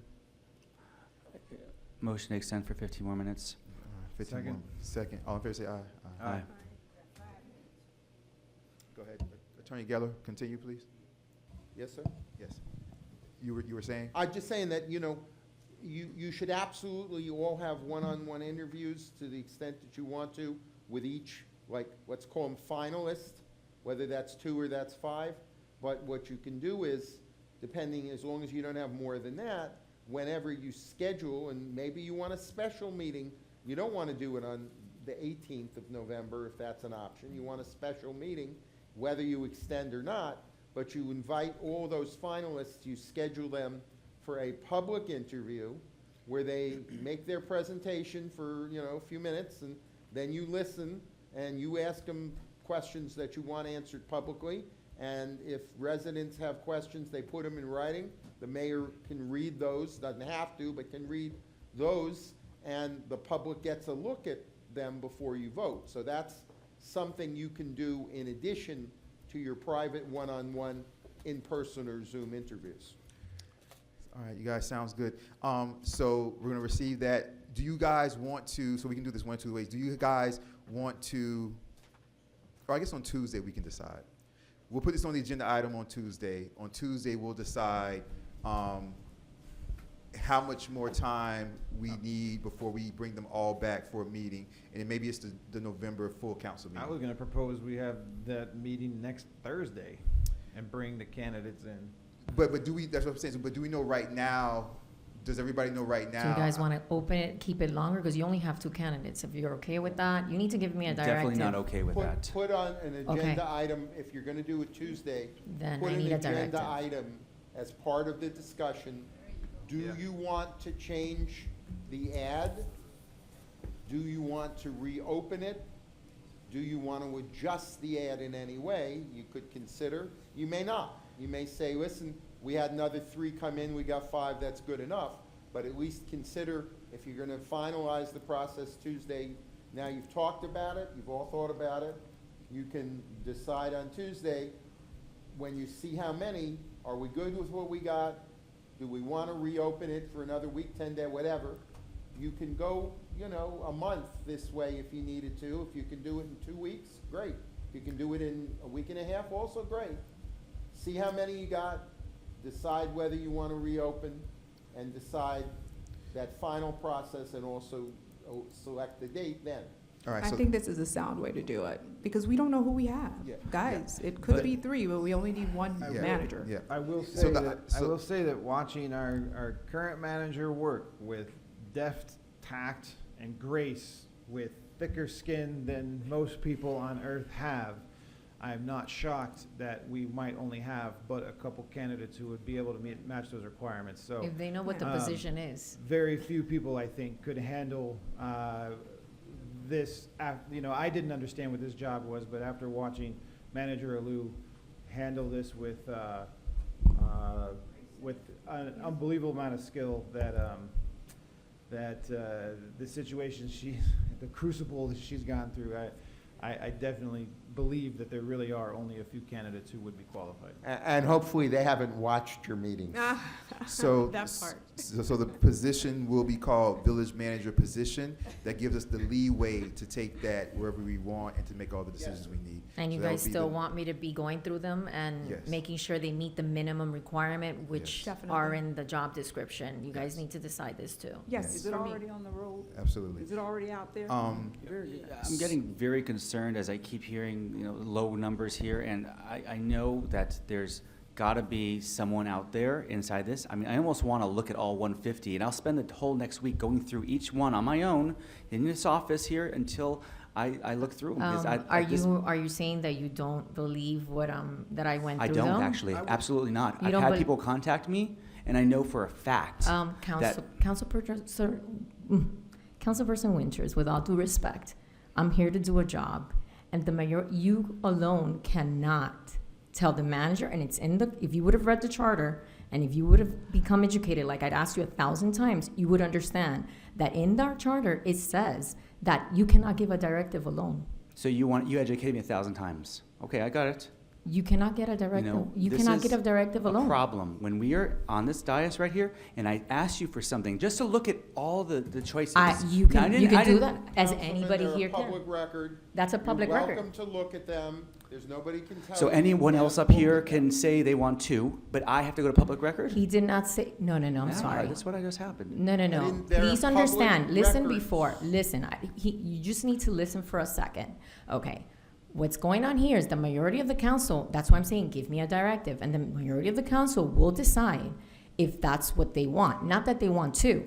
They've asked me or tasked me, that's what I'm asking, for me to go through it and make sure that whoever comes in has the minimum requirement that's in the job description. That's what's going on. And Is there something in particular or someone in particular that has applied that you, because you said, you just finished saying somebody I told you said, yes, something. I've been contacted by people. I hope all of you have been too, because I've seen emails, and those are all public record too. You've People been have- contacted, Well, I'm have sorry, they by sent? people that I've, I have no idea who you've talked to. All I know is I heard two people. I haven't talked to anybody. I'm asking, we're here for directives. Okay, But I'm you asking for a alone- larger net. I don't Okay, think but that's a hard that's, thing to it's a ask. pleasure of the council. I don't think you're understanding. I've reached out to people, but I'm realizing that honestly, the people I've been reaching out to don't have the If qualifications. you have somebody here who doesn't have the qualifications and then they do the decision you don't like, you're gonna be here saying, well, why did I pick this person? They don't even know what they're doing because they don't have the qualifications of knowledge. They need Do to you see have the this minimum. whole thing we're going through right now? Manager Lou, would you do me a favor and tell everyone about the day you were hired here? That doesn't come to the table. I'm sorry, I have a point with this. Yeah, but did you submit a resume before you were hired? Yes. You did. Were you in the audience the day that they hired you? Yes. Did they know that they were going to be firing the council manager that same day before they hired you? Yes. So it was on record that the manager was going to be fired that exact day, and then you were going to be hired from the No, it wasn't on record. It was brought to me by staff because I had applied for the job when it was, advertised a year before. I was one of the remaining candidates. I think we were 2 or 3 of us. I wasn't selected, and then when Is there somebody in the audience Yeah. that you No, want or there's no one. desire I'm not or is do- here? no, I'm telling- so confused of what's going on. Okay, I I'm asked saying if I right would now, still be very clearly, interested. that the selection process when she was hired was not as stiff as it is right now. Okay, no, it they was stiff. basically, It was. It you was there. applied a year before, you were in the audience when they happened to fire the other No, manager. but I'm trying to explain it to you. You're telling the story, but I want to tell it. So I was contacted. Would you still be interested if the opportunity arose? Have you taken on another position? I said, I'd be interested. We're calling those people who made the final cut before. So I came in. I was the only one who came. I sat in the meeting. I didn't know that it was going to happen that night. It wasn't advertised in that way. The gentleman was on the dais. They did the work, and then So my point now happened. is, we have 150 resumes within a month. And within the month that you were hired, there was not 150 resumes, because you applied your resume now- a year before. I don't like to sugarcoat anything. It sounds like you would like to say something very clearly about somebody that you know. No, I would like to look at all 150 now. I would too. I would like to. I look at think them. I would like to that's look what at I'd them like. too. Can I say something? Because But listen, I feel like we've There's a descended hiring into the, freeze in this country since January. I'm surprised there wasn't 500 applications. No. So this is my position, because I feel like we're in the twilight zone. I want an objective criteria by which we can cut off and only look at the persons who are qualified beyond that objective criteria. I don't want to have resumes based on someone who knows someone. I just want an objective criteria. That's what the clerk is illustrating. Yeah. Is that she's gone through the resumes using objective criteria, and so if Yeah. there is. First of all, you guys can go through them, but remember, you're gonna be voting for There's a them. hiring So you freeze can't in this just country select since and then give me whoever January. you want, because if that would have been the case, then I would have been giving it to No. you guys and I wouldn't be doing this. So Like, my for me- vote is 30 to have million an people looking for a job right My now. vote is to have an objective criteria, and those candidates that meet that criteria level and above, I would love to see. Beyond that, no. that would be my vote. I would not want all 150 of the resumes. Okay, so, there's a job description, it's in there. If anyone wants to change the job description, you guys, it has to be changed by, at least 3 votes of the council, all right? And the only And- thing for sure you would seriously consider changing, I would think, Salary. can't take out the requirement of government experience. You really can't. You could consider changing the floor. I suppose you could consider For the s- changing the number of years of government experience that's required, because For- there is a number. For in the there. sake of time, can we just make a second agenda item for that meeting of discussion of job requirements? That way we can move on No, to H4. Well, I don't that's think- exactly, you have I it don't think- Tuesday, you Yeah. put on there, discussion about village manager, possible Job reopen, requirements. possible, Listen. Change of, but just, Listen, you know, listen. possible change of criteria, that's one of the things. You guys. And you set a timeline. It's not that complicated. Village manager position. Under that, we have a leeway to go wherever we want to go on Tuesday. That's going to be the agenda item, village manager position. Perfect. Okay, that's Tuesday. All right, back to the budget amendment, and we're looking for a date. I'm sorry, for- Mayor, I still need the directive, and you guys need to vote on this because I am Okay. not gonna All be right. held, like Councilperson Winters is saying that he does not believe or trust what I say. Okay, all right. Is there a motion? Is there a motion to, there's really only 2 concrete things right now. That is that on Friday, we will receive all right, so this is what we're going to do. I'm going to do 3 things so that we have clarity. I need a motion that on Friday we'll receive the resumes because we're closing out the job, we're closing out the job on Friday, the position on Friday as it's been, as normal, like as it's been. We're not changing anything right now. If we decide on Tuesday, that's different. So right now, I need a motion to close out the job resumes on Friday at 5:00 p.m. As already stated. We will receive the resumes on Friday evening, okay? That's part of the motion. The next part of the motion is we will have this as an agenda item on Tuesday's council meeting. That's the second part. And then the third part of this motion that I need, because the mayor can't make the motion, or second. The third part that I need of this motion is we will move with the stipulations currently with the current job description. On Tuesday, if we decide to change it and reopen it for 6 months, that's fine, that's Tuesday. But right now, tonight, that's the motion. Well, I'll say it. I move to close out this process at 5 p.m. Ask the clerk to forward any qualifying resumes to the council members so they may make contact. And On Tuesday, we have our meeting on Tuesday, we will have our meeting. with the agenda item. But until that time, we will continue as currently outlined. Yes. I would like to I'll second that motion. state that I met with the clerk a few weeks ago, and I asked her about this managerial decision, how we would be going through the process, and she said that she would be sending us 10 to 20 names. We'd go through these resumes, pick our favorite 5, each council person, then they send it back to her, and she would average them out, and then those 5 people would be put in front of the council. You And haven't what else, seen I'm the- sorry, you and what? haven't seen the resumes. They could be This good. is- And what else did I tell you that they needed to have when you said, how do I get The the resident person should I know want? that this is Let me. Government sorry. experience. How did, Guy when who you put said, how do I make $67,000 for sure himself. that the person I want or the person that I want will get in? And what did I answer?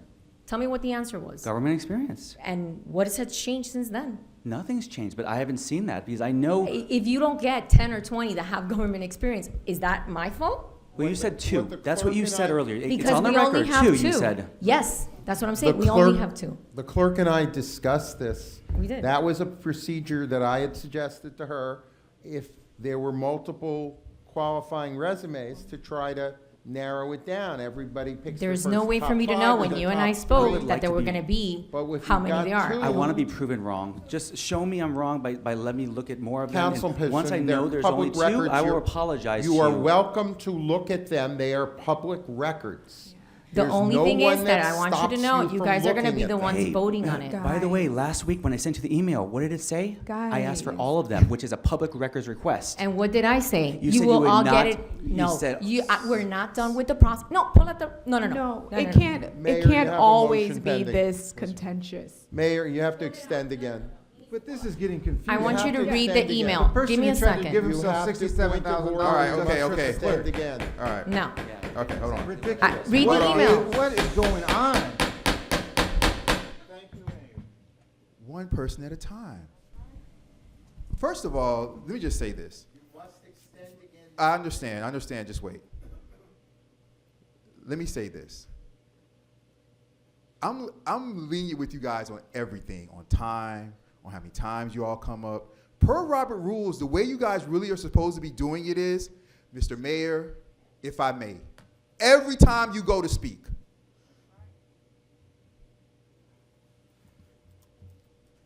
you guys cut me off, I don't say anything. You guys jump in front of me sometimes to talk to the residents, I don't say anything. One person at a time. Do I have a motion to extend? I move to extend and I'll offer a formal apology for any time I've cut you off, Mayor, and I will be cognizant of that in the future. I appreciate that. Don't worry about you all. You guys are good with I me. second that motion. Okay, we're extending for how much time? Let's say 30 minutes maybe or something? 15 minutes. All right, let's keep trying. All right, have a motion, have a second. All in favor, say aye. Aye. Okay. All right, so right now, you all, where We we have a sit, we pending have a motion, motion, Mayor. we have a second. Okay? Madam Clerk, may I please have roll call, please? Roll call, Councilperson Winters. Yes. Councilperson Lightfoot Ward. Councilperson Erbaum. Yes. Vice Mayor Martin. Yes. Mayor Nickerson. Yes. Motion passes 5-0. All right, you guys. Councilperson Urban, back to you. We're talking about the date for the budget review. Mayor, respectfully, if I might, and Councilperson Urban, I would heartily urge you, because you really should have some idea what you're doing about manager to schedule the budget. I would suggest heartily that you make item 3 Tuesday night, setting date for special budget meeting. You'll have disposed of your roundabout, you'll have decided your time frame and what you're doing on manager, and then all you need to do, doesn't have to be a big discussion, just to vote on setting the date and do it Tuesday night. Mayor, It's up to you. comment if I can. Of course, of course. So in my mind, I'm thinking just the following Tuesday, so my question is for the clerk, assuming we set a date this upcoming Tuesday at the meeting, as outlined by the attorney just now, would that give you enough time to notice that budget meeting for the following Tuesday? Sure. Okay. Absolutely. Sorry, Oh. someone's, correct me on, Oh, yeah, I'm sorry. That's why our meeting is not that day. okay. Because okay. we usually have the second week, but it's Yes. Veterans Day. Okay. Thanks for the So then reminder. We would have even an extra 48 hours then, in that case. Yeah. So we're still good on the notice timeline. Is, Because of, it's a holiday. no, I know. I'm sorry. Right. I'm saying, but if we decide on a date this very next Tuesday, Mhm. that gives you enough time to notice later in the following week. Correct. I just want to be on the record that Correct. there's no time constraint. No, Okay, no. very good. I would like to take the attorney's advice and move to add an agenda item to next Tuesday's meeting as follows. Set a date for budget amendments review. Okay, so I'll call it budget amendment review, future date? Perfect. Is that good? Okay. Yes, I make, Scheduling date of? Okay. I move to That's what have I- the, a third agenda item for next Tuesday's meeting be schedule a date for Of the budget amendment review. review. Yeah, the budget. Okay, I have a motion by Councilperson Urban for the scheduling of the date budget amendment review to be a agenda item on the upcoming Tuesday meeting. Do you have a second? So on Tuesday, this upcoming Tuesday, we're going to meet, and the first item is the roundabout again. And what you guys want, 7 o'clock, 6:30? 7 o'clock, Madam Vice Mayor, Tuesday's time, what's best for you? 6:30. 6:30 is good? Okay. Yeah. So we'll do 6:30 this upcoming Tuesday. I have 3 agenda items: the roundabout change order, village manager position, and scheduled date of the budget amendment review. And that's what we're on right now. Councilperson Urban made a motion. I'm looking for a second. Second. All right, so we have a second. I'll go with Ward on this one, Madam Vice Mayor. So moved by Councilperson Urban, second by Councilperson Lightfoot Ward. Madam Clerk, may I please have a roll call on that? Roll call. Councilperson Winters. Yes. Councilperson Lightfoot Ward. Councilperson Urban. Yes. Vice Mayor Martin. Yes.